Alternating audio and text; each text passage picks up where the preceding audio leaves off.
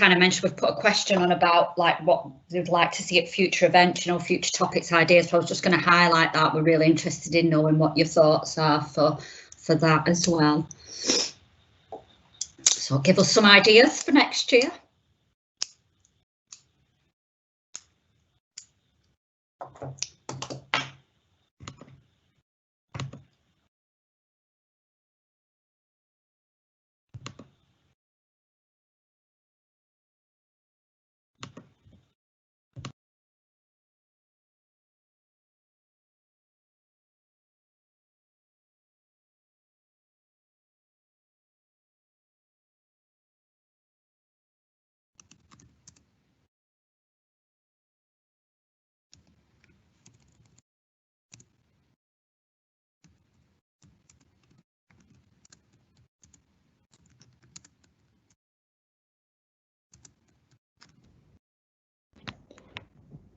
Morning, guys.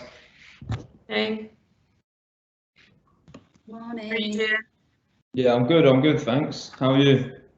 Good. Looking forward to today. Looking forward to hearing all your presentations, and looking forward to putting the admin of the Sports Nutrition Group to bed for some weeks, let's say. Yeah, I bet. Fair play. Has it been like difficult to organise with it all being online and that, or has it been alright? Kirsten has done the vast majority of the work along with Mike at the BDA. So yeah, and you guys, of course, are the big ticket items, and I think we've something like 1,300 people registered. How many, sorry? 1,300. Oh wow, very good. I'm guessing not everybody will join, but the recording will be available then to everybody afterwards as well. I mean, it's massive numbers. If you think it was about 88 at the last face-to-face event, so it's wow. Fantastic. Yeah. I mean, when me and Charles did the trilogy, I think we had about 600 sign up for that, and then at any one time there was like 300 live on the call. So I think that's like a normal like percentages maybe, but yeah, decent amount that signed up. Actually, it'll be interesting to get an idea of the backgrounds. You know, is it mainly students? Is there a lot of practitioners, etc.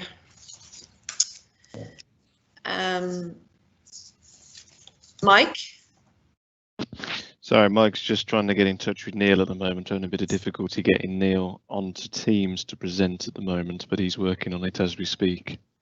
Okay, so should we, Hara, should we go live and maybe jig it about a bit? Just conscious that in terms of our times, just to keep things, I know we have a longer lunch break, so we'll be able to catch up there. So I'll say that, but we'll give him another wee minute or two. Oh, hi, Sharon. We're good to go now. Brilliant. Neil is here, so we're good to go. So are you okay for me to send you live now, Sharon, to begin? Yeah. And then whilst that's happening, we'll line up Neil with his PowerPoint and his webcam. Perfect. Thank you. Good morning. Good morning, Neil. Sorry about the technical problems there, Sharon. Not at all. Thank you for joining us. Okay, guys. Thank you for having me. Invitations. Thanks, sorry to cut conversation. I'm about to send Sharon live now. Thank you. Good morning, everybody, and I'd like to welcome you on behalf of the Sports Nutrition Group to our annual meeting. A little bit different this year as we're online, but I think we're all pretty used to that now at this stage as well. For the purposes of today, we do have some social media engagement. So if you wanted to use the hashtag #RobustAthlete, if you want to engage with us during the presentations. We have a really great lineup of speakers, and we'd like to welcome them all here today on our behalf.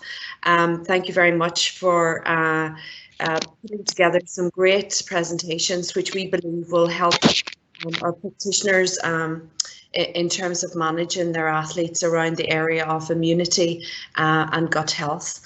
So thank you very much, everybody, for joining. We have a slight change just in that some of our speakers had to move around a wee bit, but I'm sure nobody will be that bothered about that to facilitate that. So we'll introduce them in a little minute.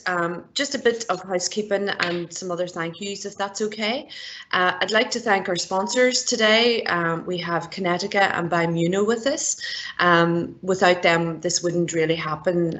So Neil, can you hear me? We would like to thank that as Could you share the screen, please? And Kinetica will be one of our speakers where Daniel Davey will present some stuff on their behalf. The questions and answers will be live as well, so you have the opportunity to ask lots of questions and post them as we're going along, and Neil will answer his at the end of his presentation, and likewise with the other speakers.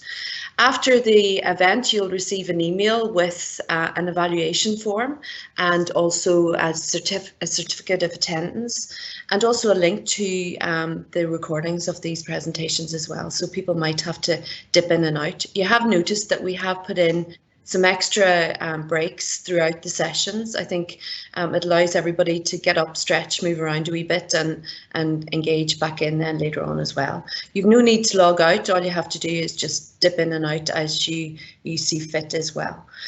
Just to bring you back to that evaluation, one of the things we really value is your participation in our event planning process. So if you have any recommendations or ideas for things you'd like to see in the future, please populate that in the evaluation. We'd love to hear your views, and also if you feel you want to participate in some of the events for 2021, please get in touch with us as well. So with no further ado, really, I'd like to introduce you to Professor Neil Walsh. Neil really probably doesn't need any introduction, but just to really give you a bit of a feel for his work, his team at Liverpool John Moores University has produced leading research on nutrition strategies to maintain immune health, practical strategies to acclimation to the heat, and new techniques for non-invasive monitoring of athletes and soldiers. His teamwork has influenced UK military policy by showing the benefits of preventing nutritional deficits in soldiers for health and performance.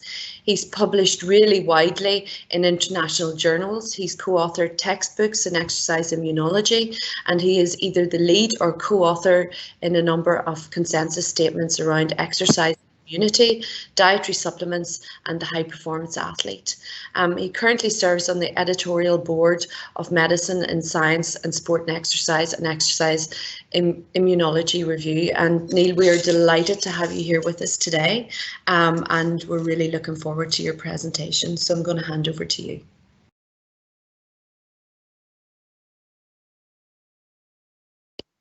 Good morning. Can you hear me, Sharon? I can, Neil. Perfect. So, and you can see the slides? I can. Wonderful. Good. So I'm going to talk about immune health this morning, and I'm going to present to you a new paradigm. So as an outline for my talk, I'll present briefly that infection is a real problem for athletes. I'll present the old perspectives of how nutrition can influence athlete immunity. I heard you. Yeah. I'll talk a little bit about relative energy deficiency in sport and whether low energy availability can lower immunity in athletes. I'll present a new perspective in terms of resistant infection and talk about supplements that can support immune health. And I'll leave you with some nutritional recommendations to maintain athlete immunity. So this slide is a summary of what we believe to be the 10 key risk factors for infection in all athletes. We used to think in exercise immunology that it was just endurance exercise that zaps the immune system. But actually, we're now learning that these are the key risk factors for infection in all athletes, whether these are infections of the respiratory system or the gastrointestinal system. Of course, autumn and winter, the common cold and flu season. We know that poor hygiene and exposure to sick people is, of course, a problem. Research has shown that recent symptoms in athletes tend to predict future more significant symptoms of infection. Air travel, poor sleep, all related to respiratory illness in athletes. I'll talk a little bit today about stress, depression and anxiety too. And low energy availability, well, there's been a great interest in relative energy deficiency. Does that zap the immune system in athletes? I'll definitely talk some about that. Training camps have been associated with increased infection too. But one of the things I often point out is that if an athlete goes on a training camp and they report infection, of course, it's quite likely that they will have experienced air travel, number 4, or maybe even poor sleep, or maybe particularly stressed and anxious about team selection decisions and so forth that might happen on a training camp. They might also not like the food on the training camp. So it's difficult to disentangle these different predictors of infection in athletes. We have also shown that you could measure antimicrobial proteins in saliva or even tiny amounts of tear fluid. And if these are low, these can predict infection too. As a little bit of an overview here, I know many of you will be familiar with the immune system, of course. Here we have on the left side the innate immune system, which of course includes the barriers, skin and mucosal surface, the innate immune cells, the munchers, if you like, the neutrophils and monocyte. Emphasizing here in the middle of this slide, the crosstalk between the innate immune cells and of course the acquired immune cells. You have your T helper memory cell, the master of ceremony shouting loudly to the B lymphocyte, Robin Hood producing his antibody, and the super sharp shooter, the cytotoxic T cell on the right. But the salient feature of this slide here, for me, is that we regularly in stress and exercise immunology isolate cells from their normal in vivo environment. But actually this slide emphasizes the crosstalk between the immune system. So wherever possible, it's really important that we have in vivo measures of immunity, skin immune test, vaccine responses, for example, that truly represent the coordinated immune system as we see it in the human. We often in exercise immunology collect saliva and tears. Convenient sample would be criticized by mainstream scientists for collecting too many saliva samples and so on. But actually there's good reason to believe that levels of antimicrobial proteins in saliva would predict infection in athletes, particularly because the oral tract, of course, the nasal is a good route for entry for these viruses. But also because 90% or more of all infections we suffer are initiated at those mucosal surfaces. Here's the old paradigm we presented for many years of how nutrition can relate to athlete immunity. Here at the top, you have your inadequate nutrition. This could be negative energy balance that I'll talk about in more detail in a moment. It could be insufficiency of macronutrients or micronutrients. And of course, these could have, or we used to think, a direct effect on immunity by lowering the availability of these to support the immune functions you see at the bottom of the slide. The indirect effect of nutrition on athlete immunity, well, this is because we always thought that if an athlete, for example, exercised with insufficient carbohydrate availability, that then when they exercised, you'd get greater stimulation of the HPA axis, greater increases in the stress hormone cortisol, the anti-inflammatory hormone cortisol, which we've always posited zaps the immune system in the hours after exercise. So we presented direct and indirect effects of nutrition on the immune system that might increase infection in athletes. I mentioned relative energy deficiency in sport. Really trendy right now to talk about relative energy deficiency in sport. So how does low energy availability really zap the immune system? Is it a problem for athletes? I'd like to take you back to a famous paper by Leighton, the Second World War, studying the effects of slow starvation in German prisoner of war camps. This study included 1,250 Russian and British prisoners, shown on the left side here. You see a picture of the British prisoners the emaciated British prisoners. On the far right of the slide, you see a TB patient, a Russian TB patient laid in hospital. These individuals in the prisoner of war camps were doing 12 hours of physical activity, hard labour a day, surviving on what could only be described as a soup, about 1,600 calories a day, and only about 50 grams of protein a day in this soup, which accounts show had bits of stone, grit, and so on. The British prisoners were very lucky. They received the Red Cross supplement each day, 1,300 calories additional, and included about 50 grams of protein.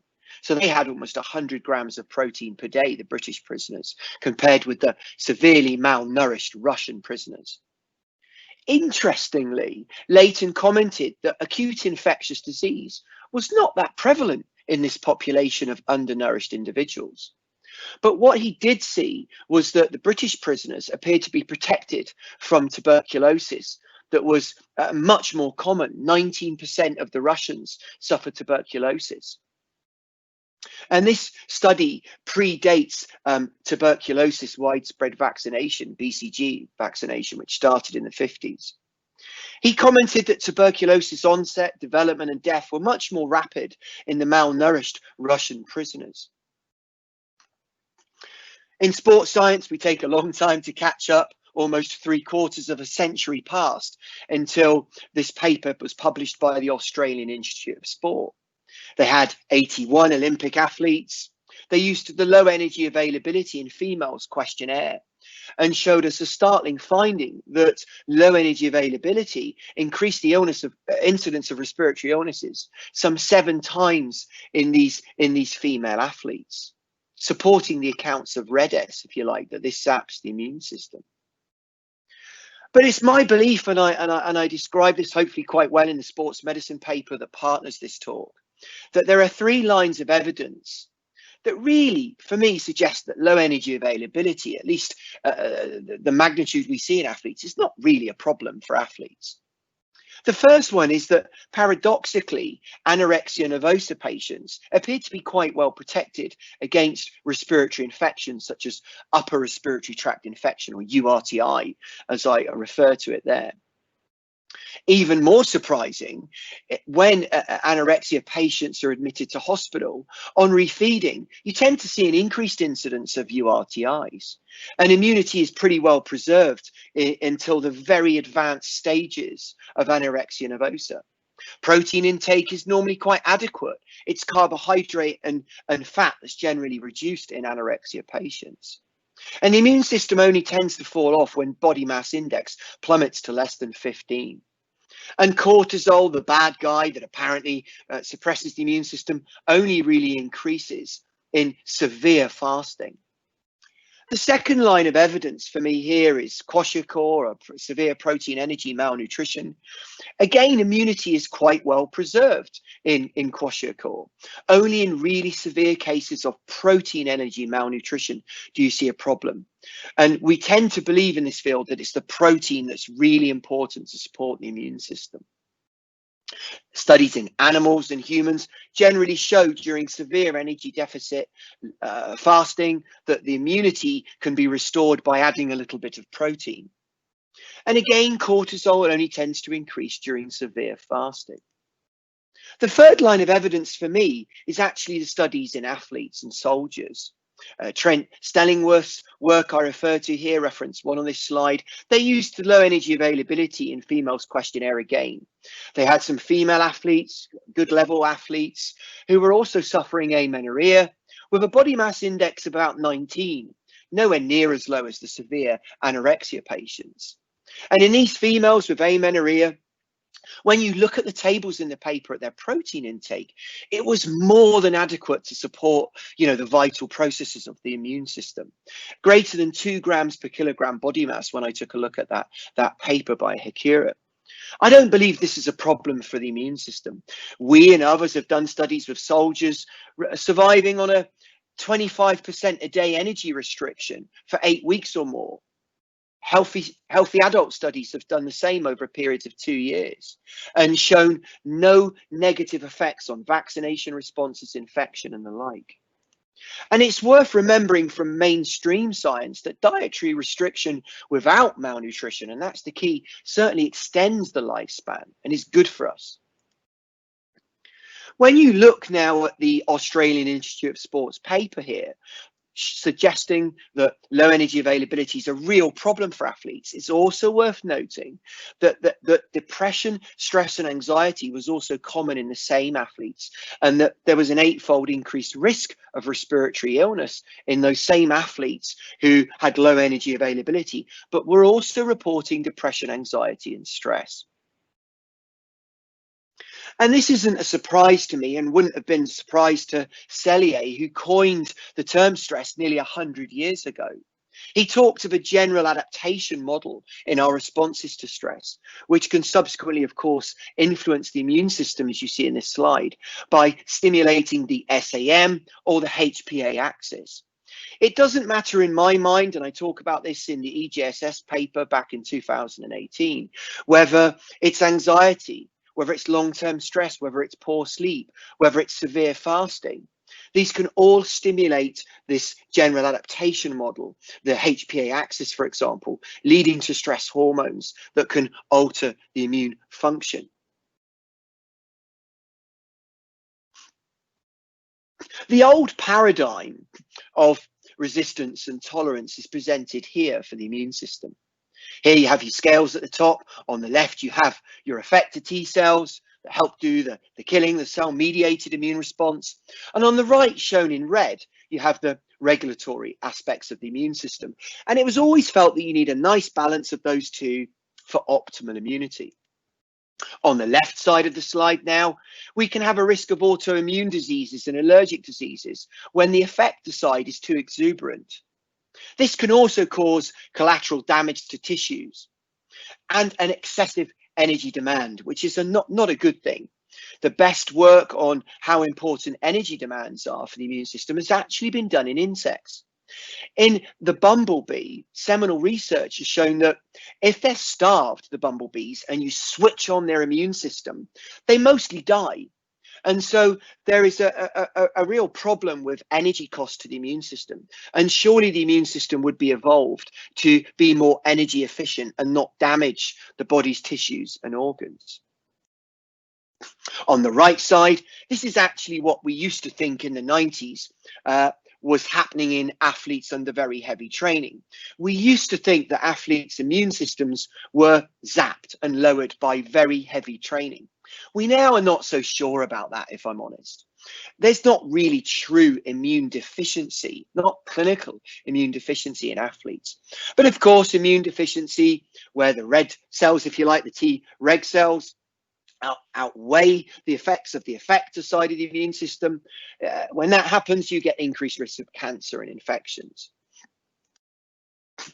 In Ayres and Schneider's wonderful paper in the annual reviews of immunology in 2012, which really struck a chord with me, they describe that we need a better way of explaining how we interact with microbes, a new paradigm, if you like, that I'm going to introduce. They describe the immune system a bit like a castle, a fortress, where the inhabitants of the castle have to build the walls. They have to repair the walls in a battle.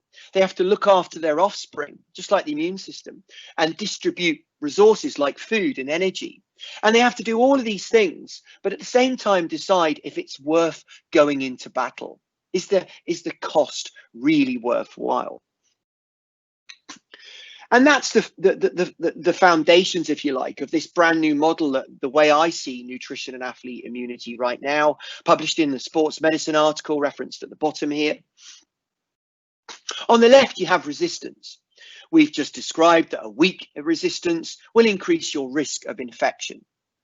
Overly strong or exuberant immune function can cause increased risks of autoimmunity and collateral damage to tissues. But on the right is the new model of tolerance here, which is about controlling infection at a non-damaging level. It's about demonstrating tolerance to actually non-threatening organisms. And the best model of this, of course, is the bacteria that live in our guts, that I know will be talked about a little more today. The immune system doesn't just attack and obliterate all of those bacteria in our gut. It's the best example of tolerance, but there are other examples of tolerance too. The immune system must have evolved this way for tolerance, not only sparing energy and the problems with a fully blown immune response, but if there are other supports here. The fact the immune system has self-selected for antimicrobial proteins, for example, in saliva and tears that do not turn on your own body's tissues. Toll-like receptors are much better at attaching to pathogens rather than to your own body's tissues. And if you look at the middle of the slide, there's also this requirement that for a fully blown immune response, you need two stimuli. You need MAMPs, the microbial associated molecular patterns, to switch on, but at the same time, you need danger signals from the damaged tissue. Only with those two, the dual stimulus, do you see a full-blown immune response. So the immune system has evolved for resistance, yes, to attack and lower the infection burden, but also for tolerance too. And now when I looked through this new lens, when I was writing that SportsMed paper, it changed the way I saw the work on nutrition, particularly nutritional supplements and immunity. And at the bottom left of this slide now, you have my ideas here that actually resistance was never truly clinically lowered in athletes. And so supplements targeted at improving resistance actually didn't do very well, as I'll show you in a moment, apparently, supporting or boosting the immune system athletes. But when you look on the right side of this slide at tolerance, actually tolerogenic supplements, as I like to call them, can reduce the infection burden in athletes by toning down an overly exuberant immune response. The anti-inflammatories come to mind, like vitamin D, and the antioxidants like vitamin C.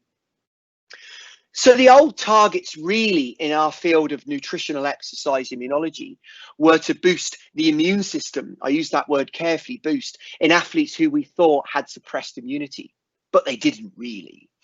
And the new targets actually are those that are tolerogenic nutrients that reduce the likelihood of an overly exuberant immune response. We're often asked, will nutrition intervention X or Y stop the athlete getting sick? But in a model of resistance and tolerance, I actually think we should be asking, will nutrition intervention X or Y decrease how sick the athlete gets? Not whether they get sick at all, but just how severe is the sickness when they get sick? How long does it last?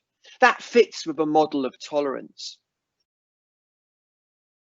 These are the old targets in this table here that we and others in exercise immunology spent many years looking at supplements to boost immune resistance in athletes on the premise that the athlete's immune system was truly clinically lowered. And I think we went down the wrong path there.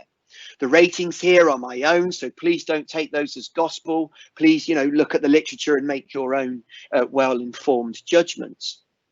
But if we look, for example, excluding zinc for a moment, at all the list of supplements there, I actually don't think that those supplements targeted at boosting resistance, that the benefits were realized to reducing infection incidence in athletes, possibly with the exception of glutamine.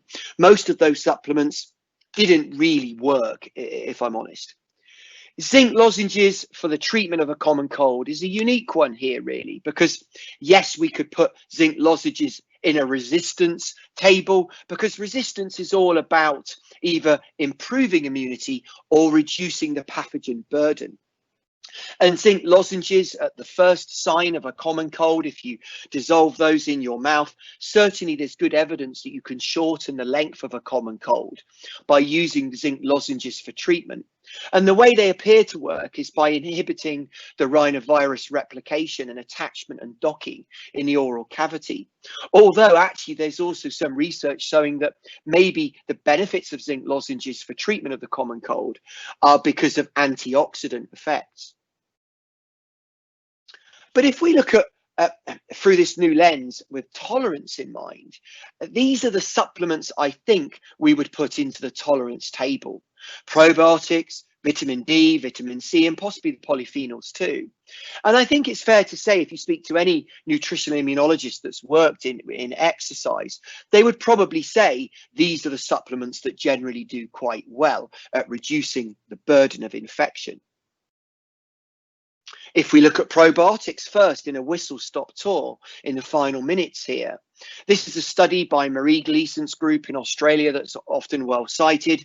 I'm including it not just because I'm cherry picking in any way, but because it was one of the first studies and because it was in elite runners. And it does fit with this model of tolerance that I present.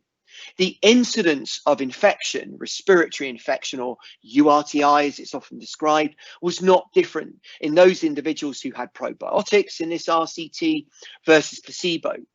But the duration and the severity of infections when they occurred tended to be lowered by probiotics, supporting a model of tolerance of the immune system that downplays the immune response.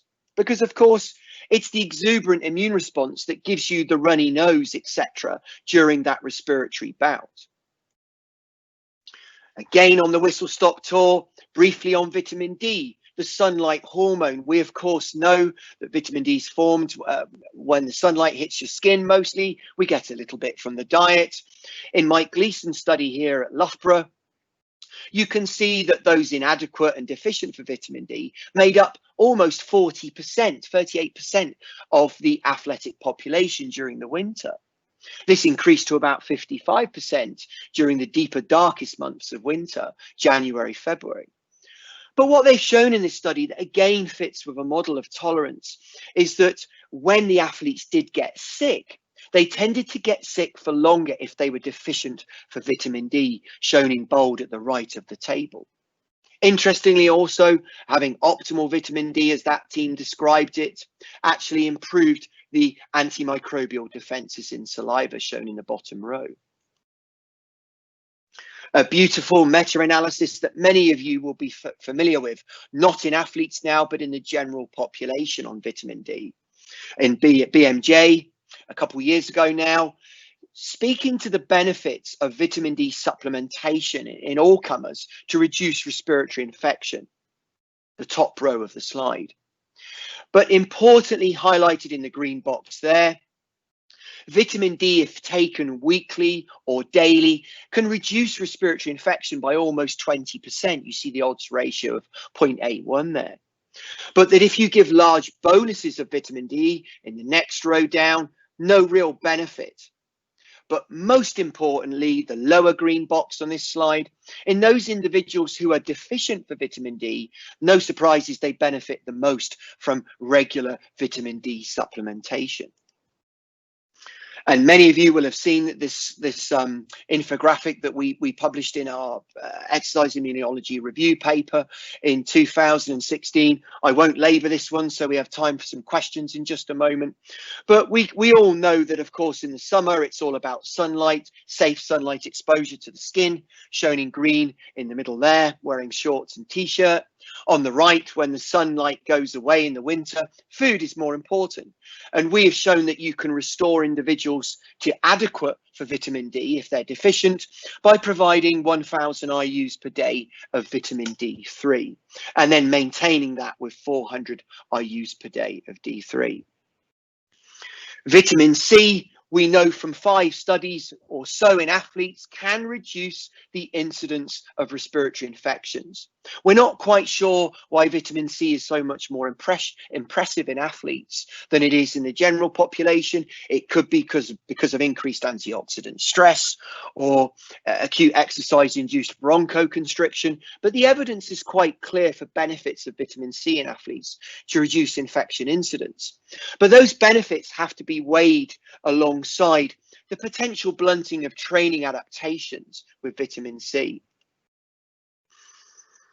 Here's some, finally, just some guidance here for athletes to maintain immune health. And I'll leave you with this final slide that I believe we need to search for tolerogenic nutritional supplements to reduce the infection burden in athletes. And for the purpose of time, I'll go to you for questions. Thank you very much. Neil, thank you very much for a great presentation and very timely at the moment, given all the discussions around immunity. Just to get us started here, you mentioned about the how sick athletes become. Have you any recommendations or suggestions around how you might measure that in terms of how we see your athletes? Some of us monitor athletes on a daily basis, but any ideas or suggestions about how we do that? Yeah, great question, Sharon. I know that many of you have very clever apps that you use with your athletes, and I think they would be of great use here. We in our laboratory use the Jackson Common Cold Questionnaire because it was validated way back in the 50s, an amazing paper, one of my favorites, in 1,000 individuals who were inoculated to the common cold. So a proper validation. So we use the Jackson, and there are only 8 questions in the Jackson. So it's very simple, very quick to do that. You can use a phone app to do this.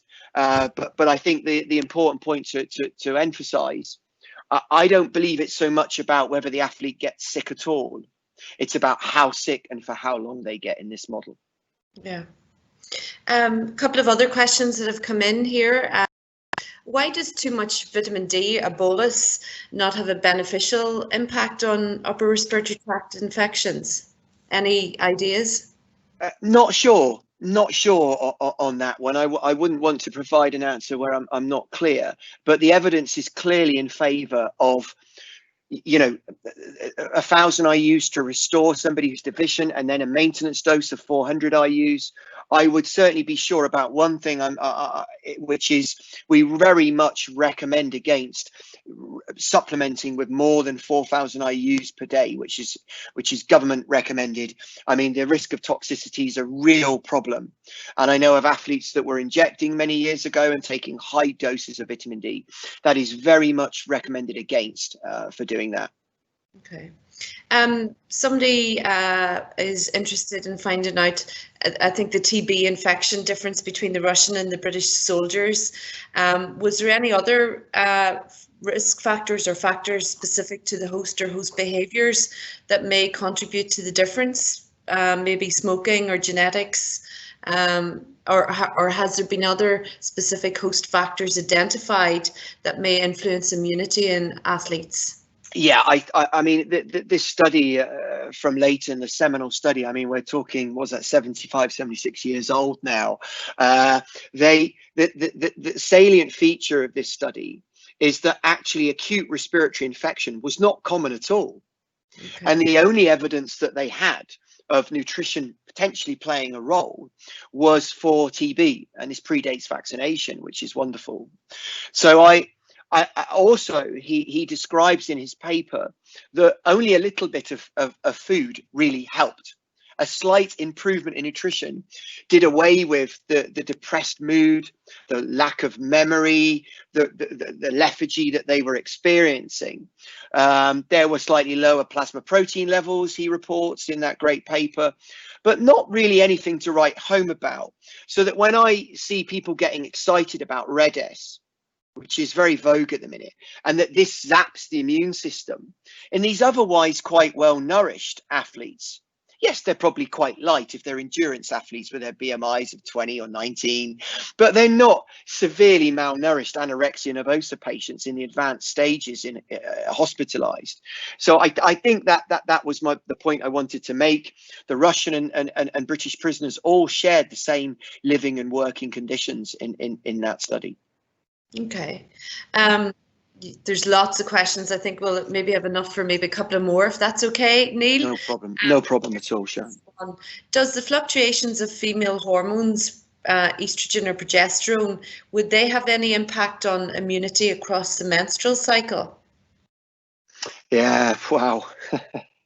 We're interested in that too, and we just published some work in European Journal of Nutrition looking at hepatitis B vaccination, and vitamin D, for example. And one of the things that we're very aware of is that if you use vaccination as an excellent model of in vivo immunity for these sorts of studies, that there are quite well reported differences between males and females in vaccination success. For example, there are some sites also in exercise immunology that secretory IgA and saliva differs in males and females. So yes, you could contend that menstrual cycle might have an effect as well, and it would be worth controlling the menstrual cycle in your studies, any research on this topic, definitely. And here's a real practical one as well. Is there any data that you're aware of on other forms of zinc supplementation, not in lozenge form, on decreasing duration of illness? I'm not aware of any, Sharon, but what I would say is, yes, they taste a bit horrible, and some individuals say they make feel a bit sick. Yeah. But I'm going to be careful. But what I say here, but I think Harry Hemmeler, who's written some lovely meta-analyses on these, there are not many papers, and he does mention that we need better information on the dosing required. But I don't think we can ignore zinc lozenges from the first sign of common cold for athletes, 75 mg a day, whether it's gluconate or acetate. He even contends that they both seem to work quite well. So I think there would be a recommendation that athletes at the first sign of common cold, should allow these zinc lozenges to dissolve in their mouth. But what we're not recommended, I always make this point, is regular zinc supplementation. We're absolutely not recommending that, because there are also studies showing that you need to strike a good balance for daily zinc intake in the immune system. Neil, we could go on all day. I think we've taken up lots of your time, and we're really appreciative of you joining us today. It's a pity it wasn't in person. Sometimes the chat's in person, but this is a good second best. So thank you very much, Neil, for joining us today. And the questions have been great as well from the audience. So thank you very much. Thank you very much. Thank you. Okay, folks, we have 5 minutes for a short break. So if you want to grab your coffees, get your steps in, we'll be back again at 11 o'clock.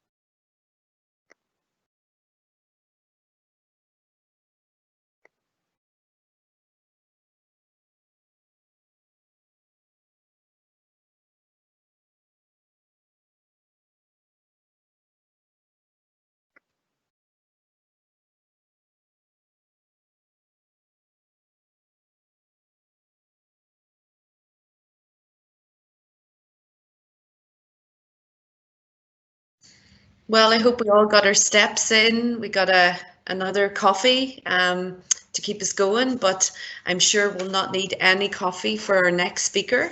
And I'd like to welcome Michelle joining us this morning as well. Just a little bit of background on Michelle. She has the background not only from point of view of a dietitian and also an athlete, but now she also can give us the experiences really as a patient or somebody that has an ileostomy. So Michelle was diagnosed with ulcerative colitis during her dietetics studies in 2008, and she underwent a subtotal colectomy to remove her entire large bowel, and an ileostomy was formed in 2011. She ran and swam competitively throughout her childhood and found triathlon at the same time as she was diagnosed with ulcerative colitis. So we're going to get some real insights into the experiences of an athlete with an ileostomy. Just in terms of your background as an athlete, Michelle, in 2015 she qualified to represent GB in the 25 to 29 age category at the European Sprint Triathlon, and she's competed in several European countries for GB age group, and again she continues to do that as well. She's worked full-time in the NHS as a dietitian, and she fits her training and working around this. And in January 2021, as a 10-year stomaversary since her stoma surgery, she's become an ambassador for the Ileostomies Association, and helps them out with fundraising and raising awareness. So we're really looking forward to having you speak with us today, Michelle, and thank you very much. Thank you. Thank you. So good morning, and thank you for inviting me to talk to you today. Can everyone, I'm hoping everyone can hear me all right. Okay, so I just wanted to just give you a brief outline of the talk I've got today for you. So it's really coming from my personal perspective, competing as an age group triathlete, but with the complication of having an ileostomy. So I was asked to focus on the nutritional considerations. So I'm adding in some dietetics, but it's really coming from the eyes of me as a patient and an athlete. I'm going to talk through a little bit around the nutritional aspect from surgery and recovering from surgery, and also just thinking about some of the dietary adaptations that I had to make. And I wanted to draw in on some of the psychosocial impacts as well, so that will be mentioned throughout talk. And then I'm going to focus on the nutritional related considerations for both training and racing for my triathlon. So the timeline's already been discussed, but I was admitted, I was diagnosed with ulcerative colitis during my studies as a dietitian. So it was quite ironic really that I was studying gastrointestinal disease at the time. So I kind of recognised a lot of the symptoms, and really it was my running training that seemed to exacerbate the symptoms, sort of the urgency to go to the toilet and passing blood and all those sinister things that come with ulcerative colitis. So I managed to graduate eventually. I was in and out of hospital, and then my surgery came in 2011. So since then I just focused on sort of building my fitness back up, and as the years went on, you know, my triathlon career as an amateur triathlete progressed. And as mentioned, these are some of the titles that I achieved over the years to sort of present year. Not much has gone on this year, given the pandemic, but there are some goals set for next year because my races were all postponed this year. So I'll be talking about those a little bit as well. So just a visual really to show kind of my anatomy now and what a subtotal colectomy is. So you can see on the left here, that would be sort of normal anatomy with large bowel in situ, and post-surgery I had the full large bowel removed. The colitis had spread from the rectum all the way through the descending colon and into the transverse colon. So the decision was made to remove the whole large bowel. and they did leave the rectal stump in situ, and this was to plan really for the reversal operation that I've just put off for 10 years now, and told my surgeon I want to live for a little bit and enjoy my racing and maybe even start a family at some point. So I wanted to wait to have this invasive surgery. And she said to me, come back in your 40s, so I've got a few years yet. Okay, so in the initial post-op period, some of the things that I had to consider, and I think being a dietitian did help me with this, it was recognising how quickly I became malnourished, and when during severe flare-ups, my choice of diet wasn't the best, and I think it was more to do with managing symptoms. So it was very much based on kind of refined carbohydrates, not many micronutrients. And you can see there, cheese and tomato sandwiches and white toast were literally my go-to foods whilst in hospital as well. So that was prior to surgery. Throughout my admission during the surgery, I was in hospital for about three weeks and had to go back for obstruction. So I managed to lose about 10 kilograms in weight. So you can see there, my BMI dropped to 18.3, and I could feel that. A lot of that, I think, was muscle wastage. And I mean, even being able to walk across from the bed to the toilet was real hard work. So the hospital admission post-surgery was all about just starting to build strength again.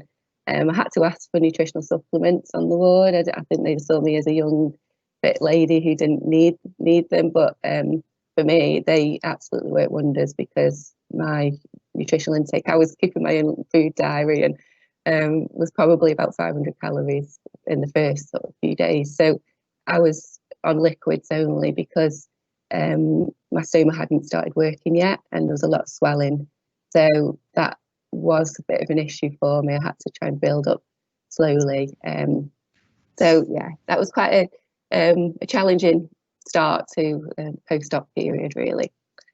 So then moving through, so the first year was, again, just kind of adjusting, really, and this is where some of the issues around the swelling and adapting the diet came, really. Things improved over time, but the first few months the swelling was quite prominent, and you know, I had to build up slowly with fibre, and the big thing for me was hydration. So you can see there on the left, as I'm sure you all know, most of the nutrition is absorbed higher up in the small bowel. So for me, I was aware of this and really sort of recognised the importance of getting a hydration strategy from the start, really. So this is something I tried to stay on top of. I was using a lot more kind of electrolyte tablets and drinks and things like that. And slowly my stoma output kind of normalised. They do talk about a porridge consistency, and you know, that is sort of the good place to be, really, with output. So yeah, it took sort of a good year or so to really kind of adapt and get used to what the new norm was for me. So going through kind of where I am now, really, and we'll bring the triathlon into this now. So I found it interesting because I've read somewhere as well about small bowel being adaptable, and actually I think now I do better reabsorbing fluid and not sort of facing dehydration quite as quick. So that's kind of been a positive, really, further down the line. And really, from a diet point of view, I can eat anything now, and I know we give out the list of cautious foods with stomas, but for me, I'm quite lucky in that I don't think I've got you know, many sort of adhesions and things like that. So I'm able to eat, you know, all these kind of fibrous vegetables and things that we're often you know, encourage patients to take caution with, and even nuts. Again, I do have to be quite careful, but as long as I'm chewing things really, really well. So again, a lot of the kind of behavioural things around how we eat as well comes into play here. One of the other things, I suppose, with the stoma is they can be quite unpredictable and noisy. So again, I've kind of recognised which foods can help, you know, quieten down the stoma, which is important for me when I'm at work as well, and with other patients and working in diabetes in different areas. I don't really want to have to explain myself when I have a stoma. Okay, so again, so some of these other things to think about. So The micronutrient deficiencies, I think, was something I always kind of kept in the back of my head, and I do tend to have to prompt my GP normally on an annual basis to do some bloods, and he's quite willing to do those. But I've been quite lucky in that I haven't faced any B12 deficiencies or anything like that. And I think, you know, I do, again, from a hydration point of view, stay on top of you know, electrolytes and things, and I don't really need now to supplement my fluids with electrolytes only when I'm racing, training and sweating a lot, when it's warm and things like that. So some of the psychosocial aspects around having the stoma, again, things like the worrying of leaks, this terminology pancaking, which is when you can become dehydrated and the output thickens and can actually seep under the adhesive and cause the bag to fail, the adhesive to fail. So we're kind of in trouble there when you know, you need to sort itself out. Obviously with a stoma, I suppose I don't have voluntary continence, so it can be quite unpredictable at times, but generally I found that I am in a pattern now with kind of when the stoma is active. So yeah, I think again worrying about blockages and obstructions and hernias as well, and all this comes into play with intensive exercise. So you know, I've had to really try and be conscious of building up slowly and being aware of when I perhaps push my core a bit too much and things like that, because then when my core is quite sore, I have noticed that I do have to scale back on some of the fibre in my diet as well to try and avoid those obstructions from happening. And normally it can happen once or twice a year, which it takes me out for about a week, and it's quite unpleasant and quite painful at the time. So yeah, I think I mentioned the noises again. That can evoke a bit of anxiety around food and eating around, you know, in public places, particularly at work, and you know, places where you want to keep a low profile really and not have the noisy stoma playing a part. So yeah, that's something again that can play a part, but not necessarily in my sport and when I'm training. And then, yeah, so because I've still got the remaining part of my rectum, so I have what we call divergent colitis, where the rectum isn't functioning as a normal rectum would. So I'm not having stool movements passing through there. So there's something around not having it not being exposed to the bowel bacteria and things like that. The colitis can actually be because of that. But I'm still a little bit unsure because they tell me that I do have colitis still there. But either way, it's still inflammation and that still has to be managed. So I do get sort of occasional flare-ups in the rectal stump, which again can be quite unpleasant and can really impact when I'm training and things like that. So from a triathlon point of view, again, a lot of the things come down to kind of timing of eating and really the hydration side of things. So certainly kind of thinking about the hydration strategy, and similar to most athletes, I would say, is, you know, I've really got to try and up my hydration during sort of humid racing, when in hot climates, when the weather's hot. I really notice a difference then. But generally, you know, in our country, it's not too much of an issue, only sort of during the summer if we do have our heat waves. Whilst I've been training for longer distance, and when I was training for the Manchester Marathon 2 years ago, I noticed that my stoma bag was filling with blood, and apparently this was actual bowel ischemia. And the surgeon told me not to worry, but again, it can be quite, on a psychosocial point of view, it can be quite anxiety wrenching at that point. And actually, what did happen was the friction of the bag was rubbing on the stoma, which created swelling. And again, then I've got a sort of a week or so of having to scale back on fibre and being careful not to try and push too much residue through the stoma at that point. And unfortunately, the long distance running seems to make that worse, really.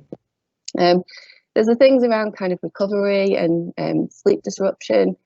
I mean, I always explain kind of having stoma is like having a baby, really. Not that I'd know, because I don't have one, but in terms of sleep disruption, you know, it can wake you up, probably for me on average twice a night, which probably isn't, you know, sort of a massive issue, but it can break up your sleep. And Sometimes when you know your bag's full, you've got to get up and you just don't want to get up. You know, that could be, again, you just sort of lying there and it can break up your sleep quality really. So things like that can perhaps play a part. So yeah, so I think like with the timing of my nutrition, so I really need to think about every time I eat, the bag will fill up afterwards. So when I'm thinking around racing, that's an issue. I need to think about, you know, the right time gap so that the stoma will settle down before going into a competition, going racing, and also for training as well. Really, it's not much fun running around with a full poo bag, really, and particularly if I'm trying to do a hard session. The box at the top right there. So this is, again, I suppose it comes with the activity of triathlon and open water swimming, and that there's always that risk of swimming in contaminated water, and it's caught me out a couple of times, both in races, but generally it doesn't happen until 24 hours after the race. But I've had some severe dehydration from that, and that was quite scary. And you know, I had the whole high output stoma and really had to aggressively rehydrate for that time. But it did pass sort of after 48 hours. But again, that's just a risk you take with the sport, really. And then so with the racing, so again, nutrition wise, we're looking at liquid nutrition. I managed to race fine on just electrolyte tablets and gels. So that tends to keep the stoma quite inactive. It's when we start introducing solid food, which is something I'm starting to experiment with now, having entered a long distance Ironman distance triathlon, which was postponed this year, and it is next July. So I've got a bit more time to sort of plan for that. So a few more sort of considerations for training in particular with triathlon. So certainly triathletes like to train twice a day to you know, train to the multiple disciplines. So I need to really think about the rehydration for that, because I do find if I've not rehydrated properly, then I'm going into the next session dehydrated, and I do feel quite lethargic, and it can affect my performance. Again, it's the whole around the timings to when to eat, really. So you really have to sort of think if I can sort of train the stoma to kind of not be active around food. So, for example, now I've changed my routine. I'm tending to do a lot more morning training, and I tend to not eat my breakfast until sort of after I come back, and just have like a coffee and maybe a banana or something before I go, and that seems to keep things okay. But when I come back, it's overly active, and then if I'm doing other things, so I'm off to work, that can be a problem. So things like that can really play a part. And I do try to sort of mimic what I do on race day, and I'll show you sort of an example kind of diet plan of what I do on race day as well. But it tends to be around sort of main meals and thinking about kind of the 2-hour window, so having a meal sort of giving 2 hours before competing and that kind of thing. Mention these occasional blockages, and again, it's just it can happen now and again, and I think sometimes it's just I can't always preempt it. It's, you know, in a quite a big training block, if I've pushed myself a bit too hard, if I've maybe done a little bit too much strength and core work, that kind of thing can cause an obstruction, and again, that just sets me back maybe a couple of weeks. To allow that to settle down, I have to sort of scale back and go on a sloppy diet and things like that, just like I did after the surgery. So carbs, yeah. So again, just like any athlete, definitely important, big part of my diet, and are really stoma friendly. Again, certainly, you know, the soluble fibres as well, I find are really nice and help with my porridge consistency output. And you know, so I do try and have some carbs with each of my meals as well. Oh yeah, and the top right there. So every sort of year or so, I have to go into hospital and have a procedure where they're just looking at the rectal stump, and I had to go under anaesthetic because over time it can actually sort of close. So the surgeon has to go and do a thing and sort that out. So that's normally sort of once a year to 18 months. So I haven't gone in this year with COVID, but again, that can sort of take me out for a week or two as well, because I have to go under general anaesthetic for that. Okay, so for actual competing then, so again, nutrition is such a big part of managing this, and you know, again, it's from the days leading up to the race, you know, I'm really on the hydration, trying to think about that. And then, you know, I'm thinking about the stoma activity. For me, I have to have what I call a Portaloo strategy. So I'm making sure that, you know, I'm thinking about, can I get access to the toilet before I start my race? Generally, I'm doing my warm up in the queue to the Portaloos if it's quite busy. But that is a real big thing for me. And psychologically, I need to know that my stoma bag's empty before I start a race. So from a nutrition point of view, it's a case of having, you know, again, the 2 hour window, and then anything sort of up to between, you know, within the 2 hours of racing, it tends to be just a real light carbohydrate snack like a banana, or maybe some sweets or gels or something like that.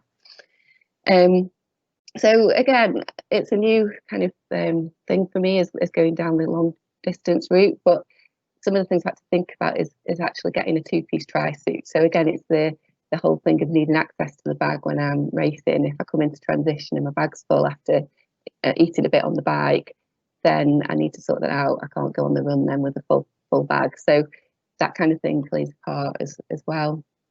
I mentioned the electrolyte tab.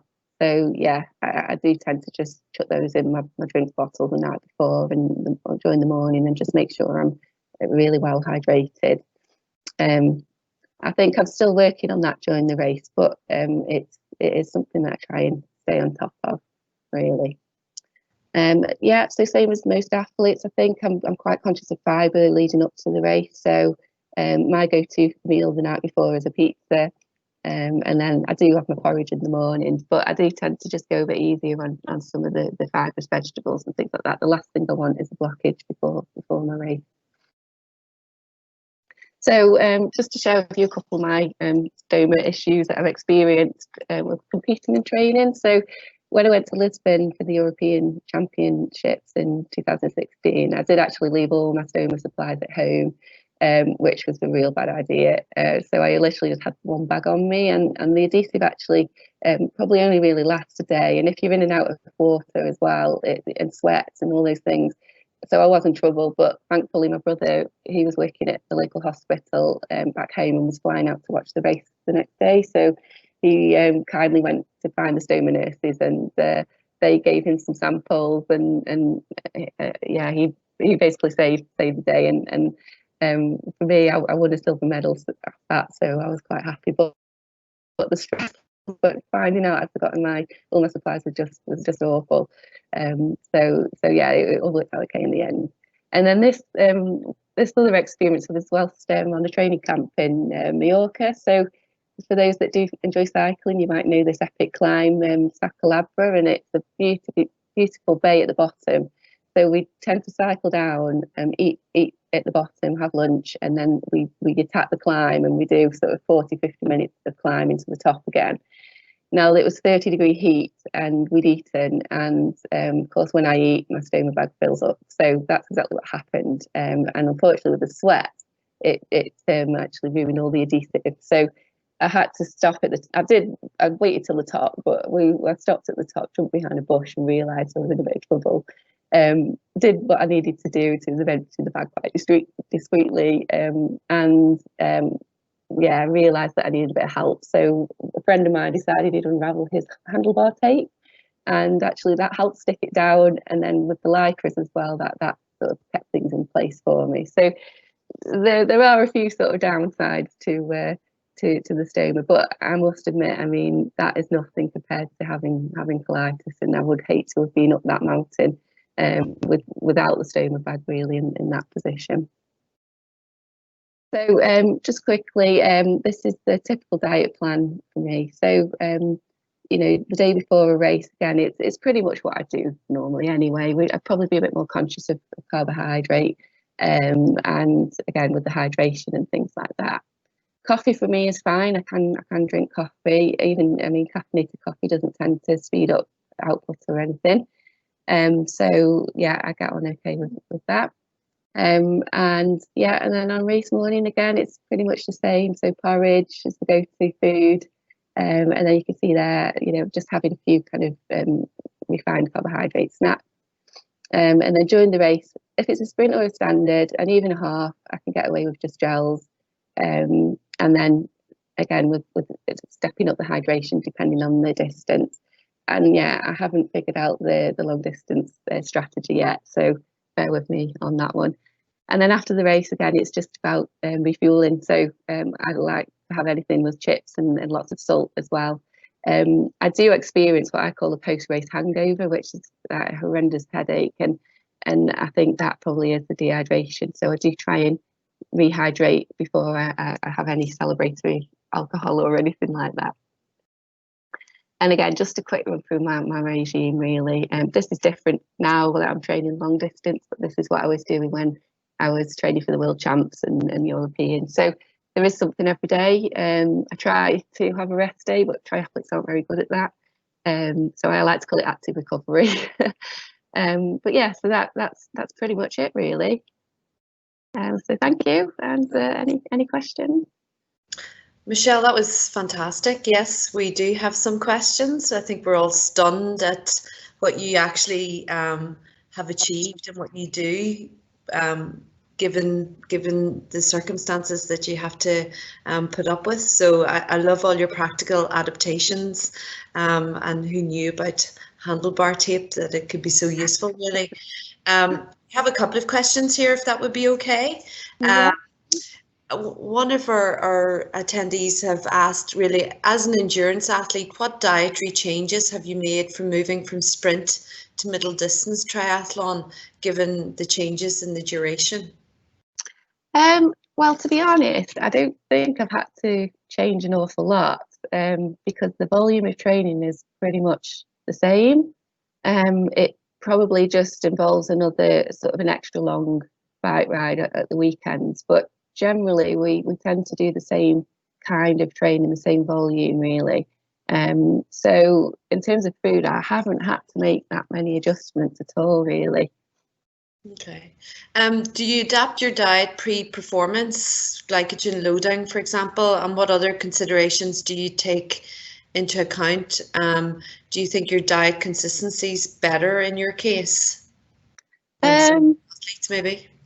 Yeah, so in terms of carb loading or anything like that, again, I wouldn't really. I think I've got quite a high carbohydrate diet anyway. I tend to do the whole train high, compete high kind of approach.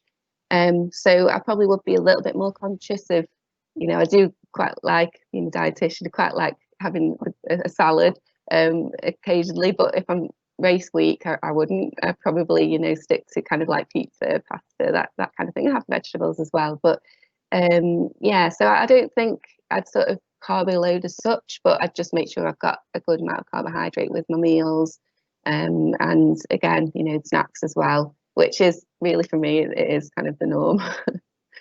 I think it's interesting the way you discuss that, say, for example, gels and coffee, you don't have as much reaction to that, given that that would be one of the areas that a lot of athletes would notice that they're would really struggle with their guts, really, around maybe too many gels or too much caffeine.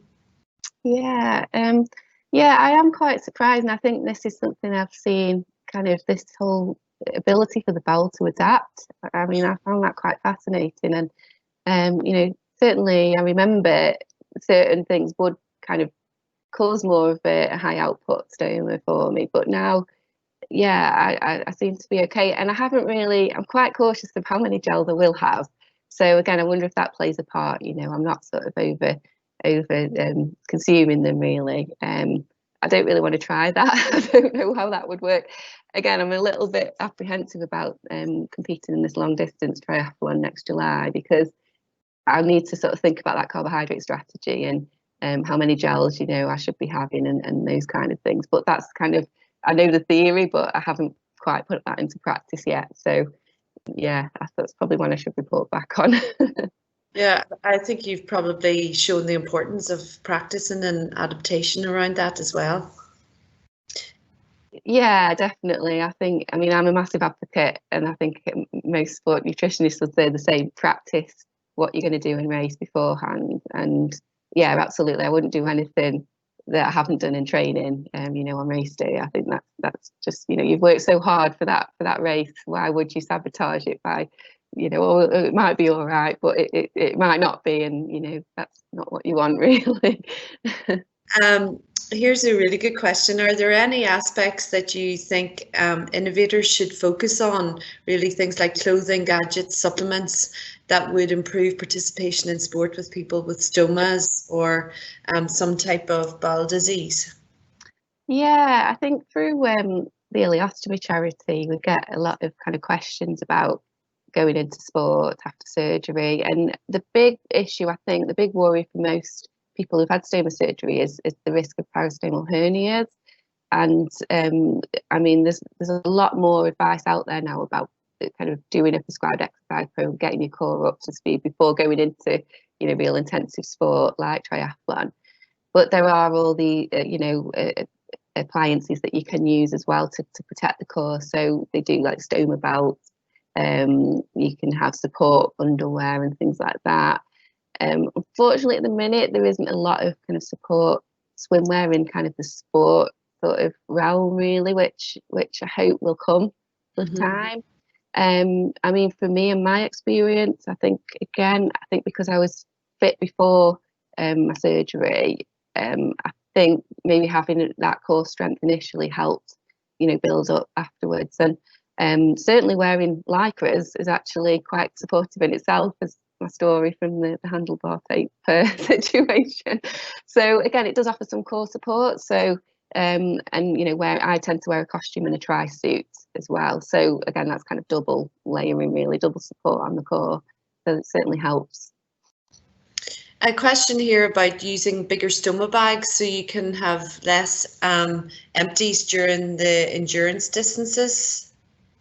Yeah, so that's a good question. So it's definitely an idea, and I think that would probably be something I might consider. However, you have to imagine that when that bag is full, it's pretty heavy. And I didn't mention it, but I think I'd written it on the slide about what I call the stoma bulge, and wearing a lycra suit and having that on your abdomen. Yeah, it makes a little bit, you know, paranoid. So I'm not sure. In that case, I would go down that route, because I think I just want to go and empty the bag and sort that out. Because again, it's an extra weight, and from I suppose a mechanical point of view, that can cause a lot of friction on the stoma and actually cause the swelling to happen as well. So yeah, I think that's probably not the best idea for me. One of our attendees has noted that they see that you train quite late at night. Do you eat dinner after that? And if so, do you find that a large meal affects your sleep and your stoma? So that was my old training plan before. And yeah, I used to cram in 2 sessions in the evening. I used to eat my evening meal after my evening bike session, and then we'd go for a swim sort of an hour and a half later. So when I came in, I'd literally just have like a milky drink or something, and then go to bed. And everyone says that I'm quite strange, because actually the swimming actually makes me sleep really well. Whereas my partner Chris, he trains with me, and he's always wide awake, you know, with the late night swimming. So yeah, so nutritionally it's not really a problem, because I've eaten a bit earlier and actually managed that okay with my training. And I suppose just to finish off, most of us practitioners may come into contact with an athlete similar to your situation. Is there any kind of key points in terms of advice that you would give us about, you know, what's the key question to ask? What's the key bit to try and I suppose develop that partnership with the practitioner and the athlete? I think definitely to think about kind of the mechanical side of what was their surgery, because I think with you know, colectomy, subtotal colectomies, there's so many different types. How much of the bowel have they got left? You know, really getting the details about the surgery and about the medical condition behind that surgery, because again, as we know, you know, stoma surgery can happen for an array of different medical conditions. So really understanding person's kind of journey before the surgery, and I think from a medical side of things as well as a personal and a personal side of things, because that again could impact on some of their nutritional habits and some of their beliefs and all of that. But again, you'd need to work with them. And I think from stomas, no stoma's the same. And I think, you know, everybody's very different with what they can and can't tolerate. So I know I mentioned that brief, you know, the food checklist that we talk about, but again, there are some people that can, you know, be really liberal with the diet, and I think I'm one of them.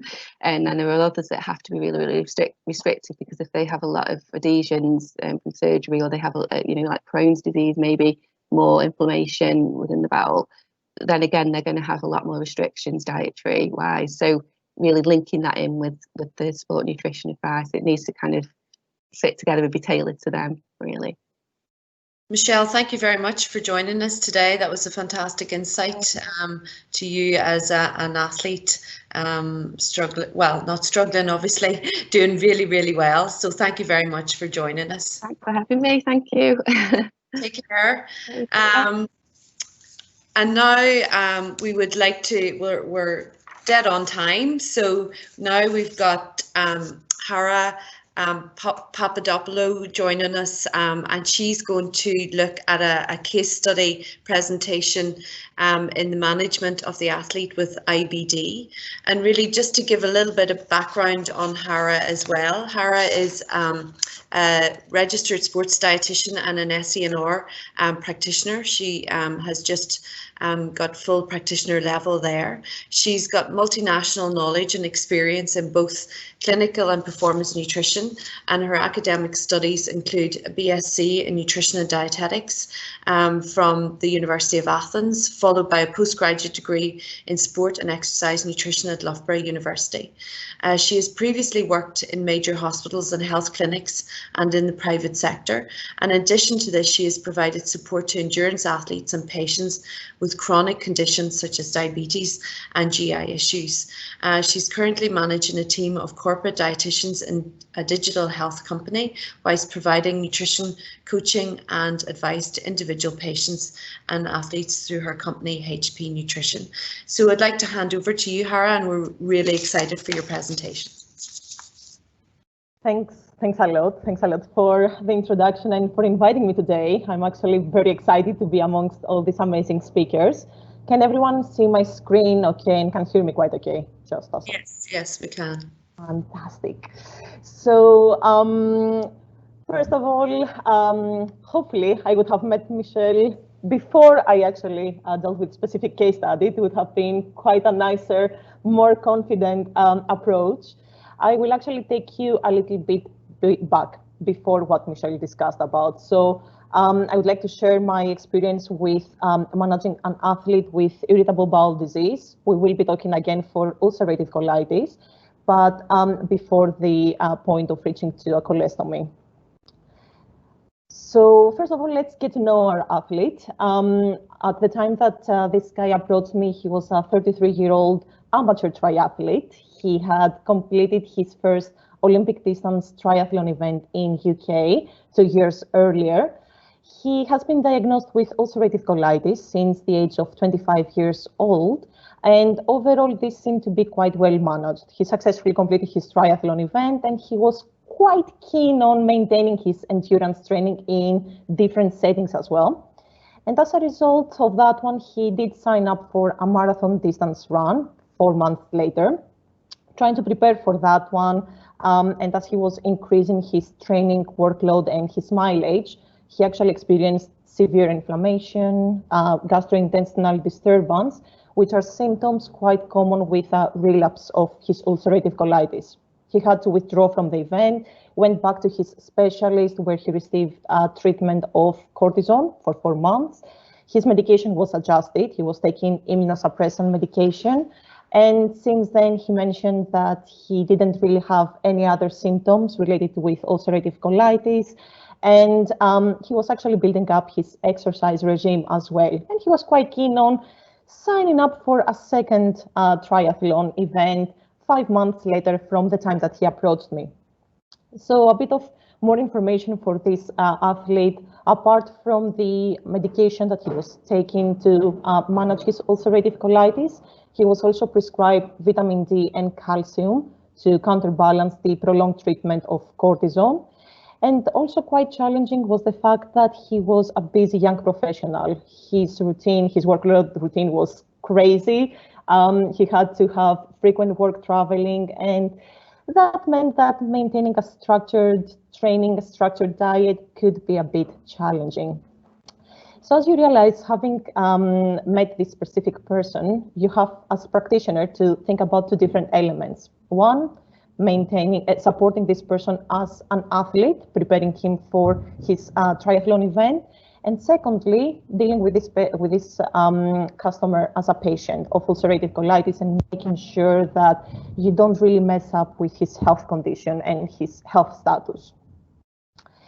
So going back a bit to see what the data shows about those two different elements, when it comes to creating a nutrition plan, nutrition recommendations, and an intervention for sports, there is actually a lot of research behind that one. And I have added some of the key studies and resources that I have been using as well in my practice. So a bit of background on the specific sport.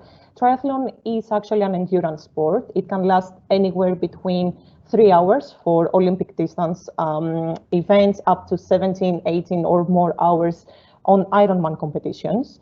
It is quite a unique type of sport because it combines 3 different disciplines: swimming, cycling, running, and each of them has a different physiological adaptation and different requirements in terms of the training and in terms of the nutrition that you have to consider. Most of the studies have actually been focusing on the depletion of carbohydrates during these events and also managing dehydration. And other things that you may also need to consider when you're supporting such an athlete is their protein, their fat requirements, so generally their nutrient intake, making sure that you don't induce any kind of GI disturbances that can happen, for example, if you give to an athlete a high volume of carbohydrates due to osmosis, and also making sure that you don't really put them into risk of hyponatremia or hyperthermia, considering that some of the events may occur in warmer environments or more humid ones. So there's a lot of things that you can consider when it comes to the specific sport. Then we have the second element, which is the ulcerative colitis. So Michelle did touch a bit on that one, but I'm not sure how familiar most of the people in here are with ulcerative colitis. So I will just go a bit on the baseline for this one. So in reality, colitis is a chronic condition. It is targeting the large intestine, and it is expressed by inflammation of the inner lining of the colon. As a result, this leads to the development of ulcers. And those ulcers can eventually start bleeding, causing abdominal pain. They can lead to mucus production, which can affect the bowel movement. And other symptoms may also relate to stool urgency frequently in the day, weight loss, and in some cases, malabsorption of specific nutrients and vitamins, depending on the site of the inflammation. So depending on how prevalent the symptoms are, we separate there are 2 different periods on a patient of ulcerative colitis. One is the period of relapse or a flare-up of the colitis, which is when the symptoms are prevalent. And then that is followed of periods of remission, which means that the person is showing a healthy clinical status. What exactly causes ulcerative colitis and any IBD, to be fair, is actually unknown. It seems that it is related to abnormal immune response, and we are a bit more knowledgeable nowadays about factors that may be affecting how many symptoms these patients experience, how often, and these usually relate to their dietary habits and also lifestyle factors such as their stress, sleep, exercise, alcohol, smoking, etc. So the problem is that when you're trying to combine the 2 data, at the moment, it seems that for patients of ulcerative colitis, when they are on remission, we encourage moderate exercise, as we would do for pretty much all the healthy individuals at this point. But it seems that introducing strenuous or higher intensity exercises, for example, like competing to a triathlon, may have an adverse effect on the blood flow to the gastrointestinal system, and they can also lead to an inflammatory response that could be similar to the pathology of the colitis. As a result, endurance or higher intensity exercise is not really recommended at the moment for patients of ulcerative colitis. Having said that, since the time that I did work with a specific athlete, there is one study from Hasid and his team that shows that high intensity endurance sports may be safe for patients with ulcerative colitis when they are competing on half marathons, marathons, and triathlons. But you have to understand that these data were not really available when I met the specific athlete. And it's a shame because it would give me a bit more of confidence on what we were to deal with here. So a bit of information about what I was aiming through the intervention. Based on the pathology of the ulcerative colitis as an autoimmune disease, I wanted to make sure that I wouldn't introduce any major adjustments to the athlete's lifestyle or diet, because that could potentially trigger a response from their sympathetic nervous system, and it could increase the risk of symptoms related to ulcerative colitis. So creating the baseline was actually a key point of the intervention, making sure that I get all the information of what the athlete was currently doing and slowly try to adjust that one to create a bit of a basal dietary intake. And that lasted for about 4 weeks. It's what we call a conditioning phase. And then the second part would be the preparation for the event. And I don't know if you have worked with athletes preparing for such events, but their training is broken down into 4-week bouts. And it is usually a base training period where they start to introduce some of the elements of the sport that they are going, of the event that they are going to compete in. Then it is the building phase that they build up their training load. And then there is the peak phase that they reach pretty much to the maximum that they can before they compete. And my goal for that one was to consider adjusting their diet in order to meet the different training requirements as the weeks were going by. Also, it was quite important to make sure that this athlete was reaching the starting point of the race, fully hydrated, at the maximum of the optimum glycogen storage that he could be, and also discussing the strategy that he would to follow on the race day, and that would involve his nutrition and his fluid intake. So that was basically involving the taper phase, which was reducing a bit the workload and adjusting the diet to maximize glycogen absorption, and also the race day. And much more importantly, I wanted to make sure that throughout the entire intervention, the athlete was maintaining a good clinical status. So we were monitoring any symptoms that could be related to ulcerative colitis, such as bloating, pain, discomfort, or any other changes to his gastrointestinal function.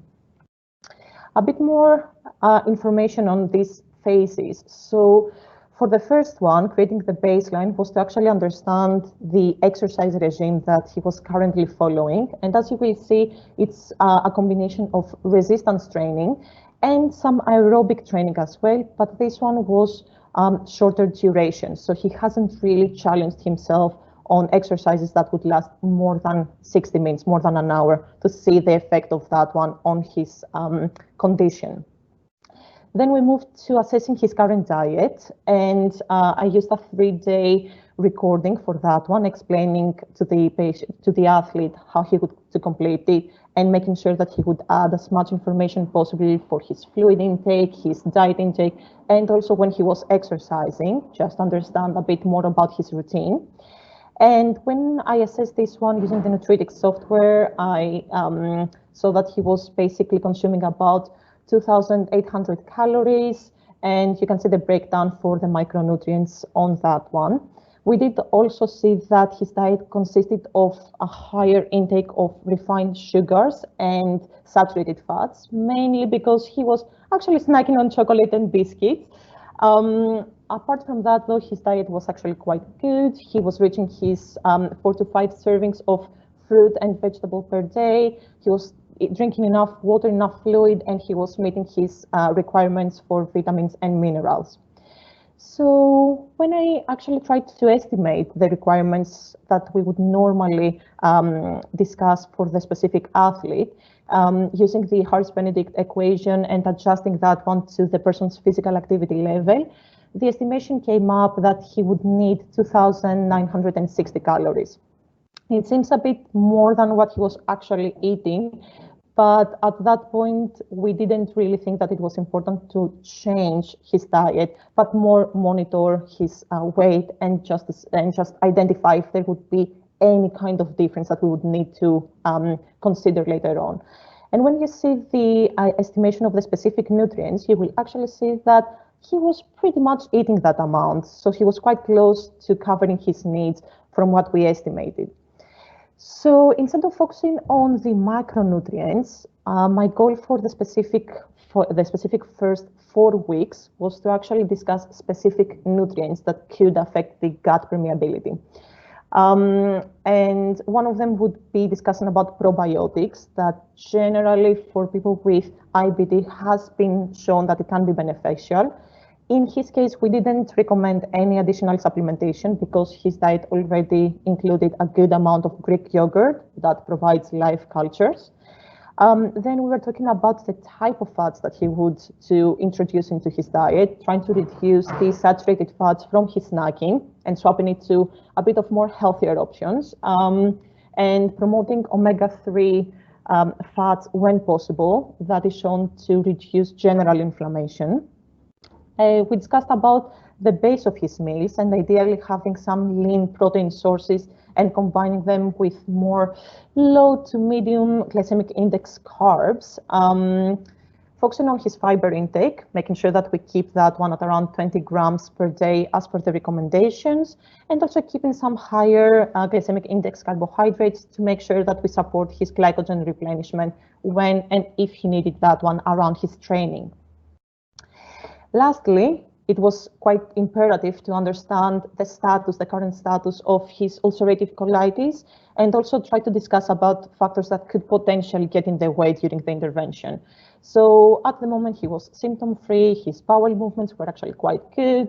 He didn't mention pain, bleeding, or mouth ulcers. That can be also an indication in some patients of something not being quite right. His sleep was great. He was sleeping 8 hours per night. His quality of sleep was perfect. As I mentioned earlier in the slides, he had quit smoking 3 years ago, and that seemed to be maintained quite nicely since then. And he was having a busy work routine, but that didn't seem to affect his daily stressors. So he seemed to actually manage that one quite efficiently.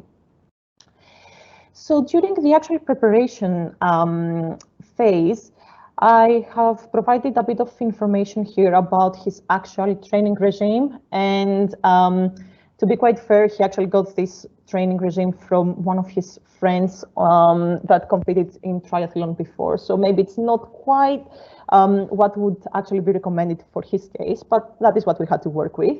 I have highlighted a few areas that seem to make a bit of a difference. So for the base phase, you will see that he starts introducing some swims, he starts introducing some outdoor bike sessions as well, and slowly adding some interval elements into his running. And for that time, it was because he just started changing his training.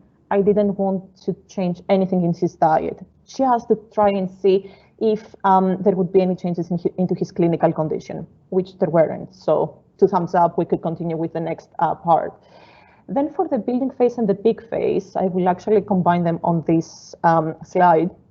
So the idea was to maintain a consistent basal diet, change as minimum as possibly could. And the difference here is that we discussed about introducing some pre-workout snack options. So he had the option of either having a 15-gram carb snack for any aerobic session lasting 40 minutes or more. And for the shorter duration sessions, he was advised to have a snack of 10 to 20 grams of protein before that one.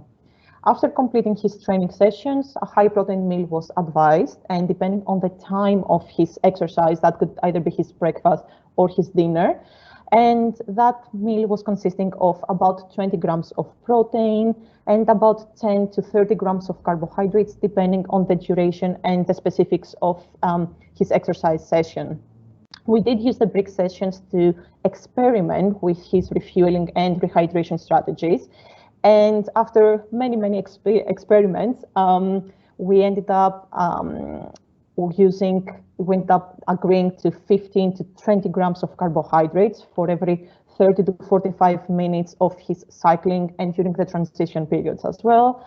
We did experiment with options like bananas, dried fruits, energy bars that are based on oats, and some energy drinks too.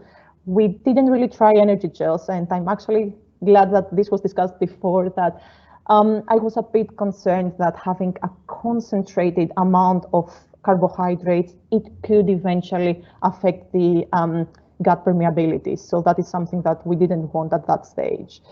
His fluid losses were estimated based on the difference between his body weight before and after his running. And even though we did create a strategy for that one, I did encourage him to maintain an ad libitum fluid intake, just to make sure that he wouldn't carry a higher volume of water or fluid in his stomach that could potentially lead to GI discomfort. And when it comes to electrolyte losses, this was more or less assessed empirically. So we didn't see any kind of sweat marks after even the strenuous type of exercises on his clothes, which meant that most likely he wasn't losing a lot of electrolyte during that session. However, we did experiment with electrolyte tablets, just because his race would be abroad, and most likely the environment that he would be training would be a much warmer one. So then we're moving to the taper phase, so the last week leading to the event. And as pretty much you would expect, our aim here was to maximize the glycogen stores before the race and make sure that when he reaches the starting point of the race, he was at a euhydrated state. Up to this point, we didn't seem to have any kind of abnormalities on his gut health, on his gut function. So he was expected to compete without many issues. So his training during that last week was modified. He would to have 2 high intensity workouts at the beginning of the week that are usually used to deplete the glycogen stores.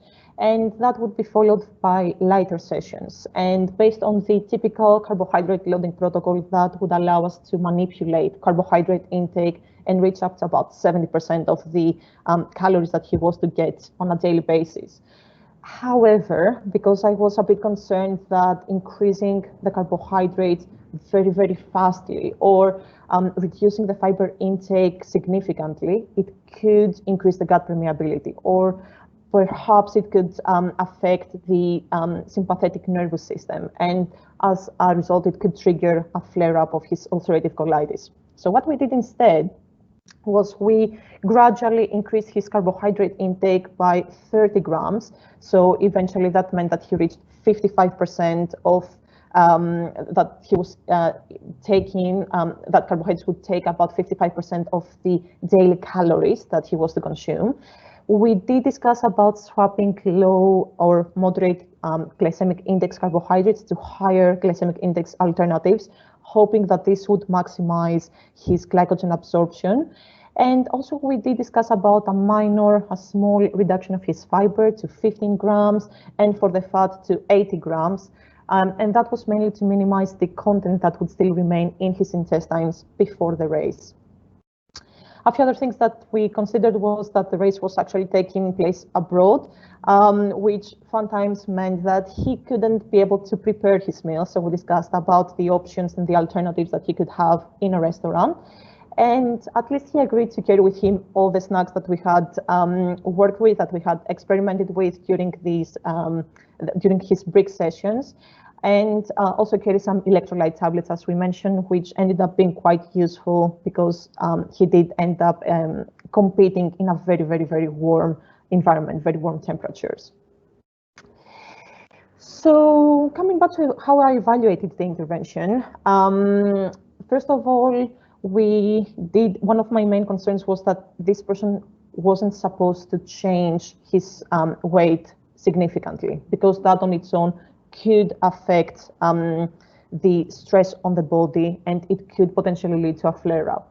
So to my surprise, we did actually see a reduction of his body weight. We did see a reduction of his body fat percentage, but at the same time, we didn't see any changes on his hydration or his muscle mass. And when we actually discussed it with the client, with the athlete, we realized that at the baseline, it was actually, he was coming after his Christmas vacation, which meant that he was carrying more weight than he would normally have, and this had affected his habitual dietary intake. And coming back to the normal routine after Christmas meant that he actually lost a bit of that weight that he gained for the last month before Christmas. So that was classified as non-significant for the specific intervention.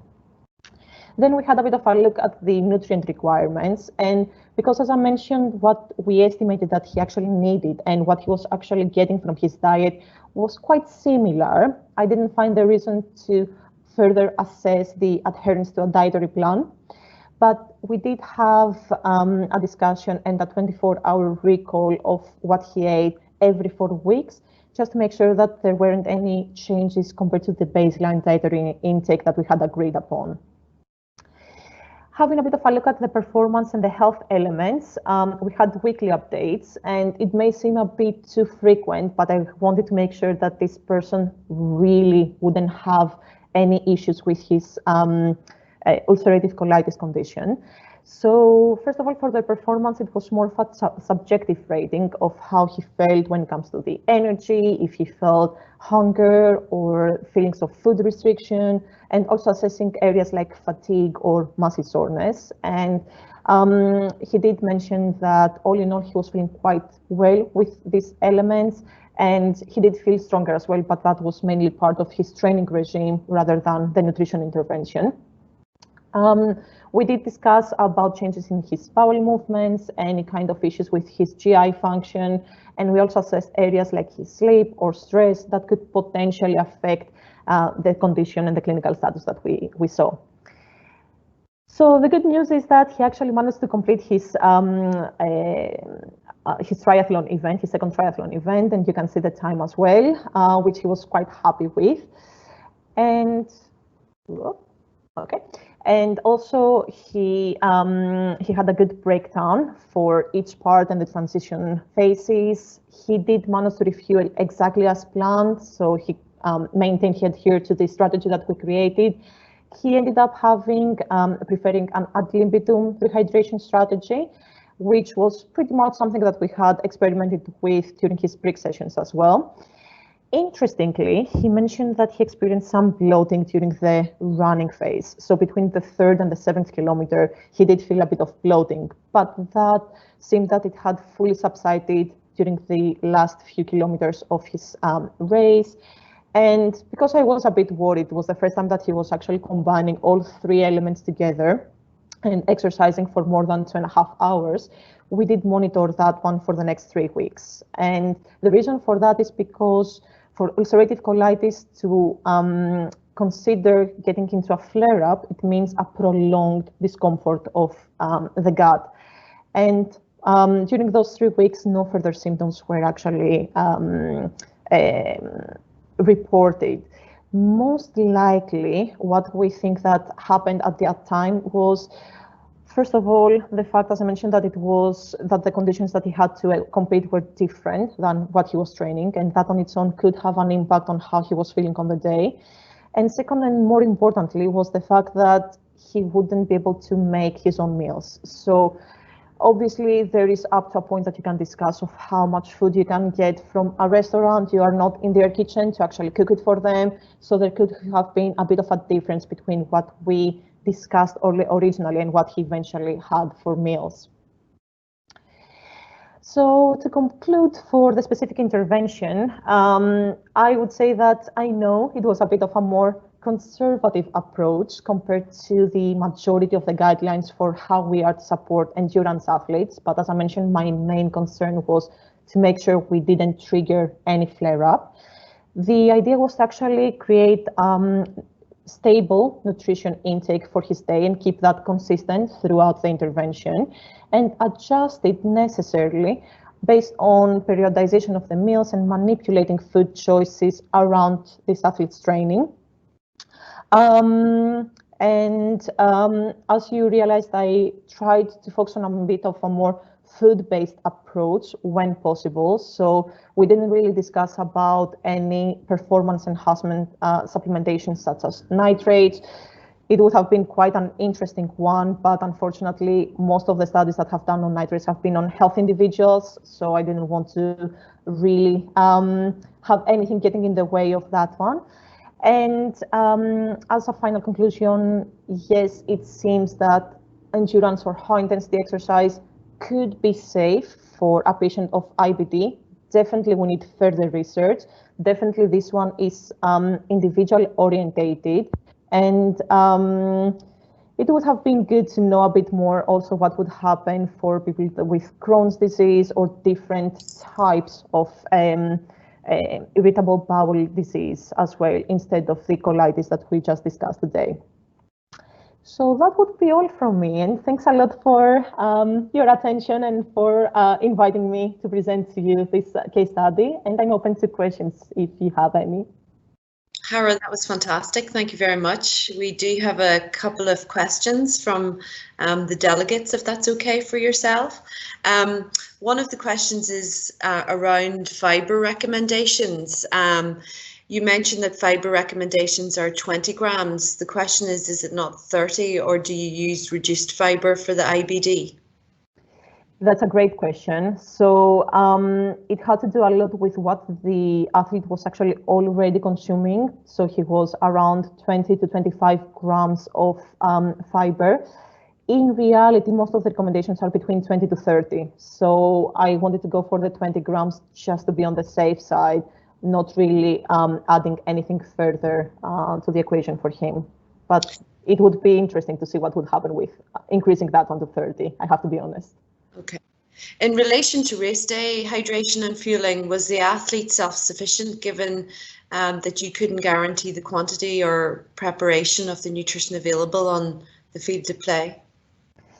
Yes, so from the beginning, we did have a lengthy discussion with the athlete about the possibility of things going wrong, and that was related to either seeing some kind of a flare-up the moment we started intervening with his diet, but also the fact that he wouldn't be able to prepare the meals before the race exactly as we would expect them to.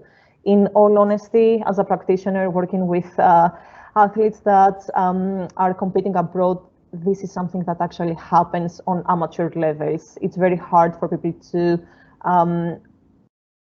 cook their own meals, so you kind of have to do with what you have to do. So we did discuss about obviously having a high carbohydrate meal. We did discuss about potatoes that are usually harder to really mess up with, or pasta, and we did discuss about combinations for that one, but it can be a risk that he was willing to take. So we have another question here. It's based on GI problems that may arise within this kind of sports classification.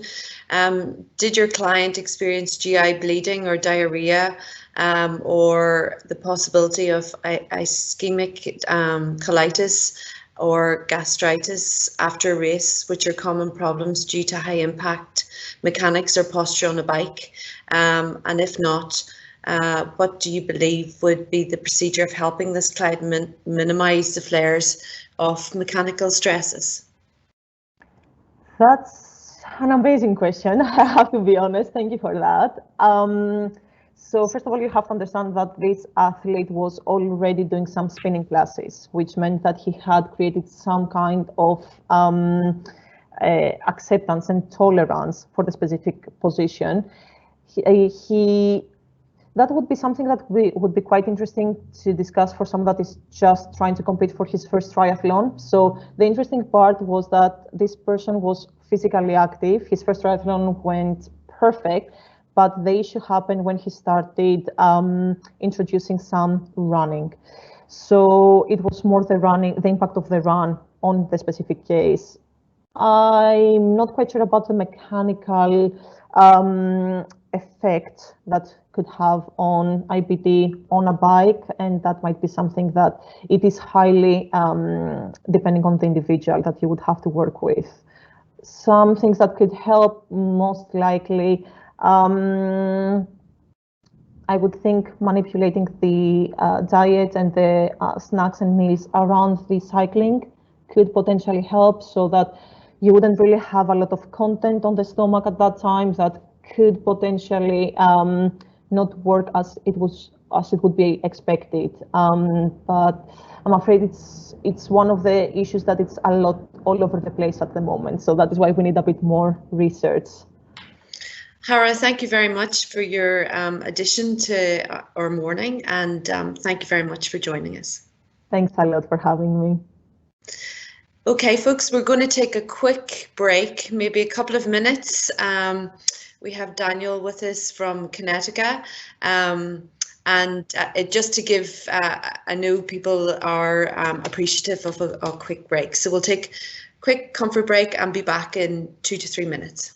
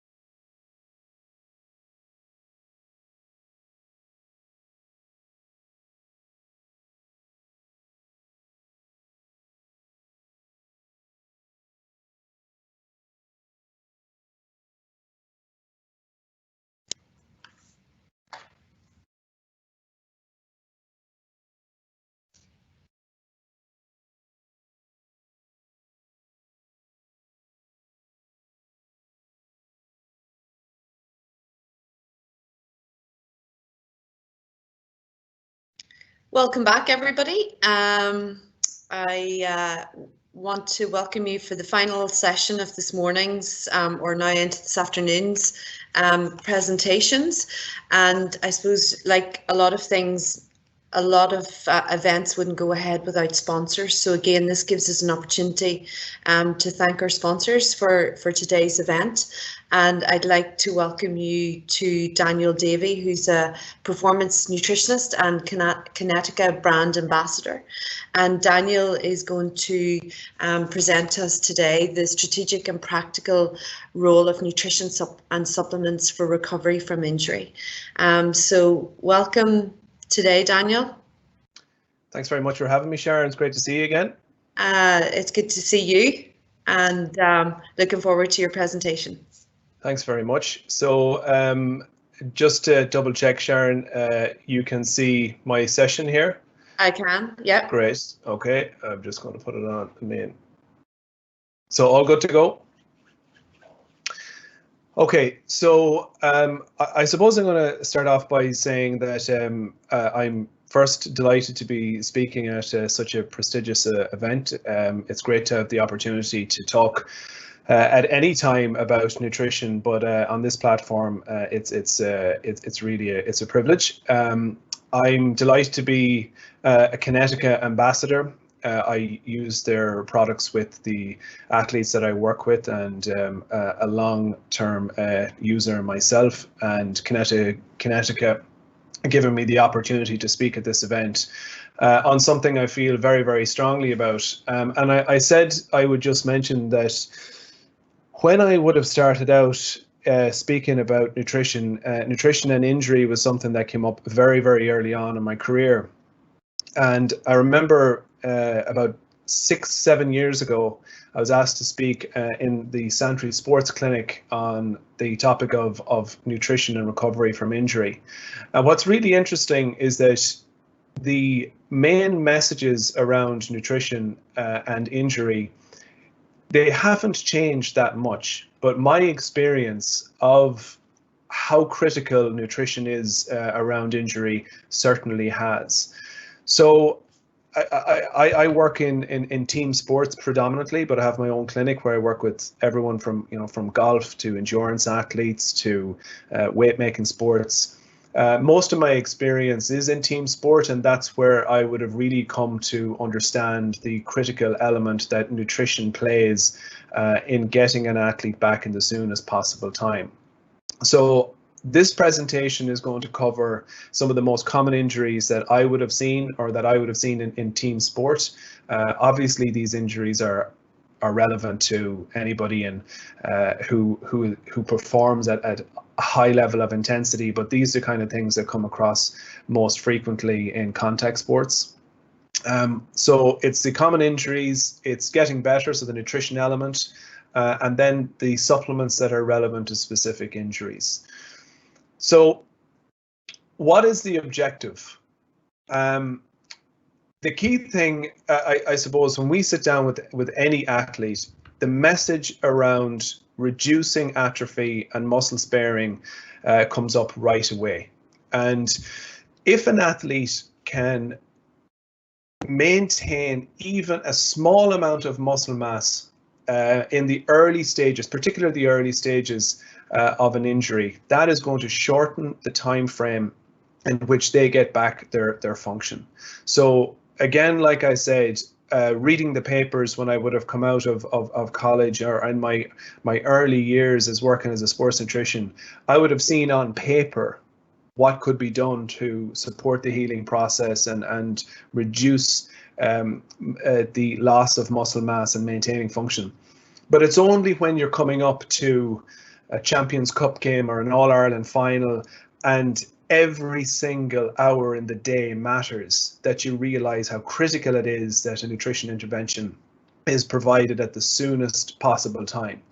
And I don't mind saying that even over the past 2 years, there's the IRFU, who I've done a lot of work with, have really looked at this and developed almost like a key protocol for all of the provinces to follow, because it's so important. So it's about understanding how critical time is, and then being as specific as you can with your nutrition intervention for each different injury. So unfortunately, we're seeing a lot more tendon tears, and maybe we're seeing more tendon tears because we're realizing, because of technology, we're seeing really what's happening in sport. Maybe previously we may have thought it was ligament and muscle, but we're looking at these injuries in a lot more detail. So we can, as you can see, it's a huge percentage, 40% of our team sport athletes, muscle and tendon tears, and that's anywhere. You can have a minor tear in a muscle or a ligament that may be only 2 weeks, but we're seeing now a couple of athletes a year at least that may have significant tendon injuries that last up as long as 20 weeks. And it's looking for nutrition interventions all along that period that are going to help that recovery and reduce that time frame. Ligament injuries, 2 to 6 weeks. And then obviously there's a lot more discussion around concussion, and fractures and dislocations, fortunately, are a smaller percentage, and the time frame that we're seeing for return to play on those is getting shorter, but it depends, of course, on the severity of all of these injuries. And then you've got the non-specific structural injuries, and they can range from, a week to, again, unfortunately, there being a very short time frame to then, eye injuries and things like that can last a very long period of time. So what are we looking to really avoid? What are the key things? Well, initially, it's substantial loss of lean mass, and it's understanding that you're going to lose some muscle mass. And then it's about avoiding significant increases in body fat. And through my experience, one of the most common things that I'll see athletes talk about is reducing body fat when injured, whereas the key focus is maintaining calorie intake. So it's critical that athletes get enough calories to maintain lean mass and not target changes in body fat, even though in their head this is a great opportunity to get, using their words, not mine, it's an opportunity to get shredded when it is the worst potential approach that an athlete can take. So even if there is a small increase in body fat, we don't look to curb that, and we know that the athlete is getting enough calories to allow them to recover. So what are the key areas? It's getting sufficient calories, and I know most people who are on this session today will have that kind of sense that this is a hierarchy that you're very familiar with. You understand the critical impact that calories and getting sufficient energy has, your macronutrients and nutrient time. We know this is the foundation. But in my experience, there's, no matter how many times I show athletes this graph in terms of what really matters, it's the top that they want to focus on. So what I've tried to do over time is flip it in my advantage. So using supplements as a psychological advantage to anchor to the things that are really important. So yes, I'll have the conversation around supplementation, but really focusing on the key areas of sufficient energy, macronutrients, and timing of meals in around rehab, and getting the calories and specific nutrients in that are going to help maintain lean mass and support with the recovery process. So what we're looking at from a supplement point of view is protein. We're looking for a nice distribution of protein. I'll be showing a graph shortly. H&B, again, there is some evidence to suggest that it may have a muscle sparing effect. Again, a lot of the supplementation that I will use it as a mental trigger. So it's a reminder of all of the other key habits, as well as this being a potential benefit. Creatine is something that may help with the generation of lean mass. There's a little bit of evidence to suggest that it may benefit athletes as well during the recovery period to offset muscle loss, a small amount of evidence. Vitamin D, obviously this particular time of year being a critical element in the winter months. Collagen is something that is an interesting area of research. There's a lot more focus coming on it. I would say anecdotally that, again, those athletes with tendon injuries in particular, the feedback on it is positive. I would say the athletes with the greatest attention to detail on their rehab and their lifestyle nutrition in general are the ones that are most positive about it as part of their supplement strategy. I think, again, it's athletes want to feel like there's something extra that they can do, and they like having these approaches. So, and then calcium through food, and potentially if they're not meeting their calcium needs through food, you could look at calcium as a supplement. Tendon, ligament, joint, collagen, gelatin, vitamin C, and fish oils from an anti-inflammatory perspective are the key supplement strategies that we will look at. And there's a lot going on here. You know, there's a lot. So when we talk about strategic, it's about focusing on the key elements at specific times, so that athletes know these are the things that I need to do as a priority for my recovery. So what is happening? I think very often athletes don't recognize or realize that initially that their BMR, their basic requirement for calories, is actually increased. So a typical male, this would be maybe a smaller rugby player that you would work with, and maybe an average GAA athlete in Ireland. You're looking at somewhere in the region of their average calorie needs might be 3,000, 2,500 would be for the early stages of injury, but it could be 2,800 calories that this athlete would need. And because you're seeing an offset in appetite and that kind of mindset shift towards reducing calories because they're not as active, they can lose a really significant amount of weight. Only last week I had an international athlete with a bone break, and he lost 5 kilos from when the injury occurred to within a couple of days after his surgery. So that athlete had full support, full focus on calories, and a plan to meet his energy intake, but it still found it very, very, very difficult to kind of offset that loss in weight. So of course, some of that is water weight, intestinal matter and things like that. But the message for that athlete is get sufficient calories. And now that you have lost that weight, we're not going to really force that increase again. So we're not going to try and get back there in a week or two. We'll take a more of a progressive approach. So protein intake, we know that protein is critical for rebuilding. We know that it's critical for offsetting any potential loss in lean mass.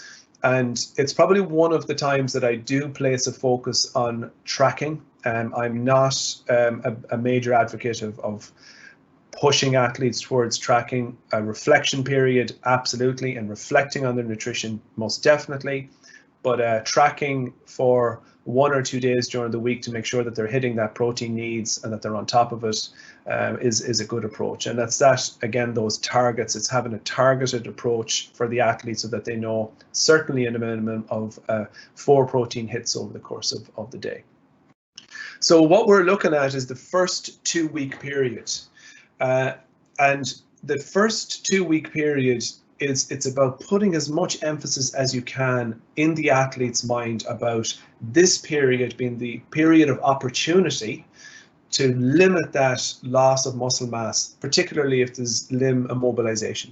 Okay, so if a limb is immobilized, that's when we're going to see the greatest loss of muscle mass. And you got that stress response as well. And very often you will see, historically, I would see that athletes would be very down. They've just got injured. They're just thinking about the negatives. They're thinking about how long it's going to take for them to get back. They're not focusing on themselves and what they can do. And that is probably, in practice, the single biggest thing that would have changed in my experience and in my environment as a department over the past 2 years, is that we're driving the opportunity with the athlete to say, okay, are you going to be the one that's going to, you know, get back quicker than anybody else in this environment? What are the things within your world, within your mind, within what you can bring to this environment that's different? So during this period, even if we're just offsetting that small amount of muscle mass, you're talking about that being the opportunity that is what you have saved or you have offset that you mightn't have if you hadn't focused on it. So really focusing on that has been a big help. And a good example in practice is I will have direct communication to athletes. I will have direct communication to our medical team in and around that injury, so that they send a message to me on the way home from a game if an athlete has got injured, so that we know our practice and our lines of communication to me are immediate, so that I can get in contact with the athletes within a 24-hour period. I'll give them a bit of a chance to, obviously, you know, they may have got to get scans done, they maybe get on painkillers, just let things settle a little bit and then get in touch and say, we've got this, we've got the support. So this is what you would see within a skewed protein distribution. You know, if you're talking about the critical aspect of protein, this is a skewed, where an athlete may just focus on cereal and toast and, for snacks, or fruit alone, whereas we want a distribution of protein that's even and consistent over the course of the day, and honing in on the athlete's personal nutrition to help them go, okay, well, this is a balanced approach. And being specific too with the athlete, so that they know for themselves what works well and what are the meals that they like. So being really specific, and not only focusing on foods that might be bland. It's like, okay, well, let's try and get some of those dishes in there that you like, whether it's Indian dishes or Japanese dishes or whatever it might be. And I know that might be difficult for the athlete if they're injured, but even the people who are, if they're living with other athletes or they're got support from home or family, that they can help them with that. So the supplements that support recovery, most definitely whey protein is practical.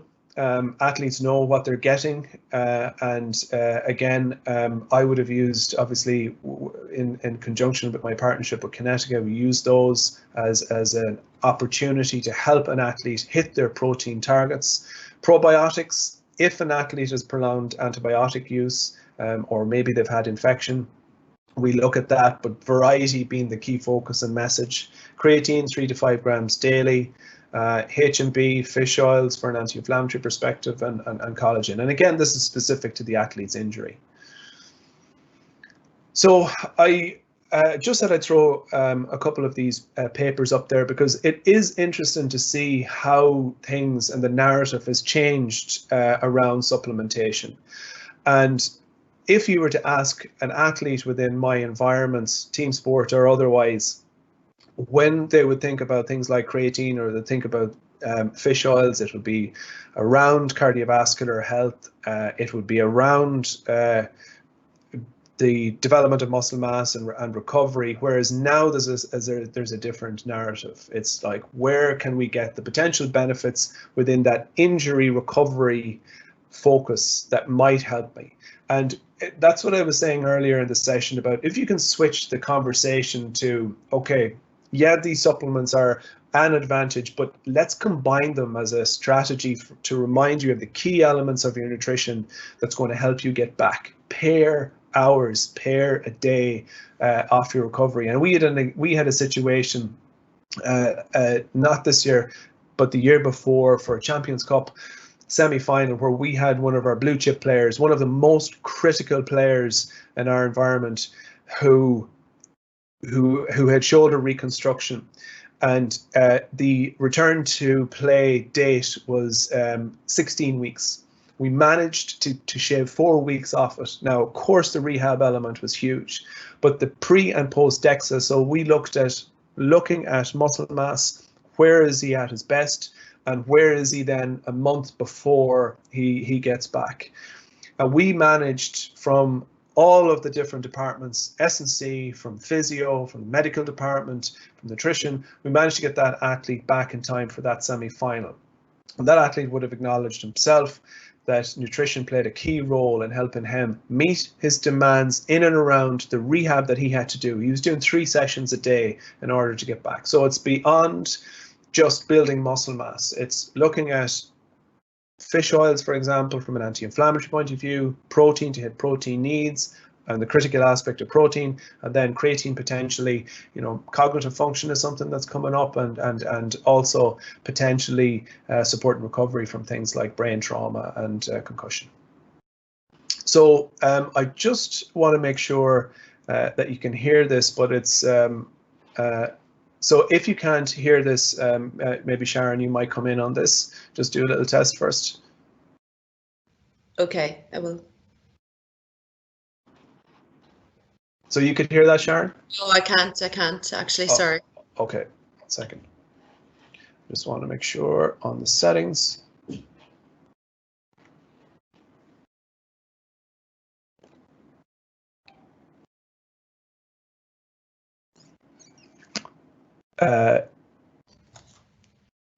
There must be a short setting there for that video.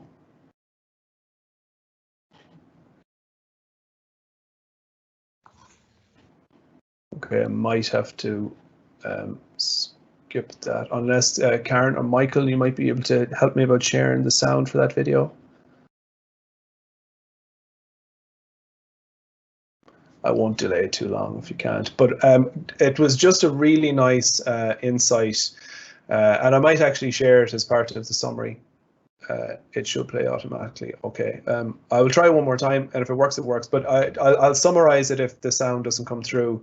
It's really interesting to hear the words from an athlete themselves about how they break down the injury and how they break down their goals in and around that injury, because what you find very often is that athletes don't focus enough on the week to week. They focus on, I'll just share it again.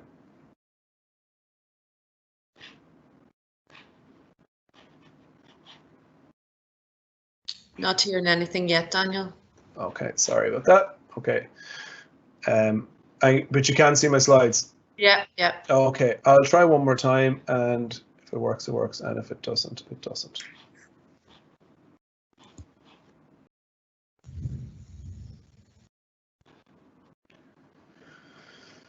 Pardon me.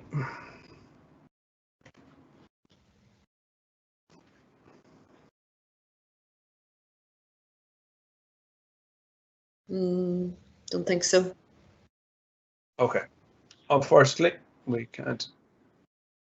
So I will just summarize what Dan was saying, was that what he did with the medical team was sit down and have, so it was 18 months before Dan Levy got back to playing rugby at the highest level again.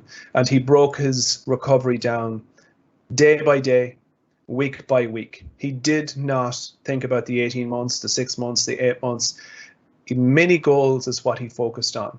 Was he able to get the strength back in the most basic exercises today, tomorrow, and this week?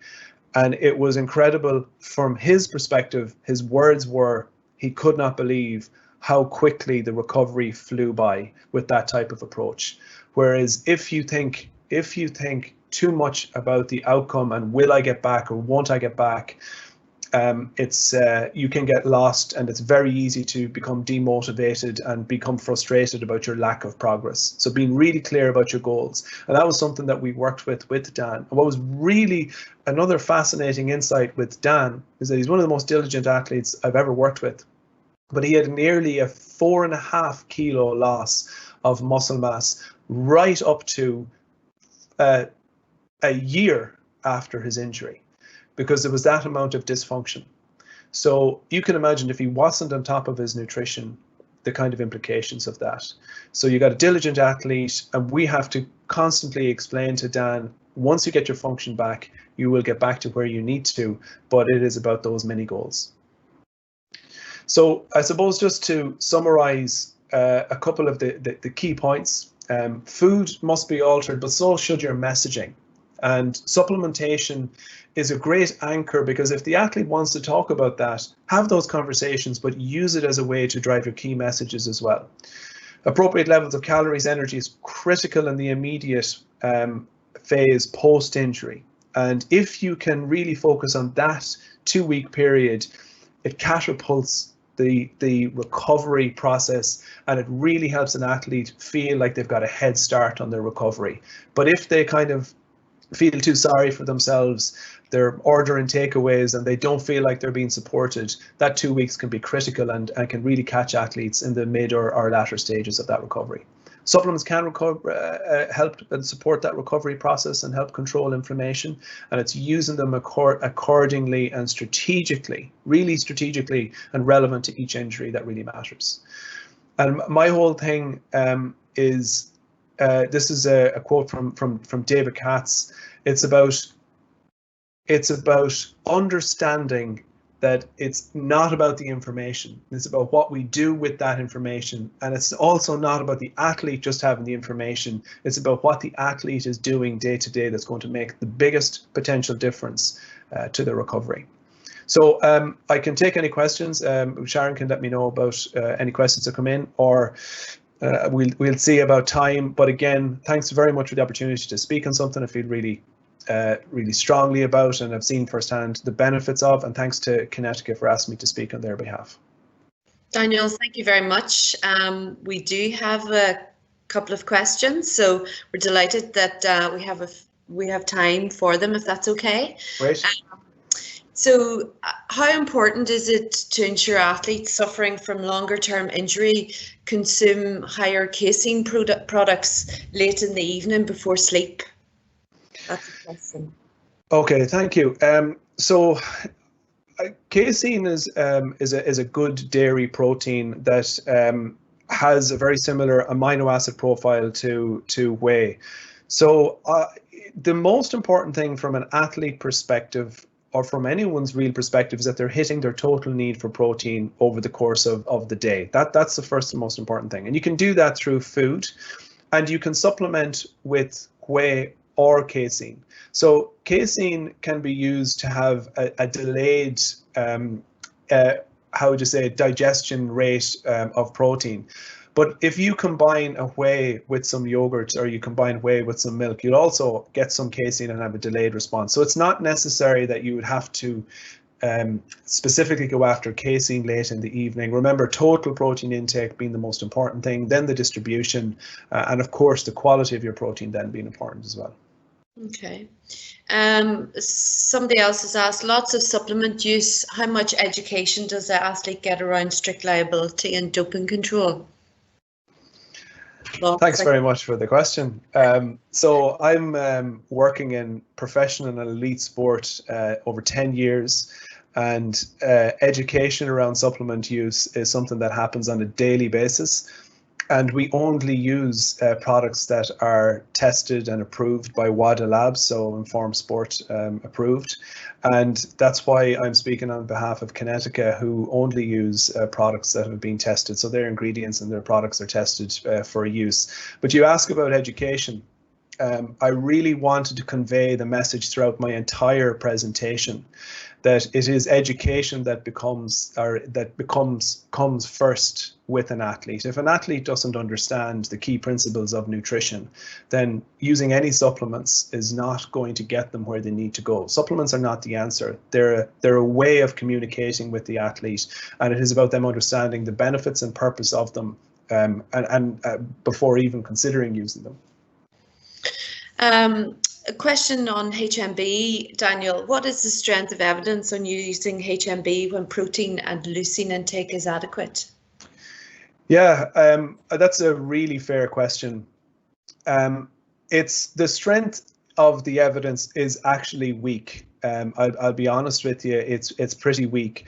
But it is something, when you are working on the front line with athletes and they want to know, is there a 0.1% that this may benefit me, then they're willing to take it. So you have to be on the front foot as well as being on the front line when you're working with an injured athlete. So are you going to give them something that may potentially help them with the recovery and make them feel like you are helping them with the recovery? Yes. Is it going to do any harm? No. May it work? And I think it's really important to understand that these things are about when you think about behaviors, they anchor behaviors. So it's a reminder of the other elements within their nutrition that they should be doing. So I talk about the domino effect of habits. If they are taking their H&B, they're more likely to be consistent with their nutrition as well. And that is the culture that I've created around supplement intake with my athletes. I think you've piqued interest definitely in the injured athlete anyway. This is a question. I have an athlete who has just had surgery 3 days ago. I have focused on protein, collagen, fish oils, etc. for the first 2 weeks amongst food and supplements. However, today she reported feeling bloated. I am thinking that the increase in protein has caused this, or I'm potentially eating more fibre. I've thought about a digestive enzyme issue, but again, what about the probiotics there? I suppose she's wary that the athlete doesn't want to feel bloated during this period of inactivity. Have you experienced that maybe, or? I think there's a lot of things that can happen when an athlete gets injured. I mean, we also know about the stress response as well in the gut when an athlete gets injured, or the potential for that to be a factor. So you would have to work off a process of elimination. You'd also say that the fiber and the volume of food with that lower level of movement and activity could be also a factor. So I would pare it back, and it's interesting, like a blander intake of food around this particular time is not necessarily a bad thing. It's first of all about getting sufficient calories, meeting those macronutrient needs. And I would be having a conversation with that athlete just to make sure, are there any foods in there, excessive garlic, onions? I suppose I'm referencing more of the FODMAP type foods here that may be contributing to it, and it may or may not be protein. It may or may not, but I would use that kind of process of elimination. But it sounds like most of the things you're doing are on point. Maybe Sharon might have some comments on that as well, with her experience. I do think that sometimes need to look at the FODMAP element of things. Is there changes? Have they ever had it before as well? Is it something that's just come out of the blue also? So yeah, I think pare back things potentially and see, you know, and then reintroduce to see if it's having an effect either positively or negatively as well. Here's a good question, I think, as well, and we might have time for one more after this, Daniel, but this is somebody who's had an ACL injury and surgery, a very practical one actually. She had a loss of appetite after the surgery due to limited exercise. What can you do to combat this and encourage the necessary nutritional intake? And would the addition of some supplementation to reach this post the requirements post-op help? So very, very good practical question. Yeah, it's a super question, and I have 2 ACL athletes currently at the moment.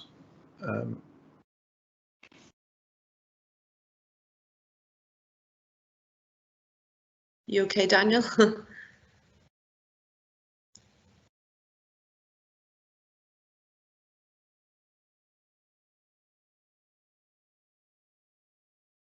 That's a bit of a pity.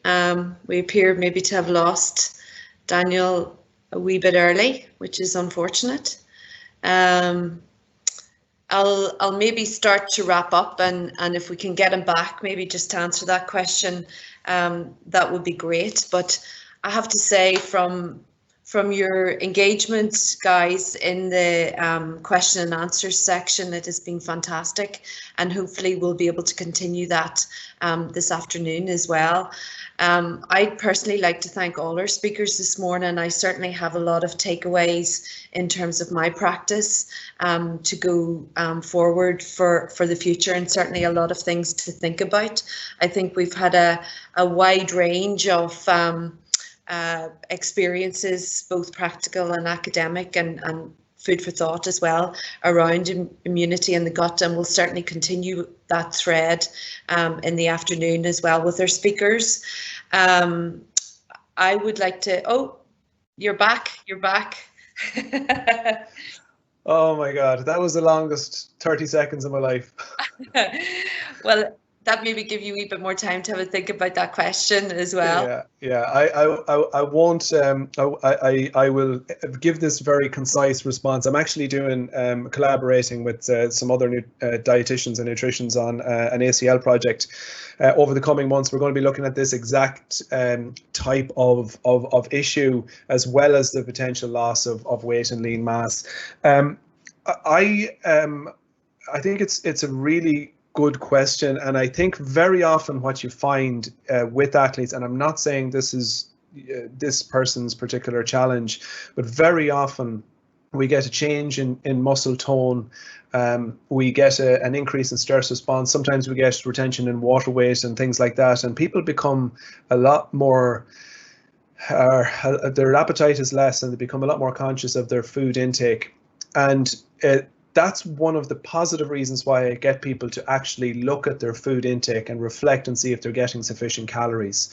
So sometimes it's about switching to more liquid-based food. It could be smoothies, it can be juices, it can be, there's actually some really good smoothies that you can get on the market that kind of help you overcome that challenge with the appetite. And the other thing is not being afraid to have certain foods that you might think are unhealthy, but adding a little bit more carbohydrates, simple carbohydrates into your diet.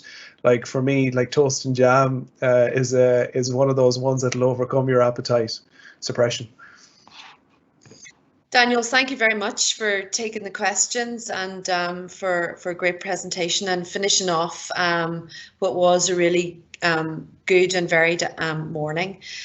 Just again, in terms of, we're going to have a lunch break now, which will allow people hopefully to get out and about for a little bit of time, get some lunch, reboost themselves for the afternoon.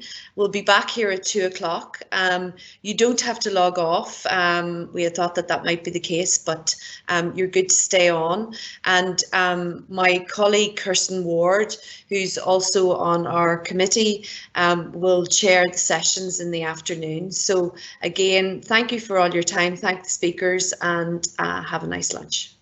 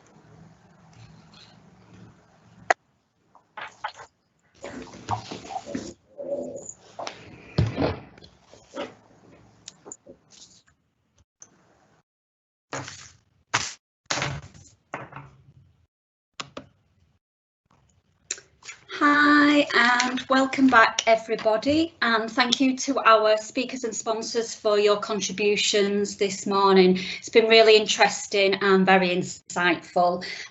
We also have a great lineup for you this afternoon. As before, we'll have a little short time for question and answers after each presentation, so keep your questions coming. Great for your contributions this morning. We're looking to have a comfort break at about 3:15 and we're looking to finish about 4 o'clock. So without further ado, I would like to welcome our first presenter of the afternoon, Professor Graham Close. And to give you a bit of background, Graham is a Professor of Human Physiology at Liverpool John Moores University. He combines his academic research with nutrition and physiology consultancy to some of the world's leading sports organisations. Graham is currently the expert nutrition consultant to England Rugby, the head of performance nutrition to the European Tour Golf and European Ryder Cup teams, and consults on several Premier League football clubs and players. He is also Deputy Chair of the Sport and Exercise Nutrition Register, a Fellow of both the European College of Sports Science and the British Association of Sport and Exercise Sciences. You may have seen Graham on TV as he regularly appears on TV and also radio discussing nutrition for health and sports performance. Academically, Graham's research is focused upon muscle damage and repair with a specific interest in vitamin D and even most recently CBD. Graham has published over 140 research publications and regularly delivers keynote conference presentations in sport nutrition throughout the world, and we're delighted to have you on board. And today he will focus on vitamin D considerations for athletes. So I shall hand you over to Graham. Thank you. Thank you very much. Can you hear me and see the slides okay? Yes. Yes, is that all okay? Okay, right, wonderful. Well, thanks for the introduction. Seems a big introduction to live up to. I will do my best. Like we have to do these days, and rightly so. If I could just start by showing one or two potential conflicts of interest. So these are all the organisations where my lab or myself personally have received research funding or consultancy over the last decade. And there are one or two companies on here who do make vitamin D products. Okay, so now that's out of the way, let's get into this. And let's start at the beginning and then bear with me for 5 or 6 minutes, and then I'll try and get through to the exciting novel data that maybe you haven't seen before. And I think we need to start at the beginning of trying to really understand what is vitamin D and why over the last decade are we now very interested in it. And I think we're all aware, I'd like to think we're all aware that the majority of our vitamin D comes from sunlight, but specifically the correct UVB radiation. So that's an important consideration, particularly in northerly latitudes like where we're living. So in the skin, we've got provitamin D3, which is 7-dehydrocholesterol, where with the right UVB radiation undergoes conversion to pre-vitamin D3 and then to vitamin D3. And this accounts for roughly 80 to 90% of our total synthesis. Vitamin D then enters a circulation where it's bound to vitamin D binding protein. And this relationship with vitamin D binding protein, I think, is going to be one of the key areas of vitamin D research over the next decade, and something that perhaps we haven't given enough attention to when we suddenly started supplementing all our athletes with mega doses of vitamin D. And I'll touch on that as I pass through the presentation. We can get approximately 20% of our vitamin D through diet, although this is difficult to achieve, and this will either be in the form of some foods such as oily fish or supplementation. Once in the circulation, the exciting things begin to happen, where it initially goes to the liver, where it undergoes 25 hydroxylation to 25-OHD. And this is a major circulating metabolite, 25-OHD, which is what most of you will have measured in a routine blood screening. Then undergoes further conversion via parathyroid hormone in the kidney to its biologically active form, which is 125-OHD. Now, there's several reasons why we tend to focus on 25-OHD as our measurement of choice. The first one being it's a much longer half-life, so a more stable metabolite to measure than the biologically active form. But also it's important to realise that whilst 125-OHD does have endocrine effects on target tissues, there's also autocrine effects in tissues that are expressing the CYP27B protein, where it can itself convert 25 to 125-OHD. So if we only focused on the 125, we wouldn't be able to get a good account of some of these autocrine effects. I think the biggest area of contention when it comes to vitamin D is what constitutes a deficiency. And you could put 100 world leaders in a room and fight this one out, and I still don't think we'd come up with an answer. I think what is pretty accepted is this bottom end where you've got a severe, a deficient, an insufficient and a sufficient range. There is some argument at the top end about toxicity, whether it is higher than 200. I certainly think this is a good set of values to go by, but you can see there's a big difference from 50 to 200, and this is where there's this suggested optimal range, somewhere between 75 and 125 nanomoles per litre. And as this talk progresses, I want to look at the evidence behind these suggested optimal concentrations and see if we do agree that perhaps there is a suggested optimal range for athletes, which is higher than the 50 nanomole per litre sufficient range. So what about our athletes? And we'll use the ranges I've just talked about, with 50 being, under 50 being a problem, and aiming towards that 75 to 125 as a potential optimal range. And this is a little cartoon that I put together recently for an article that I wrote for the supplement company Nutrition X. And I think it shows it quite nicely, and why we often talk about northerly latitudes and almost ignore southerly, because you can see it doesn't really pick up many countries 40 degrees south, although we shouldn't exclude them, such as New Zealand, Tasmania, and Patagonia. But what you'll see is if you are above or below this line on where you live, the suggestion is that for at least 6 months of the year, you're going to be having the sunlight exposure, which is not conducive to vitamin D synthesis. If you're living in this zone here, this will be between 3 and 6 months of the year where you're going to get insufficient sunlight exposure at the right wavelength for vitamin D synthesis. And actually, it's only around here where you're going to get it for most of the year. So it's a really important consideration, particularly if you're working with athletes who are living in parts of the world where for more than 6 months of the year they're unlikely to get vitamin D synthesis through sunlight alone. There was a nice paper put together a few years ago now, in 2006, by John Kinnell, which was published in Epidemiology. And what you can see here is, if we look through it, this was in Europe throughout the year, and 70, we're saying that 50 here is a deficient range. What we can see is that for the vast majority of the year, we got deficient, maybe this moving towards optimal, and then this optimal range. There's only really 2 months of the year where naturally we would get into this 75 zone. You know, another 2 or 3 months of the year would be in this amber zone, and the vast majority of the year we would be in this red zone. If we then look at it in an athletic population, and this was some data that we published back in 2012, and we looked at football players, rugby players, jockeys, and we use them same levels of criteria. The controls, football and jockeys, the vast majority were under this 50 nanomoles per litre. When we use 75 as a cutoff, that picked up the vast majority of all the athletes. And if we thought that 125 is a potential optimum, we didn't pick up any athletes whatsoever who would be in these zones in the winter months. My colleague James Morton, at the time working in Premiership football, was able to measure this directly in footballers and looked at between August and December.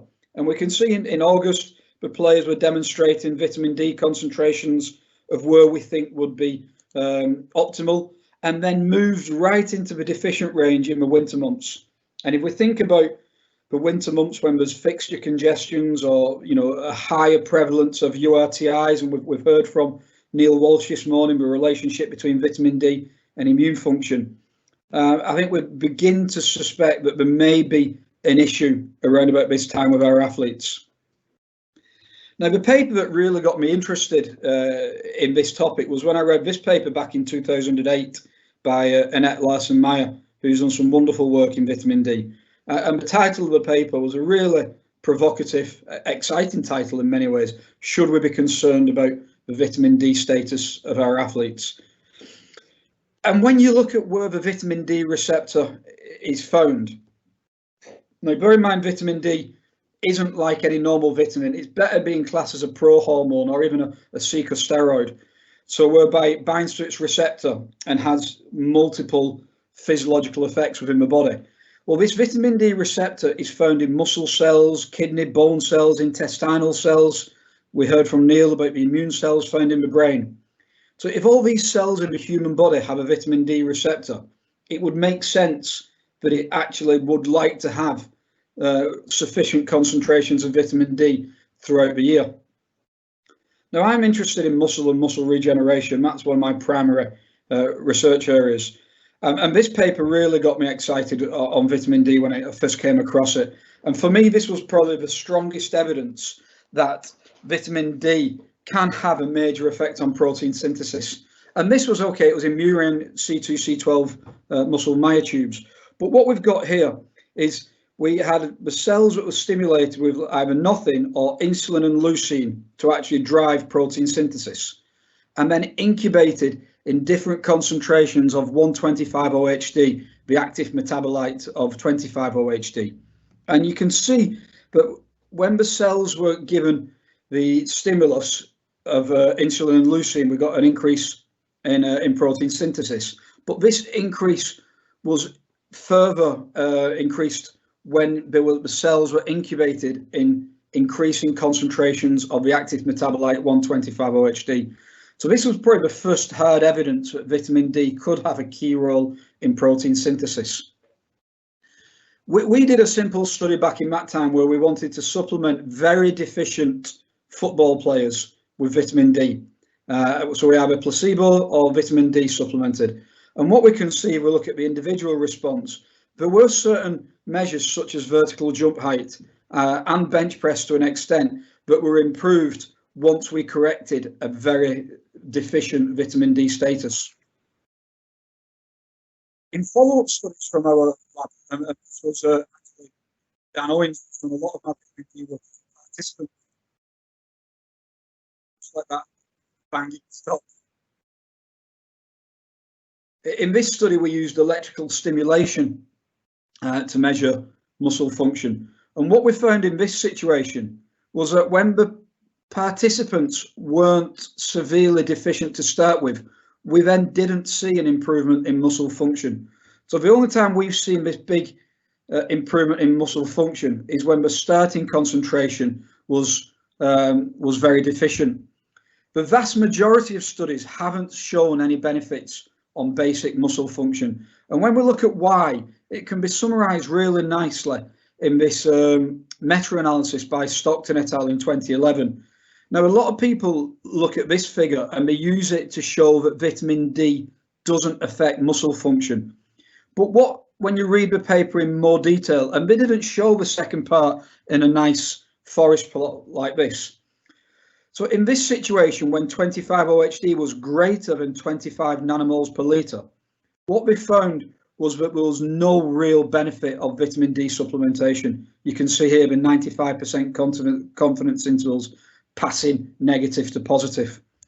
Whereby what they did show, and I can't show you a picture because they didn't plot it for us in the paper, but in situations where 25-OHD was below 25 nanomoles per litre, then actually the vitamin D supplementation did have a good effect on muscle function, with the 95% confidence intervals both being positive. So my interpretation of the literature at the moment when it comes to muscle function is, rather than trying to get us from hypovitaminosis to the real top end of this sufficiency, for basic muscle function, the key thing is to identify the athletes who are down at this deficient level and do something about that. So when it comes to muscle function, you can see that actually it would be very few athletes in the research that we've done where we'd be picking up a problem, although there certainly would be some in this cohort.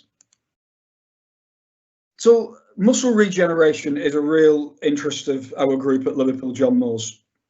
And without going into a basic science of muscle regeneration, sure we're all aware that the key player here are these satellite cells. And the term satellite cells because they sit like a satellite on the outside of the muscle fibre, waiting to be called into action.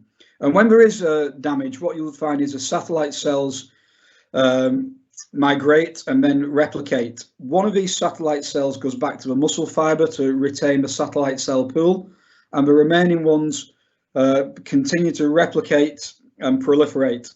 At this point, they can either form a new fibre, or they can move to the damage and patch up the damage. So satellite cells are really important in muscle regeneration. And there's literature out there to suggest that vitamin D, so the 125-OHD, is important in the proliferation and differentiation of satellite cells.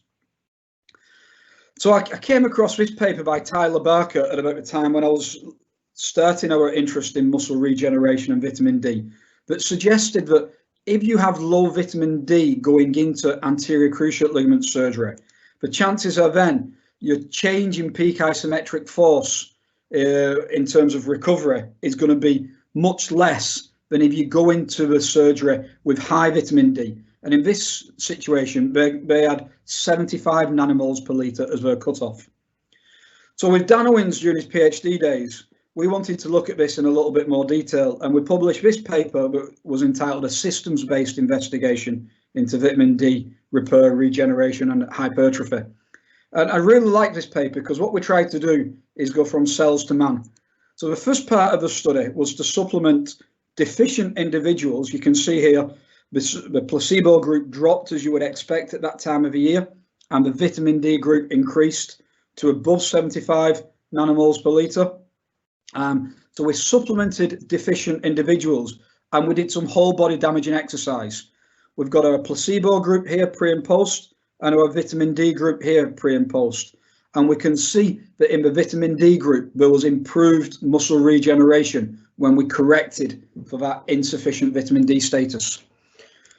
What we then did in this study was to look at the mechanisms behind this. We grew some cells to confluence and then did some scrape damage to actually mechanically induce damage in these cells. And the cells were treated with various concentrations of 125-OHD. We filmed the migration over 48 hours and used this to measure various markers of muscle regeneration, such as the velocity of the migrating cells, the distance, the Euclidean distance, and the directionality. And what we were able to show is if we look at both the low and the high dose vitamin D incubated cells had much better markers of regeneration compared with cells that were just treated with an ethanol vehicle. This was, I think, one of the earliest markers that we can see a mechanism by which vitamin D may help muscle regeneration. And recently this paper has come out from Phil Atherton's group, a really exciting paper where they overexpress the vitamin D receptor. And when you overexpress the vitamin D receptor, it was able to cause a substantial improvement in muscle hypertrophy, muscle protein synthesis, as we can see here. One of the suggestions here is that actually the vitamin D receptor now could be a target for therapeutics. So actually to supplement with vitamin D analogues to try and increase the expression of vitamin D receptors, sorry. We know that actually supplementation with vitamin D can also increase vitamin D receptor numbers. So these are all exciting mechanisms whereby vitamin D could be having a positive effect on muscle, and an effect that goes much further than just 25-OHD, the standard marker that we measure in blood. So when it comes to muscle regeneration, I remember at the time Cristiano Ronaldo, this was when he was playing at Manchester United, who got a lot of criticism when he was injured for going on holiday and sitting in the sun while he was in a cast. Like all things, perhaps Cristiano really did know what he was doing, and he was well ahead of the game and knew that actually go and get some sun and some vitamin D would be a key process in his regeneration. So along with Dave Oxford and some colleagues at Liverpool, John Moores, and colleagues at Aspetar, Richard Allison was a lead author on this research. We then wanted to look at the effect of vitamin D status on cardiac structure and function. And what you can see is if we look at vitamin D classification ranging from less than 25 up to over 75 nanomoles per litre, both the max left ventricle wall thickness and the internal diameter seem to be correlated to 25-OHD. Now, whether this is cause and effect, we never checked, and whether you can then improve these markers or whether these were important at a certain period in development remains unknown, but it certainly would appear that there's a relationship between 25-OHD and cardiac structure and function. Some work that isn't our own from Sina et al. In 2013 looked at the effect of vitamin D on mitochondrial function. And in this study, they were looking at the phosphocreatine recovery. So this is like the T-half of phosphocreatine recovery, because we know that recovery of phosphocreatine from submaximal exercise is a good marker of muscle oxidative capacity. And you can see in the vitamin D deficient group and then supplemented, there was a substantial improvement in phosphocreatine recovery, which would suggest an improvement in mitochondrial function. And this was followed up in other studies that suggested for each 10 nanomole increase in vitamin D, there was an associated increase in VO2 max. So actually now for muscle regeneration, cardiac function, and potentially aerobic capacity, oxidative capacity, we're now suggesting that potentially we're looking at 75 nanomoles per litre as our cutoff. So now when we're starting to think about what is an optimal concentration of vitamin D, a lot depends on the reason why we're asking that question. I've removed a lot of these slides after listening to Neil Walsh this morning, but Neil showed you this study quite eloquently that showed the effects of optimal vitamin D on immune severity and duration from Mike Gleason's group, which is a really nice example that the higher, and in this case over 120 nanomoles per litre, the vitamin D concentration, the less severe and the less length of time people got upper respiratory tract infection. As we can all be seen at the moment, there's a lot of studies suggesting a relationship between vitamin D and coronavirus. I checked last night, and there's, in such a short period of time, there's now 65 papers on vitamin D and COVID, including this paper that is not published yet, but it's a preprint that you can get your hands on, where there was even suggestion, if we look at mortality rate in different countries, there's a correlation of this mortality rate and the mean 25-OHD. Now, a huge caveat here that this is correlative and not causative, but I think it's quite interesting and something we need to look at in more detail. So now when we come to immune function and we're looking at our cutoffs, perhaps 125 is the target concentration, which now picks up a lot of athletes. The final thing I want to cover today in the last 5 minutes or so is how do we measure it? And I've said that we mainly measure 25-OHD, and I cover this in an article that I wrote with Dan Owens of the Gatorade Sports Science Institute. The first thing to point out is that there's many assays to measure 25-OHD, but when you compare these to HPLC, the variety is huge. So we really should be using tandem mass spectrometry to measure 25-OHD rather than standard ELISA-based methods. But there is a huge elephant in the room when it comes to vitamin D, and this is related to the measurement. And the elephant in the room is what was summarised in this paper as the black athlete paradox, whereby we find that in darker skinned athletes, despite having lower 25-OHD, markers of things like bone health don't show any problems suggesting deficiency. So with Richard Allison in a huge number, 950 individuals in an ethnically diverse population, we looked at 25-OHD and plotted it against HIP DEXA score, and there was no correlation whatsoever. The suggestion here is because of vitamin D binding protein and the difference in how different ethnicities maybe bind vitamin D, we've potentially been measuring the wrong thing, and what we should be measuring is the bioavailable vitamin D. And that's what we then did in this next study. And if we look at here, this is serum 25-OHD, and then this is bioavailable. In the total 25-OHD, we could see that the black athletes in this study were deficient, but in the bioavailable, certainly not deficient. And when we plotted this against spine and neck BMD, we got a poor correlation with total, but a really good correlation with bioavailable vitamin D, which suggests we may be measuring the wrong thing. More recently, people have talked about a vitamin D metabolic ratio, which is the 25 to the inactivated form of vitamin D, 24-25.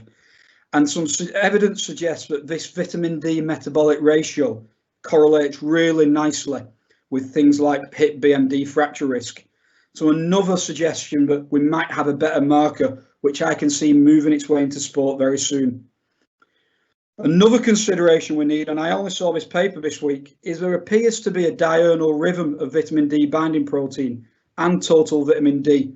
So if we look here, particularly in 125, we can see a huge difference throughout the day, and even in 25 OHD. So when we're taking our vitamin D measures, it's probably important that we try and do it at the same time of day. The final thing I think I must mention is that there is evidence that if you get too high of vitamin D, it is associated with an increase in all-cause mortality. Now, there's many reasons why that may be, but I think what it suggests is that we can't just start throwing buckets of vitamin D at people and thinking there is no safe upper limit. We looked at the efficacy of high-dose vitamin D in athletes a few years ago now, and in this situation we give 70,000 or 35,000 international units per week.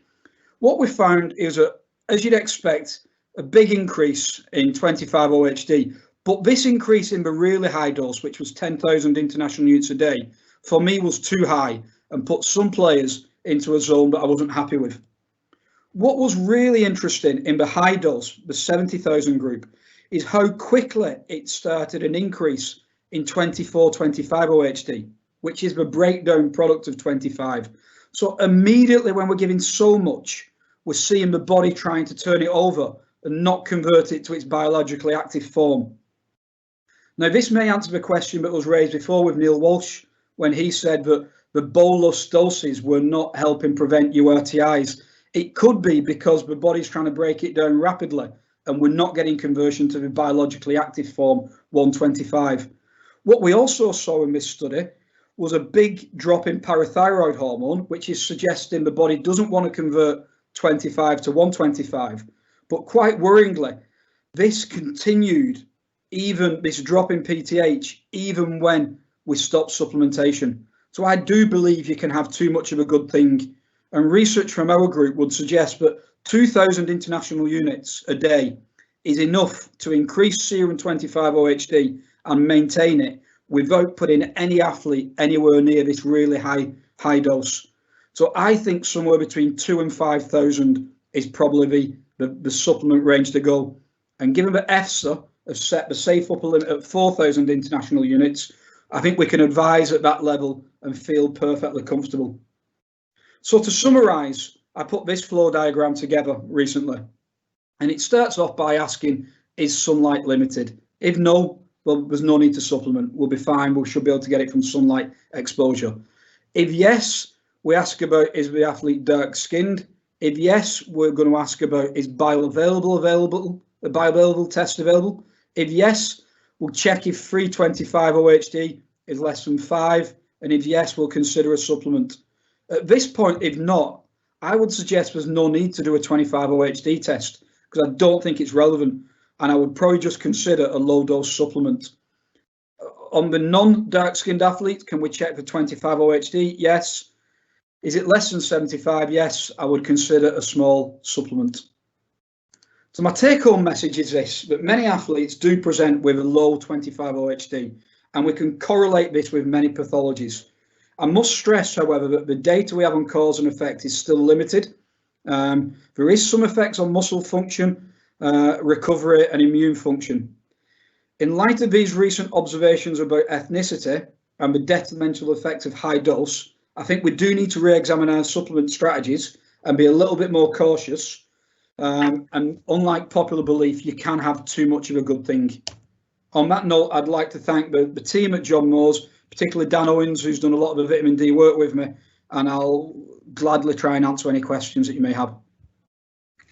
That's great. Thank you so much, Graham. Great follow-on from this morning. So some questions have come through. So how were confounding variables controlled for in the trial investigating muscle hypertrophy and vitamin D supplementation? Muscle hypertrophy and vitamin D supplementation. So that was the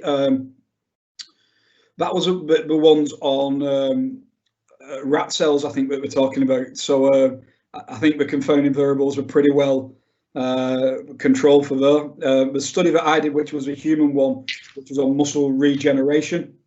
Again, we had a cell-based model, and then the human muscle damage model. It was the standard: try and control and replicate a diet, not take any other supplements that may be associated with, and restrain from any other interventions around that time point. Thank you. Next one, do you have a view on mouth sprays versus tablets, or is it just personal choice? But there is some evidence out there that just says it does appear to be just as effective. Mouth sprays, you know, I think there's a fair argument. I use a mouth spray with my children in the winter months, a small one, and it's a bit easier, isn't it? The only concern I have when I sometimes use mouth sprays is you're sometimes not sure what you've squirted in, if it's a full squirt or not. Yeah. And then I think you might run the risk of taking a bit much, but if you can be accurate, no, there's no real difference. Okay, lovely, thank you. Regarding the high dose supplementation study, did you examine non-responders versus responders to vitamin D supplementation? So in the high dose, we supplemented an entire team, and there was a variable response. Now, everybody increased, but some people increased to a particular high. I think the range was like 100 to 200 nanomoles per litre on that highest one. So I don't think you could say we had any non-responders. What we perhaps had is super responders. Okay, and we've got one more here. Thoughts on timing of supplementation, Graham? When do you believe would be best to provide? Yeah, there's a bit of evidence about having it alongside a meal. So I think having it in the morning alongside some food, you know, a lot of people have milk-based things in the morning, so I've got fat content there. But I think the key thing with timing, Neil Walsh touched on it before and I did as well, is that despite teams wanting to give it weekly or monthly because it's easier, the evidence is pretty clear.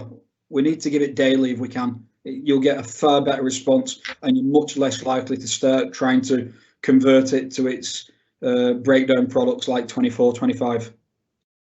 Lovely. So we've got a couple more. I think we can just fit in a couple more. So do you recommend taking vitamin K along with vitamin D? You know, it's a really good question. And when I first started doing the vitamin D stuff, nobody was talking about it. And then I see a lot of people talk about it and ask me, but the actual hard science behind it, I can't see any real good stuff, apart from people saying we need K2 with D3. It's something, I don't personally do it. And when I've given vitamin D, we've always had a good response and seems to have a beneficial effect. And when we put it on cells, and all the studies that I've seen done, seems to have a good effect. But whether extra K2 would help, I've not done that. But the more people who ask me, whoever asks me, the more I need to do it. So at some point, I need to answer that. Yeah, lovely. We await that. Even in, one's just gone. If unable to test blood with current COVID landscape, what are your thoughts on blanket supplementation? Yeah, I think in living in northerly latitudes like we do, around about this time of year for the next 3 or 4 months, I have no dramas if we can't test it to go with a low dose supplement. I wouldn't want a high dose in people, but a 2,000 international units a day would be unlikely. Well, I've never seen any evidence it will do any harm. It's a very cheap supplement, and you're going to correct the deficiency if it is there. Lovely, thank you. One last one. Are there any contraindications with vitamin D supplementation?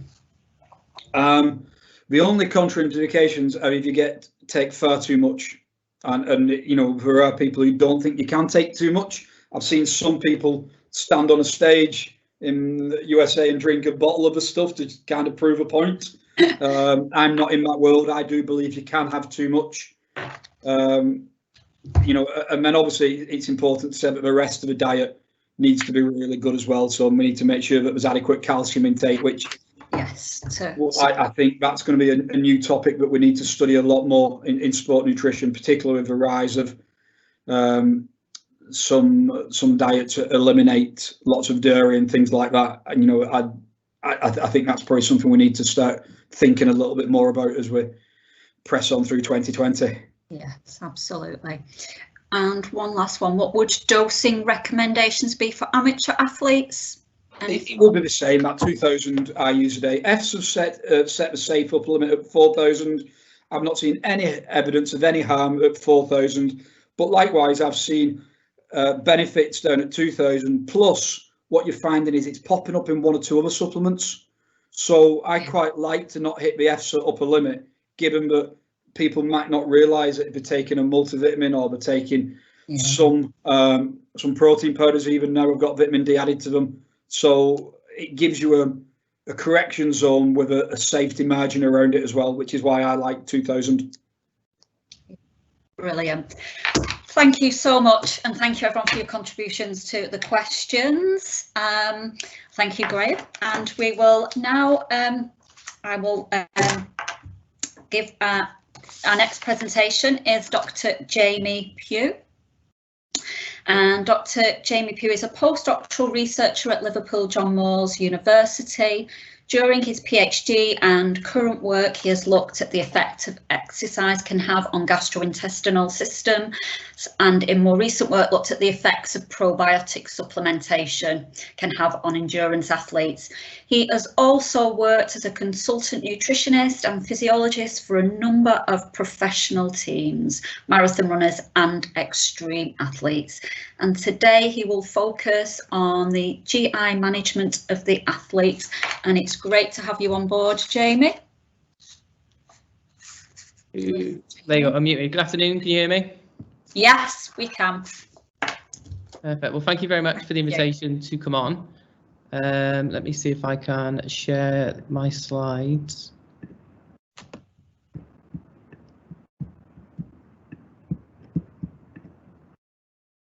Can you see those?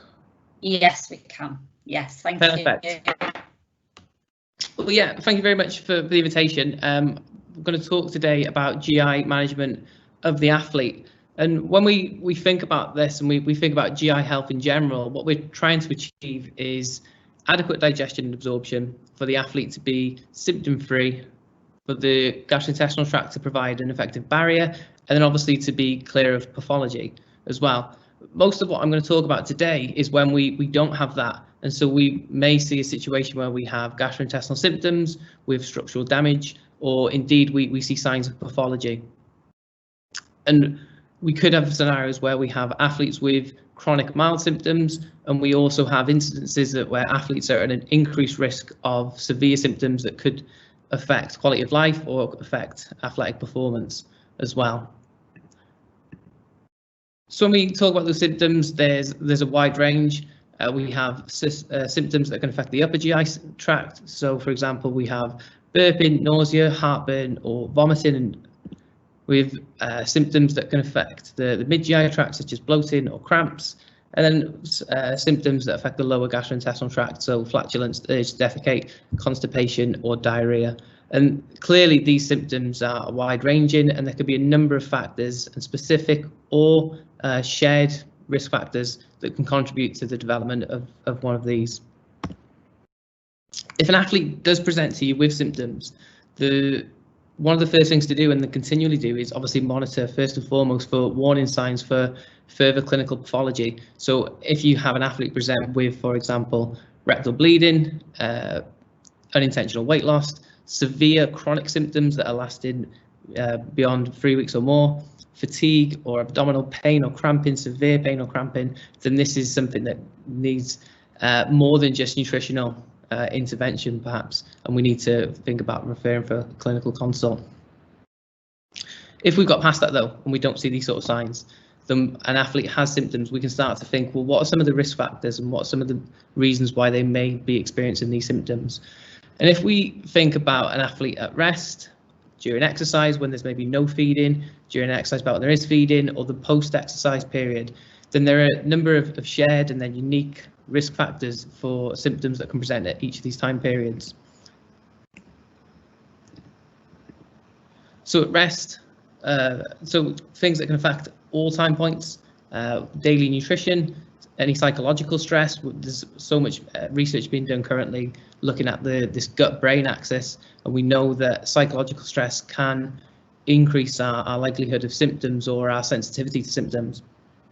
International travel, something that is going to obviously be very topical next year with the Olympic Games and the Euros and the football. Any medication use, and obviously infectious illness.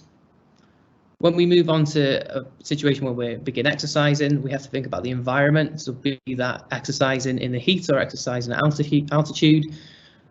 Our pre-exercise nutrition, what we eat and when we eat immediately before exercise. What's our final meal before commencing exercise?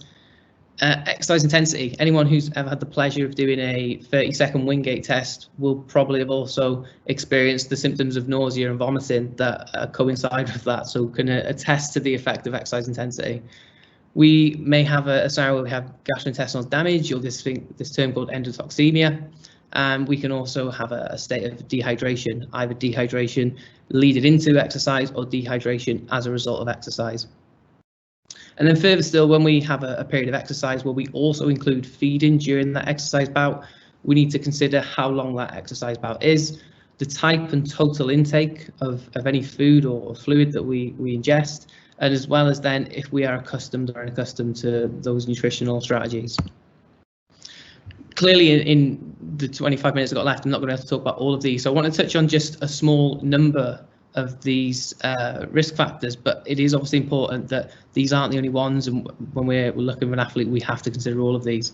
So the first one then is medication use, and I think this is one that has been discussed less in a lot of the literature, but is probably one of the ones that concerns the majority of athletes or the majority of practitioners.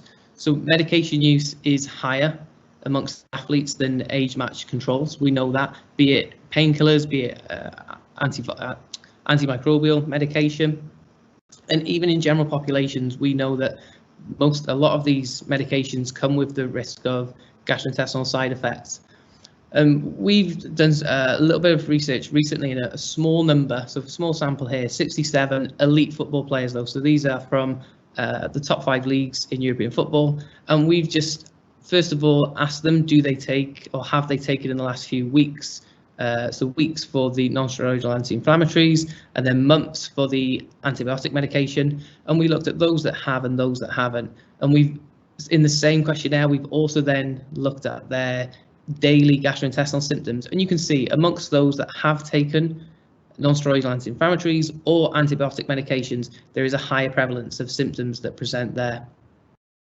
This is something that, as I said, we see a lot in general populations. One of the most common strategies that has been used, for example, with antibiotics, and that we might consider with our athletes if they need to be prescribed a course of medication, is the inclusion of a probiotic supplement alongside that and continuing after it. So even if our athletes don't take a daily supplement, probiotic supplement, maybe we need to consider strategies for their use as soon as a course of antibiotics is prescribed. It also has implications for our athletes when they're exercising as well. So in this study here that was done by Lambert and colleagues, we see, so first of all, on the right hand side, in a placebo trial, so athletes consumed either aspirin or placebo before a 60-minute run, and their gastrointestinal permeability, so a marker of small bowel damage.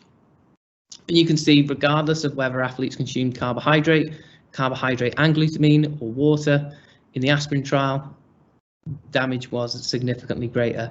So for athletes who take an anti-inflammatory or painkiller medication before exercise, we have to then consider what is that going to be doing long term if we see this continual use of medication and then exercise-induced damage. It's something that's not been researched as much. In terms of how daily nutrition can affect symptoms, one of the most common symptoms that we see in athletes in daily life are bloating and flatulence. So you can see here from this study we published a couple of years ago, we took around 250 elite international athletes and we just asked them to rate their symptom severity across a number of different gastrointestinal symptoms. The most common for moderate or worse symptoms, so you can see that sort of orange to red on the chart here. Bloating and flatulence were the most common that we see, which is in line with general population. So around about 10% or more report with these moderate symptoms. In terms of how we can potentially deal with that, if we look at IBS literature, one of the most prominent areas of research at the minute is the use of low FODMAP diets. And so without going into too much detail or technical detail about FODMAP diets, all we're looking at here are undigestible or poorly digested and poorly absorbed carbohydrates that travel through the small intestine and then get into the large intestine, where they can have an osmotic effect, or they can be fermented by bacteria, which can give off gas. It's important to note that this happens in everyone, so it's not due to a deficiency in any digestive enzymes or anything like that. This happens in all of us. What we believe is that in certain individuals there is a greater perception of these visceral feelings, these visceral symptoms that lead to the production of actual symptoms from athletes or the general population. And we know if we can reduce the intake of these FODMAPs by altering the diet, we can have an improvement in symptomology. So there's a really nice case study here from Dan Liz and colleagues. We took a symptomatic athlete, they scored their symptoms at baseline, then they measured their habitual symptoms over a 3-day period on their normal diet. Once the athlete switched to a low FODMAP diet, then throughout the entire 3 days, there was a complete reduction or complete removal of all symptoms reported there. That's complete reduction of symptoms, but it is really important to consider that we don't always see this. And in a follow-up study in a small group of endurance athletes, yes, we see an improvement in symptoms when athletes were prescribed a low FODMAP diet compared to a high FODMAP diet. But you can see from the individual results here that the results do vary, and we in some instances only see very small improvements in symptoms. That becomes important when we think that a low FODMAP diet isn't seen as a chronic intervention. It should be something that we need to tailor. And again, without going into too much detail, I'd advise people go and check out the Monash course or the King's College course for FODMAP diets, because, for example, we know that it can have negative effects on the microbiome. One of the ways which we can again look to attenuate or offset some of that is by the inclusion of a probiotic supplement at the same time.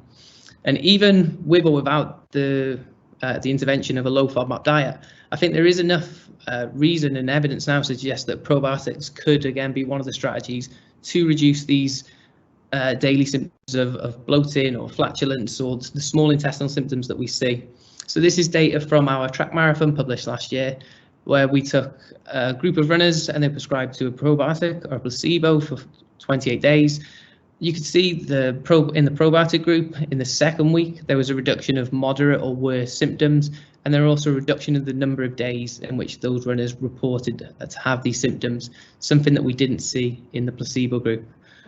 What's quite nice about this data is that in a follow-up with runners who took part in Dublin Marathon a couple of years ago, we've almost seen identical results here, so results of the same magnitude and in the same direction. So attenuation of these lower GI symptoms in runners following in even a short period of 2 weeks, which we don't see in a placebo group.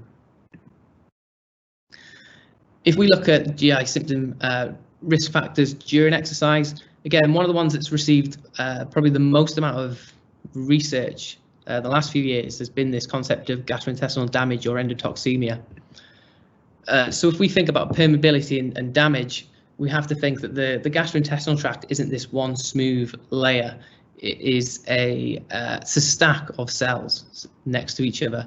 And you can see from that top right hand side, these cells are held together by tight junction proteins.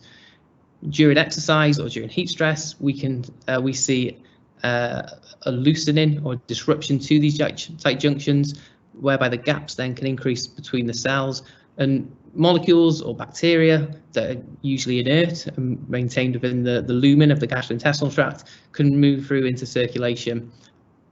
What that can have, and there are lots of reviews that have documented this and described this, I've simplified it a little bit to say that if we have exercise and or heat stress, often worse when we have heat stress, we see this reduction in blood flow to the gut. This can then cause GI cellular damage or increase in permeability. Through that, we can that can initiate this inflammatory cascade, usually via endotoxin translocation. The suggestion then is that this can have implications and can lead to symptomology in our athletes. A lot of this research stemmed from work done in the late 1980s from Comrades ultramarathon, where they found that in those athletes that took over 8 hours to complete the race compared to those who took less than 8 hours, there was a marked increase in plasma endotoxin. So endotoxin has crossed the GI barrier and has entered into circulation. Those levels also then correlated with very severe GI symptoms. So the participants here on the right-hand side, so above normal values, these weren't mild or moderate symptoms. These were actual participants who ended up in the medical tent, so who had severe nausea, severe vomiting, or diarrhea. It's been confirmed roughly again in another ultramarathon study, where we see the change in so slightly different marker, but trying to measure the same thing indirectly. SCD14, the change in the circulatory marker correlated quite nicely with symptoms of nausea in participants in a 161-kilometer ultramarathon. What we've not seen though is if this is one of the reasons that we see symptoms in shorter duration exercise. So in the studies that we've done here in the lab and also in the track marathon, we didn't see the same correlation between changes in these markers of either permeability or endotoxin with symptoms experienced during exercise. So it's one of the things to really consider and think about is this going to be one of the reasons why an athlete presents with symptoms during exercise? One of the areas that's not been looked at as much though, and I think definitely deserves some thought for future research, is this idea about post-exercise symptoms. So we know, and there's plenty of published data in endurance athletes showing that they develop more significant and more severe lower gastrointestinal symptoms following what they class as their hard training sessions compared to their easy training sessions. And you can see a really grotesque but good example of this here from Derek Clayton, marathon world record holder in 1969. So no symptoms during the race, but it was in that 2 hours afterwards. And this is when he hasn't consumed any significant volumes of fluid or carbohydrate as well. So the symptoms aren't due to food that he's consumed during this race. So there's maybe an argument that we know that this inflammatory cascade can, as one of the final results, lead to this reduction in water absorption and water secretion into the lumen. Perhaps this is then a reason why we can see severe symptoms like diarrhea, but maybe even more moderate symptoms post-exercise, like stomach pains, pains in the lower abdomen, or bloating, or even just watery stools. It's one of the things that's of particular consideration for us, given that this is again some of the data that we've had from the elite footballers. And when we've looked at when they perceive that they have symptoms, first of all, you can see on the right hand side, the majority of players don't present with symptoms whatsoever. For those that do, they have tended to focus much more in the post-exercise period, so either after training or after a game. And so maybe this is one of the things that we can start to consider, that this idea of GI permeability may, or endotoxemia may be more relevant. In terms of strategies that we can use to overcome this, we published a few years ago a dose response study with acute glutamine supplementation prior to exercise. So whereby you can see in all conditions there's an increase in permeability compared to the left on the left hand side in a near dose response, but the most effective dose was the highest dose of acute glutamine 2 hours before exercise. We did look at symptoms in this study, but the symptoms were very mild in all participants. It was very difficult to ascertain any sort of difference there. It's probably related to the fact that the exercise was, again, only moderate, despite the fact that it was done in the heat. Maybe we do need to start have a look at designing studies that give a greater exercise stress, when we can see if there's any attenuation in permeability and then subsequent symptoms through some of these strategies, because there are a lot of strategies that we know can work to attenuate or reduce this exercise-induced GI damage or GI permeability. So these are just some of the ones that I've picked out and I've seen in some way different effect sizes, but probiotics, zinc carnosine, colostrum, glutamine, vitamin C. As we've already seen, the avoidance of non-steroidal anti-inflammatories, and even just during exercise, moderate carbohydrate consumption and avoiding dehydration, particularly severe dehydration, can all lead to reductions in this exercise-induced damage. As I said, what we don't know subsequently is, will this have any effect on GI symptoms? So even if those are GI symptoms experienced during exercise, we've not seen those trials of a long enough duration. Could we potentially see, changes in performance, nutrient absorption, inflammation, recovery, all of these things that are potential ideas for future research.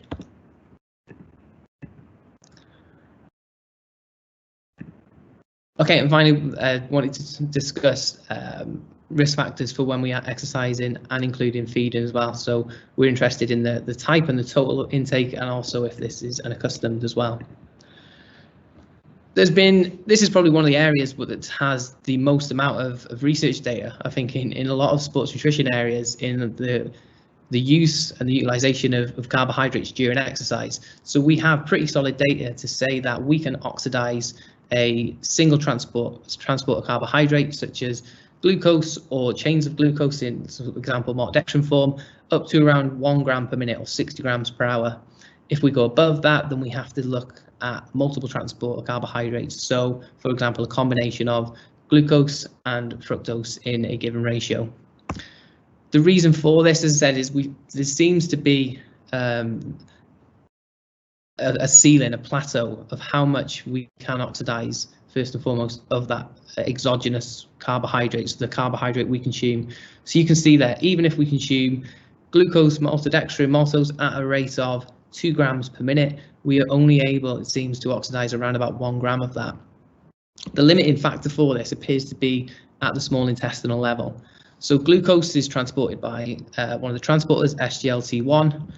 If we saturate this, we're still unable to transport any more across that.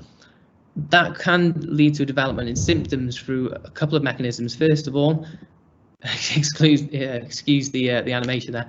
If we have glucose that is malabsorbed, or we fail to absorb in the duodenum of the small intestines, it travels to areas where we have an increased density of bacteria, where that bacteria can begin to ferment the carbohydrate. We also have nutrient sensors further down in the small intestine, which can send feedback mechanisms. So we then, for example, could have a scenario where we have a reduction in gastric emptying by the ileal brake. As we then try to continue feeding or consuming any food or fluid during exercise, you can see then how that could present in symptoms of nausea or stomach fullness or the urge to vomit. In terms of, though, field-based studies, the picture obviously isn't so clear. Athletes could tend to self-select and self-regulate how much they consume, and so the picture is really unclear. We published a study a couple of years ago from Liverpool and Dublin Marathon, and we showed no relationship between the amount of carbohydrate that was consumed and the likelihood of symptom development. Others have shown that there is an effect. It's likely that for most it's in excess that can cause symptoms, but then also something that was garnered from this study here from 2008. So a very large cohort of athletes. Again, they found no association between food or fluid ingestion and the occurrence of symptoms during the run or after the run indeed. However, they did see that 35% of those participants were unaccustomed to consuming fluid of any sort during that run.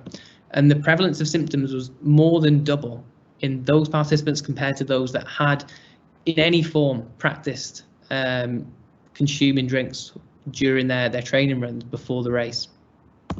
And there's different ways in which mechanisms by which this could lead to reduction in symptoms. One of them has been nicely shown by the Monash group a couple of years ago. So they showed that 2 weeks of what they classed as gut training. So what they looked at is during that 2 weeks, 10 sessions of 60-minute runs, consuming either 90 grams of carbohydrate during that hour or water placebo. And you can see here on the lower graph that the placebo group, so we see symptoms developing during the course of exercise, so during 120 minutes of running in the heat. And in that pre-session, so the black squares at the top compared to the post, there's no significant difference in trials. In the group that consumed carbohydrates during that training run, you can see some attenuation of those symptoms. They also took measures of breath hydrogen as an indirect marker of carbohydrate malabsorption, and those were also reduced as well. So some potential mechanism, we maybe see that those participants who practice consuming those large volumes of carbohydrates in training runs are better able to use them, or certainly see less of a malabsorption, and then subsequently see reductions in their symptomology. For those who are interested in this, I think it's maybe slightly unrealistic to have our athletes consume that even in 2 weeks before, for example, a marathon or something like that. Maybe it's something that we look to periodize within our training cycle for athletes. There's a really nice case study done by Trent Stellenwerth with 3 elite marathon runners, where he shows some of the breakdown of how athletes tinkered and experimented with the volumes of carbohydrates, the amount of carbohydrates, the percentage concentration of the drinks they use during training, during their build up into a marathon, and then subsequently what they used in the race. So to summarize some of this then, it's obviously really important to consider all of the potential factors, so those we've discussed and those that we've not had time to discuss today, that could contribute to the development of symptoms, and also to plan and strategize for when athletes may be at a greater risk for the development of symptoms. We clearly need to look out for the warning signs for underlying pathology. We need to assess and monitor the effects of different foods on symptoms, develop and determine tolerable intakes rather than completely removing foods and going on restrictive diets. Consider probiotic supplementation, and then during exercise, the total, the type and the timing of nutrition before and during exercise has clear impacts on symptoms. We do need to think about training the gut if we are going to consume anything during exercise.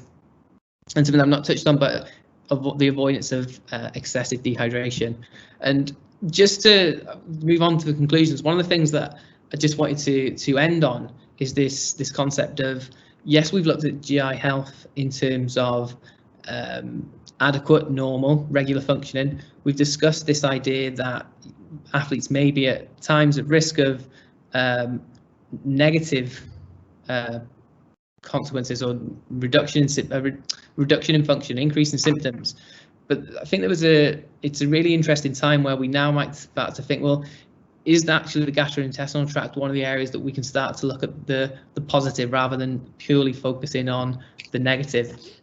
So we know that some of the studies with the microbiome, and there was a paper published last year, I think, in Nature, showing that maybe is a difference in the microbiome between elite marathon runners compared to non-elite marathon runners.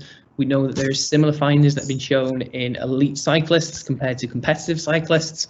And so it could be one of those that for now we're not beyond the stage of looking at associations, but perhaps future studies can also start to think about the positive adaptations that we can infer via the GI tract. And thank you very much. Thank you, Jamie, that was great. I've got lots of questions coming in for you, so I will get started. So which probiotic did you give them, please? So, So in our study, we used a probiotic that's called Lab4. So the commercial companies that sell it, BioCare, and it's also the Proven range. So it's a 4-strain probiotic that contains 2 different strains of Lactobacillus acidophilus, and then 2 bifidobacterium strains as well, at 25 billion CFUs per day. Thank you. What is the evidence for glutamine supplementation reducing gut permeability and reducing symptoms with high intensity exercise in the heat? And what is the optimal supplementation protocol to be effective?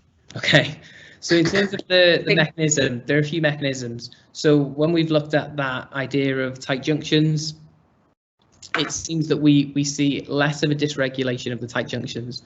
So there was a really nice paper from Zool and colleagues showing that glutamine supplementation increases some of our heat shock proteins. That then has a protective effect on the gut barrier when we're then exposed to exercise, and exercise particularly in the heat.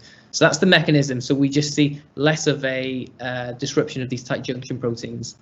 In terms of optimal dosing or supplement strategies, I think again that's one of those that we probably don't know.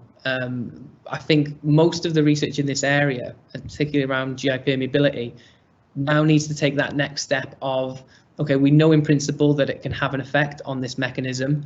Does that then translate into a real world effect, and what some of the doses? So in our study, we only saw really an effective dose at 0.9 grams per kilo of fat-free mass. That's a hefty dose pre-exercise. So in some athletes, it's near 50 grams plus. That's not something that we could obviously look at doing every day. And we know that high dose glutamine supplementation chronically can reduce our endogenous supplies, particularly within the intestinal tract. So it's something that isn't as simple as saying, okay, well, there's one study that's studying a mechanism, now let's roll that out to all our athletes. So I think it's something that, as I said, maybe the next few years we'll see a bit more of. Yeah, we'll expect further. Is there a certain form of probiotic you would recommend over another, for example, capsule or liquid, powder, etc.? Anything in particular? I think less so the form, and it will be more the strains that are contained within it. I think it was, and it still is, very important for any probiotic that we are strain specific to an extent. And I think the advice I normally try and give is that if you are looking for a probiotic for a particular effect, look for one that's been used in that research. If you're looking for a probiotic for general health, use one that has been used in the most amount of research. So we start to see a clearer picture in that a lot of probiotics have shared characteristics and will have shared benefits, common benefits. So in that regard, you can, as long as it's safe and it's in a reasonable dose, that's probably fine. If you want one, for example, that reduces gut symptoms, look for one that's been used there. If you want one that reduces the incidence of traveler's diarrhea, use one there. One that improves immune function over the winter, use one that's been used for that specifically. Okay, thank you. So for your study 2018 rebloating, how was bloating defined? Some bloating is part of normal digestion, and could athletes have heightened awareness of this due to body image issues or general body concerns? What are your thoughts? So we used the gastrointestinal symptom rating scale, so the validated scale that's been used. So within that, it has a very clear definition of what we mean by bloating. I think that, and it's also important to realise we do have that severity scale as well. So we often, in a lot of the studies that we do, we will disregard anything that is classed as mild or minor, because exactly that point, it is probably just part of normal digestion. It doesn't have any effect or much of an effect on quality of life or performance or anything else. We tend to only consider those that are rated moderate or worse. So, and when we have participants in the lab, we will explain that scale to them, and we will almost try and define that 4 or above is when you start to think this is having an effect on my performance, or this is having an effect on my ability to exercise. Is there an optimum time to ingest carbs pre-exercise? Conversely, is there a time which is potentially detrimental? What are your thoughts? So in terms of timing, there's a few nice studies that have shown that if you consume food within 30 minutes to 60 minutes before exercise, that leads to a greater likelihood of developing nausea in the early stages of exercise, which makes sense. You will still have food sat in the gut. Other than that, if it's mostly carbohydrate, fairly low fiber, that has much less of an effect compared to foods that then contain fats or proteins. So I think you have a bit more leeway with that.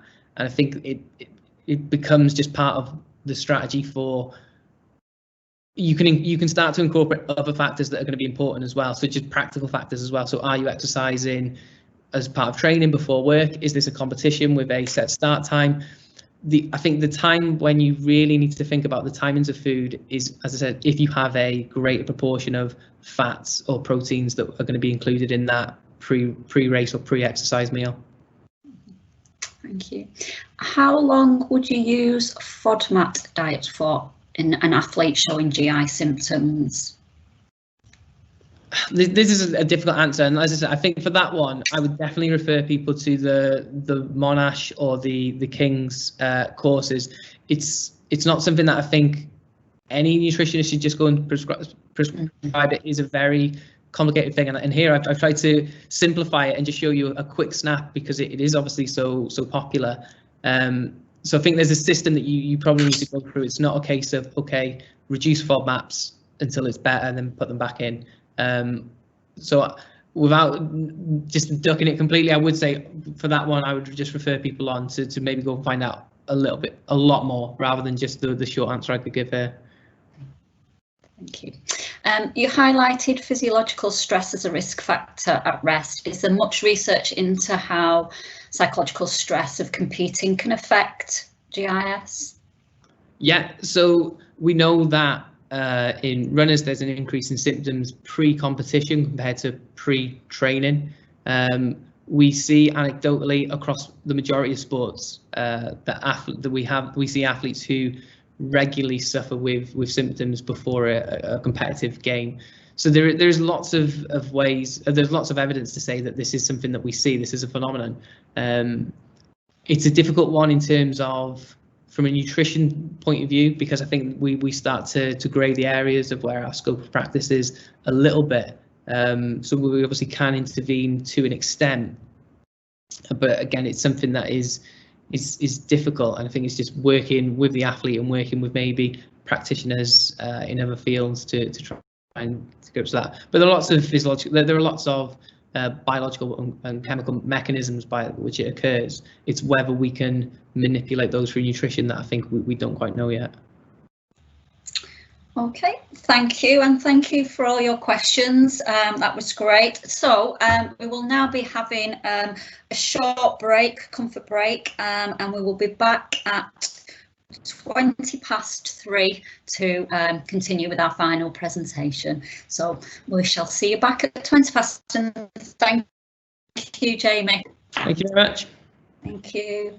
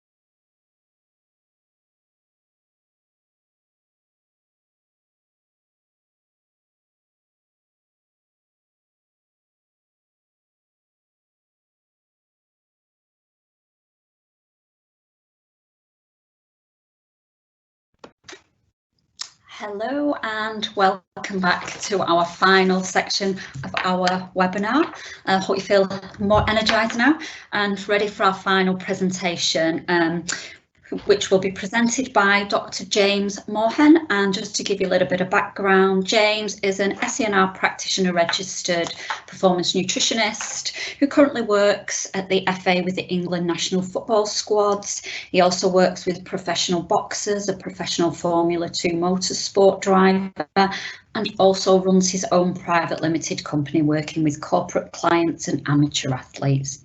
He has a PhD from Liverpool John Moores University in the area of nutrition, body composition and professional rugby players, with which he has 6 peer-reviewed publications. And today he will be focusing on nutrition considerations for boxers, making weight, weigh-in and weight regain. And it's great to have you on board, James, and I shall hand you over. Thank you very much. Hi, just checking you can hear me okay. Yes, we can. Thank you. Lovely. Perfect. Okay. Well, look, thanks for the invitation to present some of this work. So yeah, I'm going to talk on nutrition considerations for boxers, and in particular, my work with Rocky Fielding, who is a Liverpool-based boxer. Before I start, I'd just like to say a big thank you. Probably the wrong way around to do it, but a huge thank you to Professor Morton on the left-hand side, because without James, I wouldn't have been able to have the opportunity to work with Rocky over the last kind of 4 to 5 years. Graham Close in the middle, who we've had a fantastic talk of there. Me and Graham, obviously PhD supervisor, and he enjoyed putting biopsy needles in my leg at John Moores as well. And then on the right hand side, Dr. Cole Lang and Evans, who again I owe a lot of thanks, and I had the pleasure of living with Cole for 4 or 5 years in Liverpool and learning off of him. And we had a fantastic talk off Cole this week as well. So just to kind of dive straight in then, is it safe to make weight? And for those people that are listening to this and interested in the area who haven't seen this documentary on BBC Three, I highly recommend going to watch it, because it gives you a real insight into how these athletes do make weight on their own, and sometimes not in a safe manner. And in particular, this individual in this documentary reported a loss of 7 kilograms of his body weight in the final 24 hours of him ready to make the weight. And that represented around a 10% loss of his body weight in that final 24-hour window. So a real insight into how these guys do it. Now, unfortunately, it can go wrong. And it goes wrong normally every year, unfortunately. And this is a news article here from 2017. And then we see, again, we've got the second article down is another 2017 death. Then we have 2019. And unfortunately, earlier this year in March, 10th of March, as we entered lockdown and our first lockdown, we had a Muay Thai kickboxer athlete who unfortunately lost her life due to weight cutting. So I guess the question is then, what can we learn from the previous literature? Well, very fortunate that James Morton was a supervisor of mine as well at Liverpool John Moores. And I guess it's then the question, well, what changes can we make over time to weight?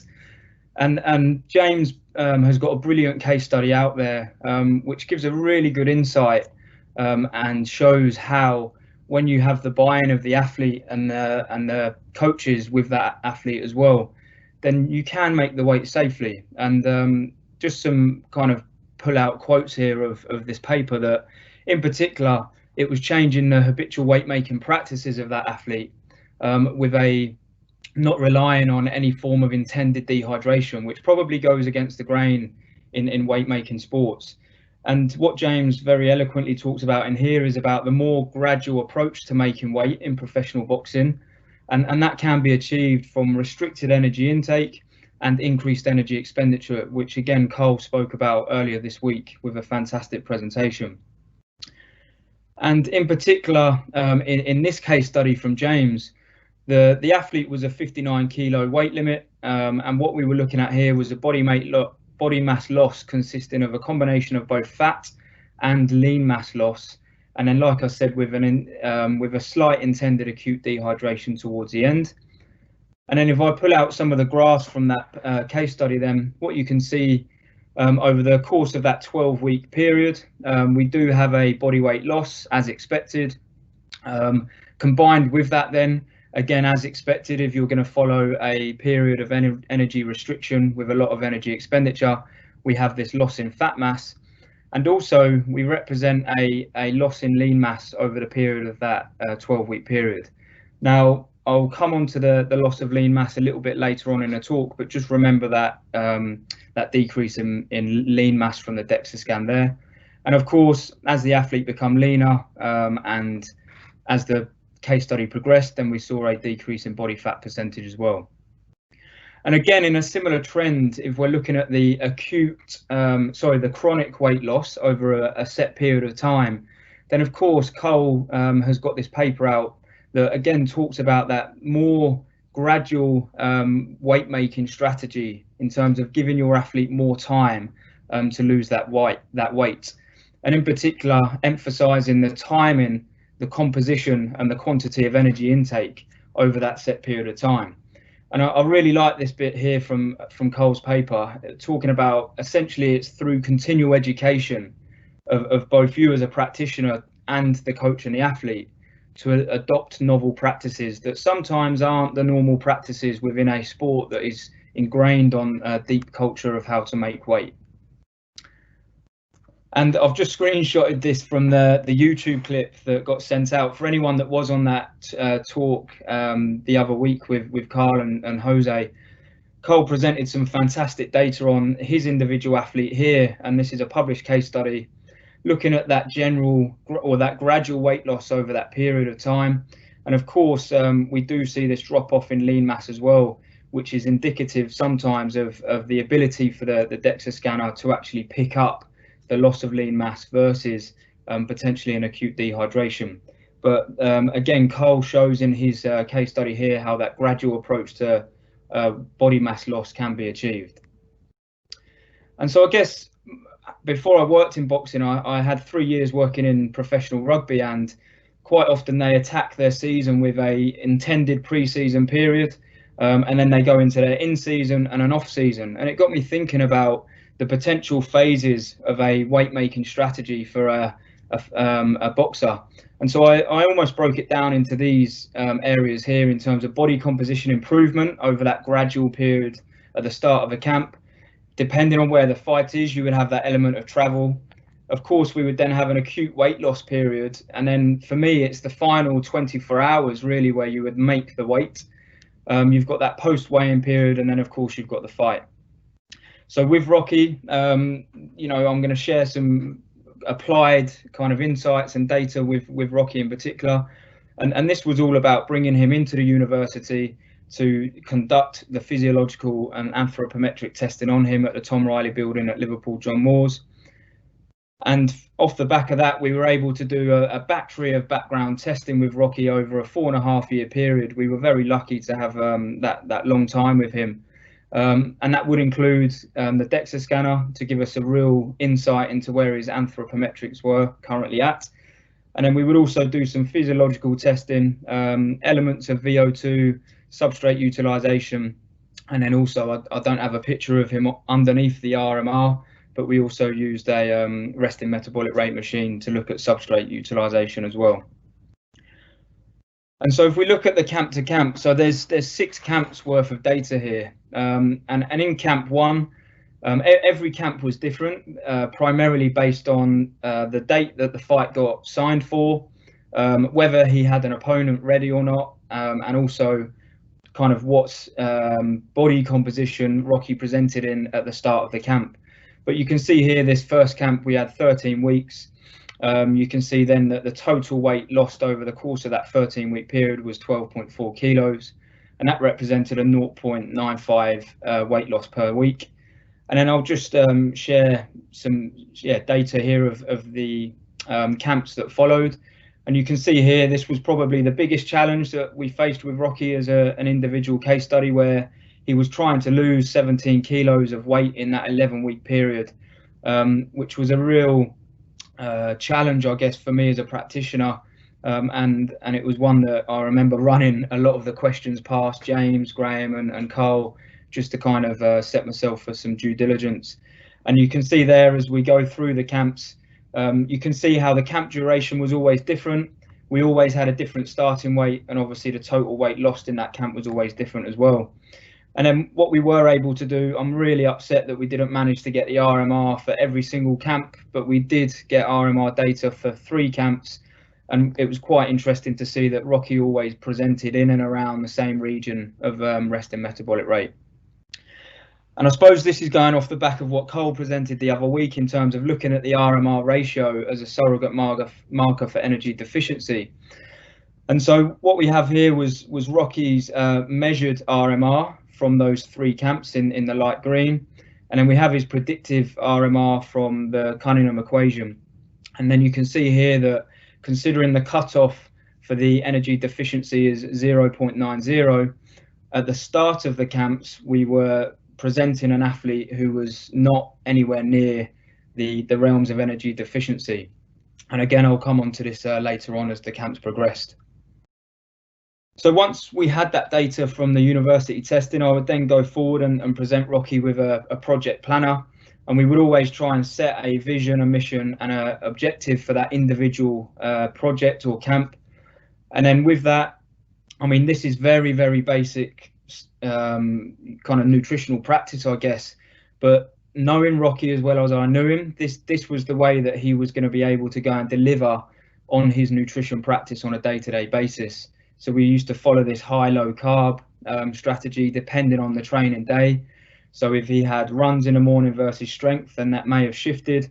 But fundamentally for me, all of these were run through a nutritional software with Nutritics to make sure I knew exactly the calories that he was consuming, and of course what the relative macros for Rocky on that particular day were. And this is just an example day. So this is not every day, but it's an example day of a typical training or rest day. And so you can see here at the bottom of this, we have his total calorie intake over the course of that day, then represented as a carbohydrate and protein in an absolute and a relative amount. So we were aiming in and around the 2.3 gram per kilo of carbs with a 2.5 of protein. We were trying to keep the protein as high as we could.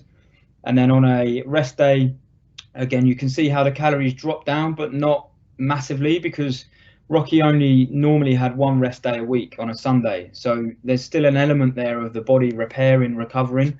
So we didn't want to go too low on the calorie intake, but we needed to go low enough to allow the body weight to drop off. And the protein, we tried to keep above that target of kind of 1.6 to 2.2 gram per kilo.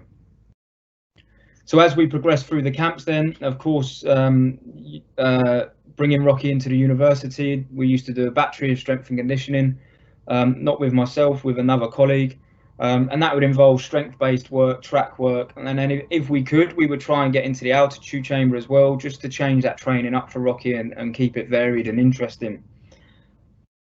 And again, I must hold credit here to Dr. Cole Langan-Evans, who shared this athlete wellness monitoring battery with me. And this was a fantastic way to almost keep a track of Rocky in terms of his daily well-being score, obviously monitoring his weight as the weeks went past, but also monitoring his heart rate at rest and his training load over the course of the period that we worked with him.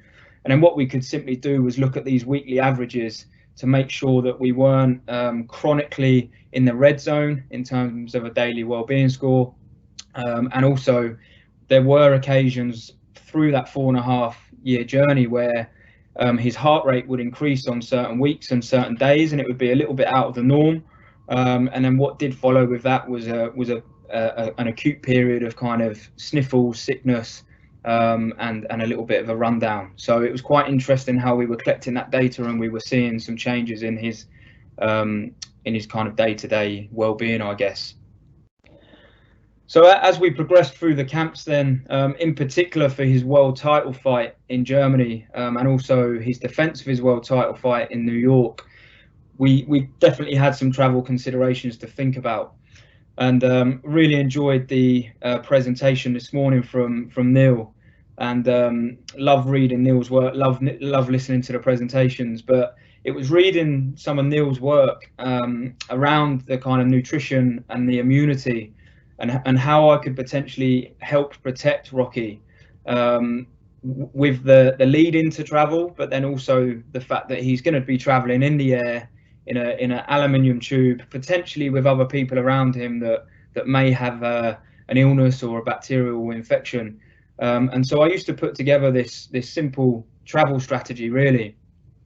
And it made me laugh the other day, because I was looking at the hand gel on the right hand side thinking, wow, at the moment this is probably one of the hottest products to buy on the market. But this was 2018, where COVID was, we didn't even know what COVID-19 was. But even back then, I was quite conscious of making sure that Rocky was looking after, bacteria on his hand. We were also protecting the nasal passage with a first defense, making sure that we were protecting that area. And of course, that was run through Global Dro to make sure that that was a product that he could be taking. And then, of course, really good to hear from Jamie there that we then, something that I was conscious of as well was the probiotics, vitamin D, zinc and multivitamins. And then also just a simple strategy of giving him some chewing gum. I knew that Rocky wouldn't be thinking about these things, and so it was important that I did. And I also gave this travel strategy to his trainers as well, because for me it was important that they also didn't pick up potential illnesses and bacteria on that flight and as we went over to New York City. So if we look at the body composition changes over time, then you can see here over the 4-year journey how the total mass of Rocky would always fluctuate. If I was to draw a line of best fit across this graph, then you could argue that Rocky's comfortable weight that he walked around at was in and around this 88 kilo. But we would always drop that weight back down to the final DEXA scan weigh-in, and then the official weigh-in at the boxing commissioner. So that was the 76.2 that he had to make. You can see how following the fight and the weigh-in, when he presented back for his next DEXA at the start of the next camp, obviously we then entered the realm of this 88 kilo mark again. And it got me thinking, just before I show some of the data on the fat-free mass and lean mass, reading this article from Stu Phillips, considerations for protein intake in managing weight loss in athletes. And what they talk about here is that muscle protein synthesis is an energetically expensive process, and in particular during that energy restriction, the availability of energy from dietary sources is limited. And so it's not unrealistic to expect that energy restriction results in a reduction in MPS. And in particular, 19% reduction in MPS was reported following energy restriction, despite these individuals consuming almost twice the RDA for protein. And in this meta-analysis in 2010, they reported that up to 25% of mass lost during a weight loss in individuals undergoing energy restriction is indeed fat-free mass. And so concurrent a little bit with what James showed in his case study, and also Carl, is that we did experience this fat-free mass loss over the course of the camps. Now, the one thing to consider here, which Louise Burke and Julia Bone talk about very well in their papers, is the detection, or the ability for a DEXA scanner to detect the potential acute dehydration in individuals when they're presenting at the back end of a camp, and they're under that potential dehydration. So just almost a caveat there to think about, is that a genuine loss in fat-free mass, or is it the potential limitation of a DEXA scan measuring what it's actually measuring? And the reason I said I'd come back to the RMR ratio is because it got me thinking about, okay, if Rocky's now presenting with a lower fat-free mass, one thing I wish we did during the camp was obviously to do his measured RMR at regular time points through the camp as well, because I then wonder, would Rocky have entered periods of energy deficiency? But unfortunately, without the measured, we could only have a guesstimate, and you could guess that if lower fat-free mass is presented from a DEXA, you would argue that his measured RMR could potentially be lower, which then could enter the realms of the ratio surrogate of 0.90. And the reason I say that is because, again, from Carl's recent paper that he's published, Carl also shows this, that as the camp went on and the individual lost lean mass and lost body mass, then the period where that individual presented with that value of lower than 0.90 was in that final phase of that kind of making the weight. And then, no surprise then, as the total body mass dropped, so did fat mass and also body fat percentage in an undulating form over the course of the camp. And so physical changes over the camp were achievable. And I'd just like to share now, we've got some body weight loss from the Zoiga camp, which is where Rocky won his world title, and also the Canelo camp, which is where he defended his world title. And so what I decided to do from 34 days out was to track his body weight every single day. And it was more so that I could keep an eye as to where he currently was, but I also wanted for the due diligence and for me to understand exactly what was his percentage change at certain periods leading into that making the weight.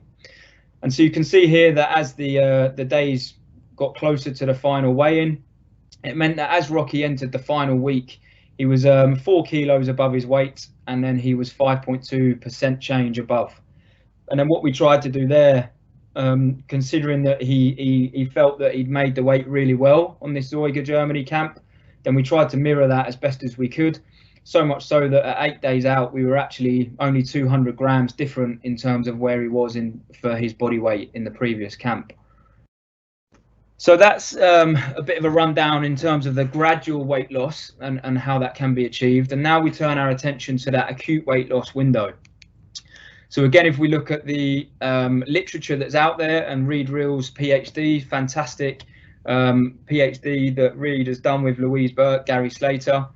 And again, if I just pull out some of the key elements of this paper in relation to the acute weight loss, then they talk about fighters commonly losing in the region of 5% body mass in the week prior to the weigh-in.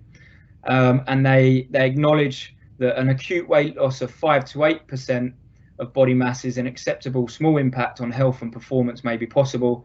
And the key thing here is that your athlete is presented in a fully hydrated and well-nourished state.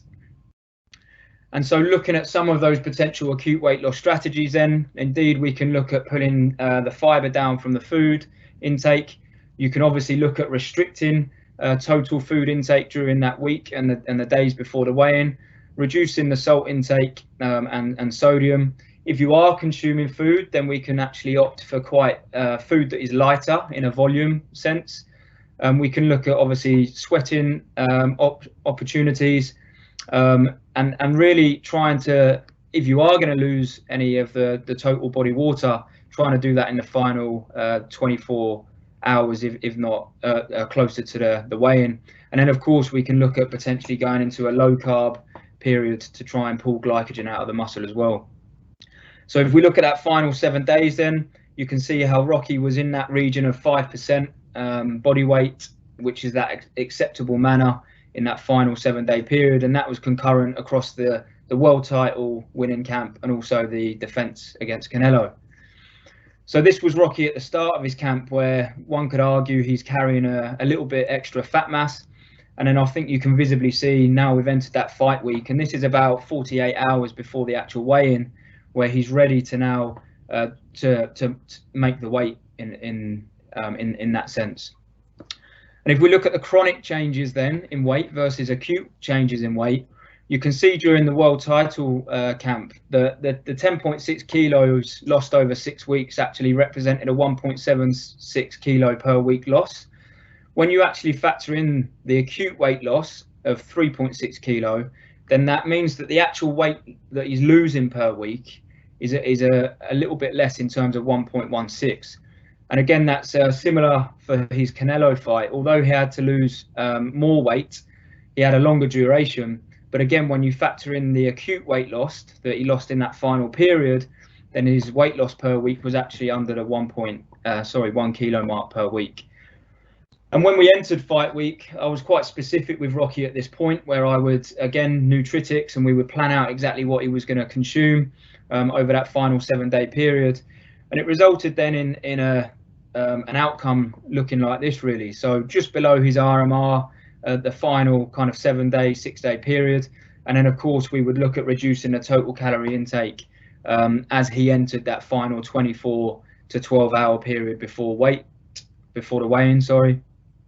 And then if you look at the macro intake in terms of a total amount for carbohydrates and protein, we kind of had this undulating approach during the week. We kept carbohydrates quite here because he was having a spar session, a little pad session, and we felt like he would want the energy for that. And then where possible, we would then reduce the carbohydrates in that final period, keep the protein high, and then on that final day, he didn't consume much at all. And then relative to his body weight, again, you can see that undulating over the course of the week, and then that rise in protein on that final day to make sure he was still consuming calories, but not much now from the carbohydrates.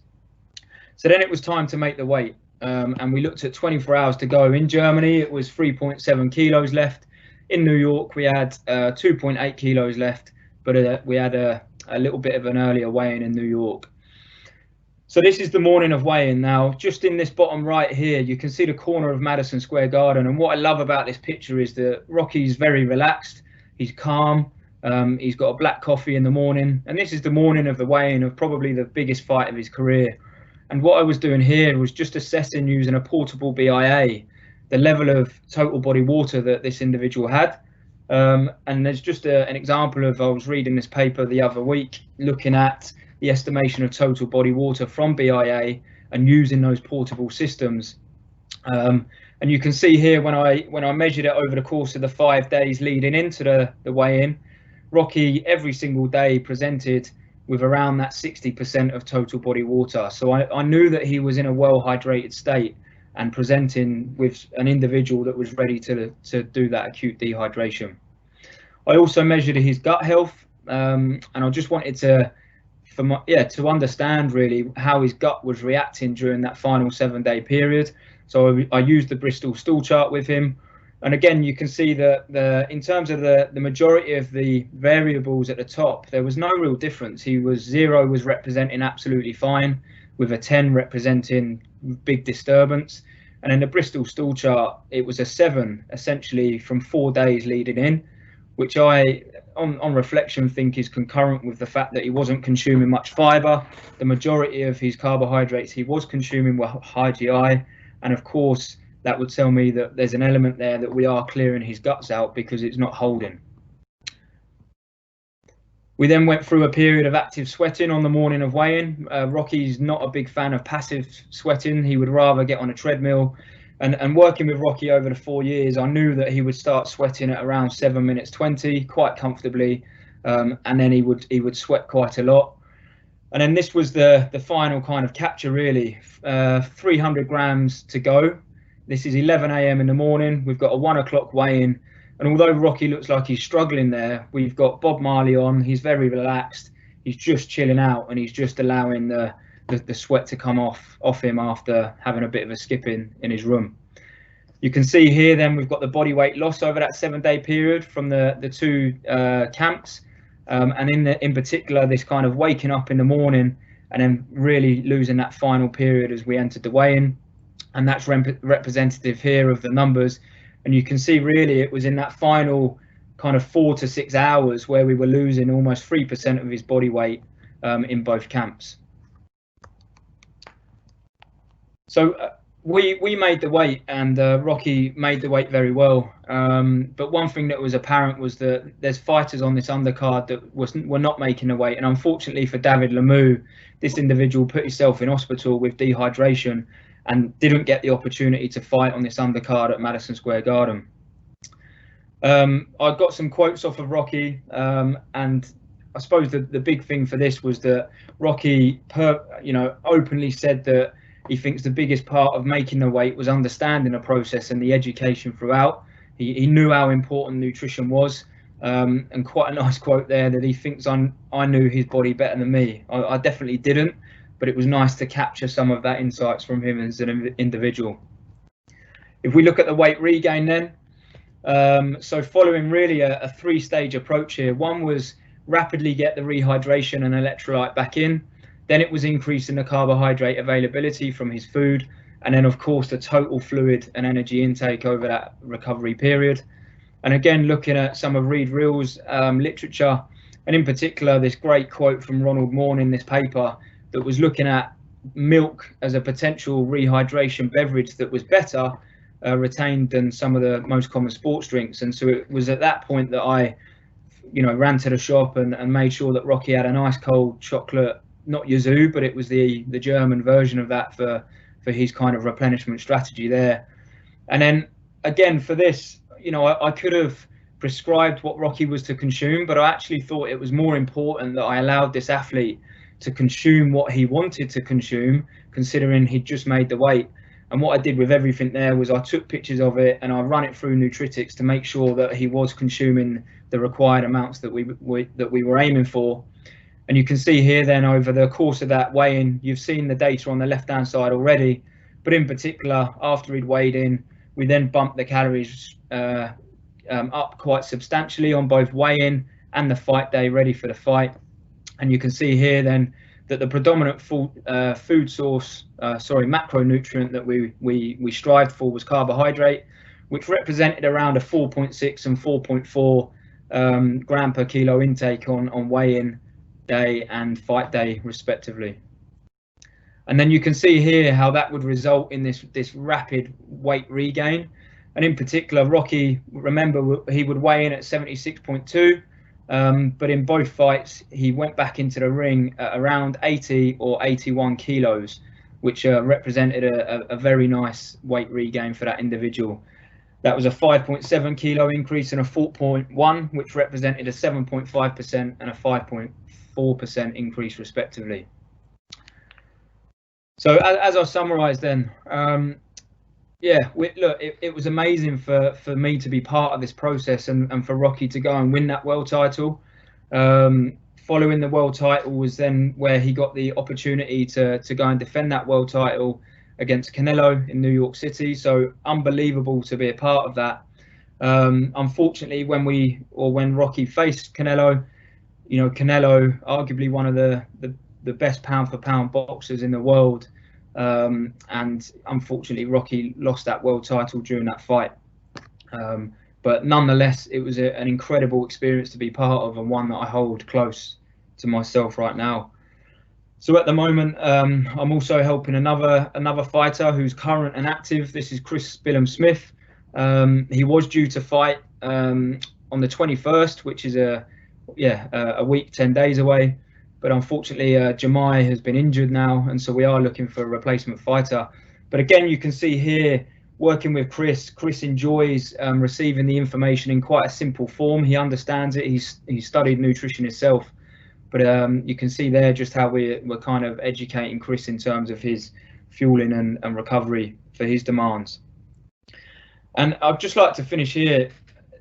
For me, when Rocky talks about since joining you guys at the university, I'd like to say that's not me, that is Professor James Morton. It was James that really educated Rocky at the start of the journey with Rocky and university. And I was just fortunate enough that James gave me the opportunity to then start looking after Rocky after James had done a lot of the education and the hard work with Rocky as an individual. But I really like it that, with nutrition being looked after us at the university, Rocky was happy in fight week. He was talking. He said it was so much easier, and he says if he hasn't joined up with you guys on the nutrition, he personally doesn't think that he would have got to where he did and what he achieved. So that's not a thanks to me. That is a thanks to John Moores and the setup and everything we've got up in Liverpool. So to finish, can we develop a robust athlete? Well, I would confidently say we can. If it's planned out, it's scientifically underpinned.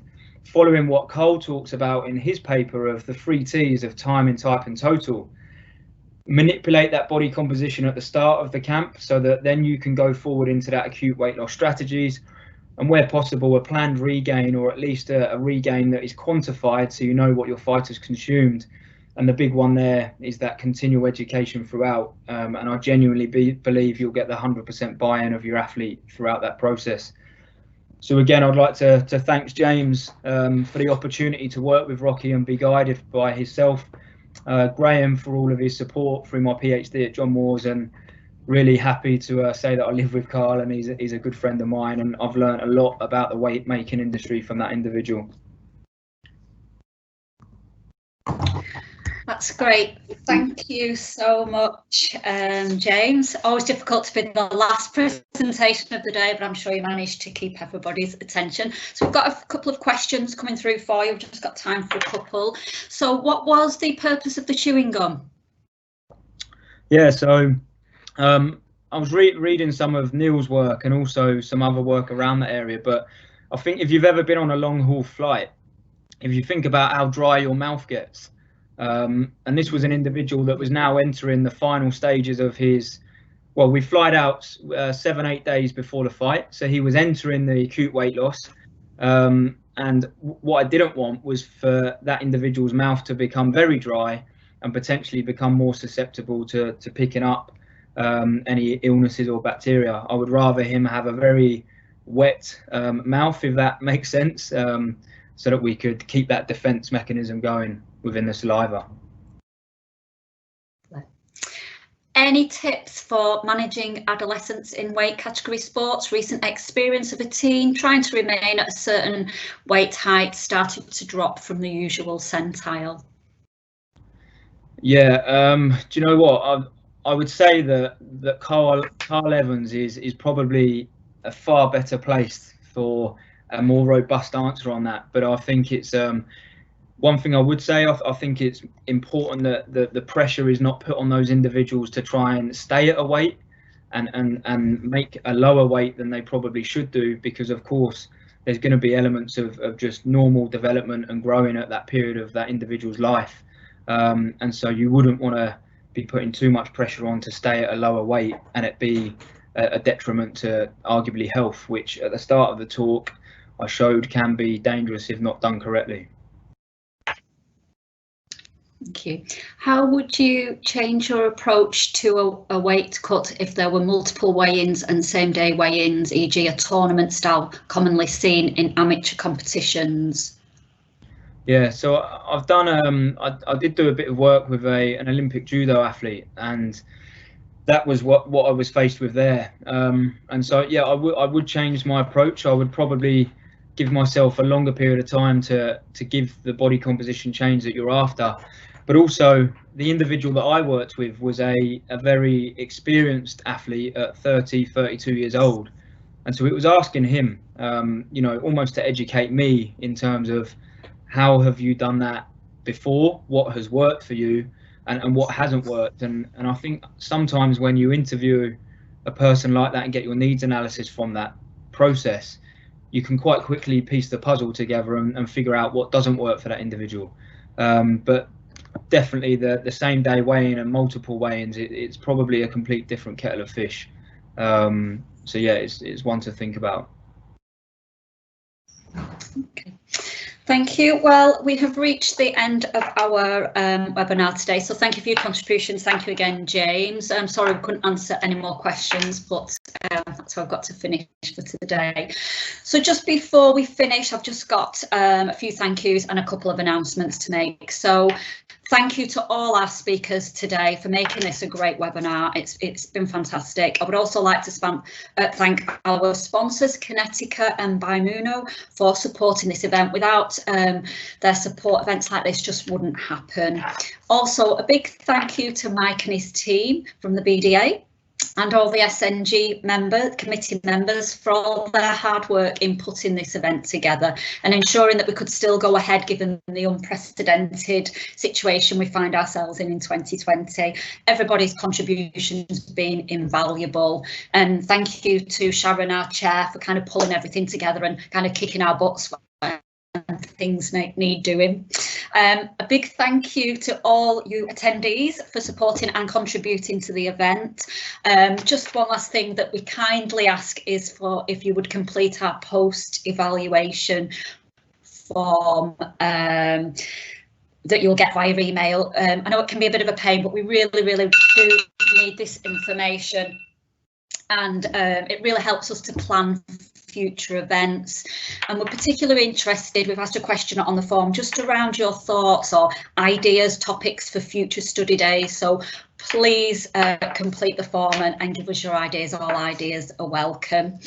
You will get a certificate of attendance for the event, and the event has been recorded, so you will receive this link as well for any bits that you've missed. So just a couple of final announcements. The SNG AGM committee meeting will be held on the 1st of December at 7 p.m. Members will be sent details and papers nearer the time, but it was just to make the announcement and be aware that that is going to be coming up. We are also looking for contributions to our SNG e-zine, so please feel free to contact us if you've got any ideas for topics or you'd like to contribute. Your ideas and thoughts would be welcome. And on that note, we're finished at 4 o'clock, which is we're bang on time. Thank you everyone again, and I'd just like to say goodbye, and we hope to see you at future events. Thank you very much.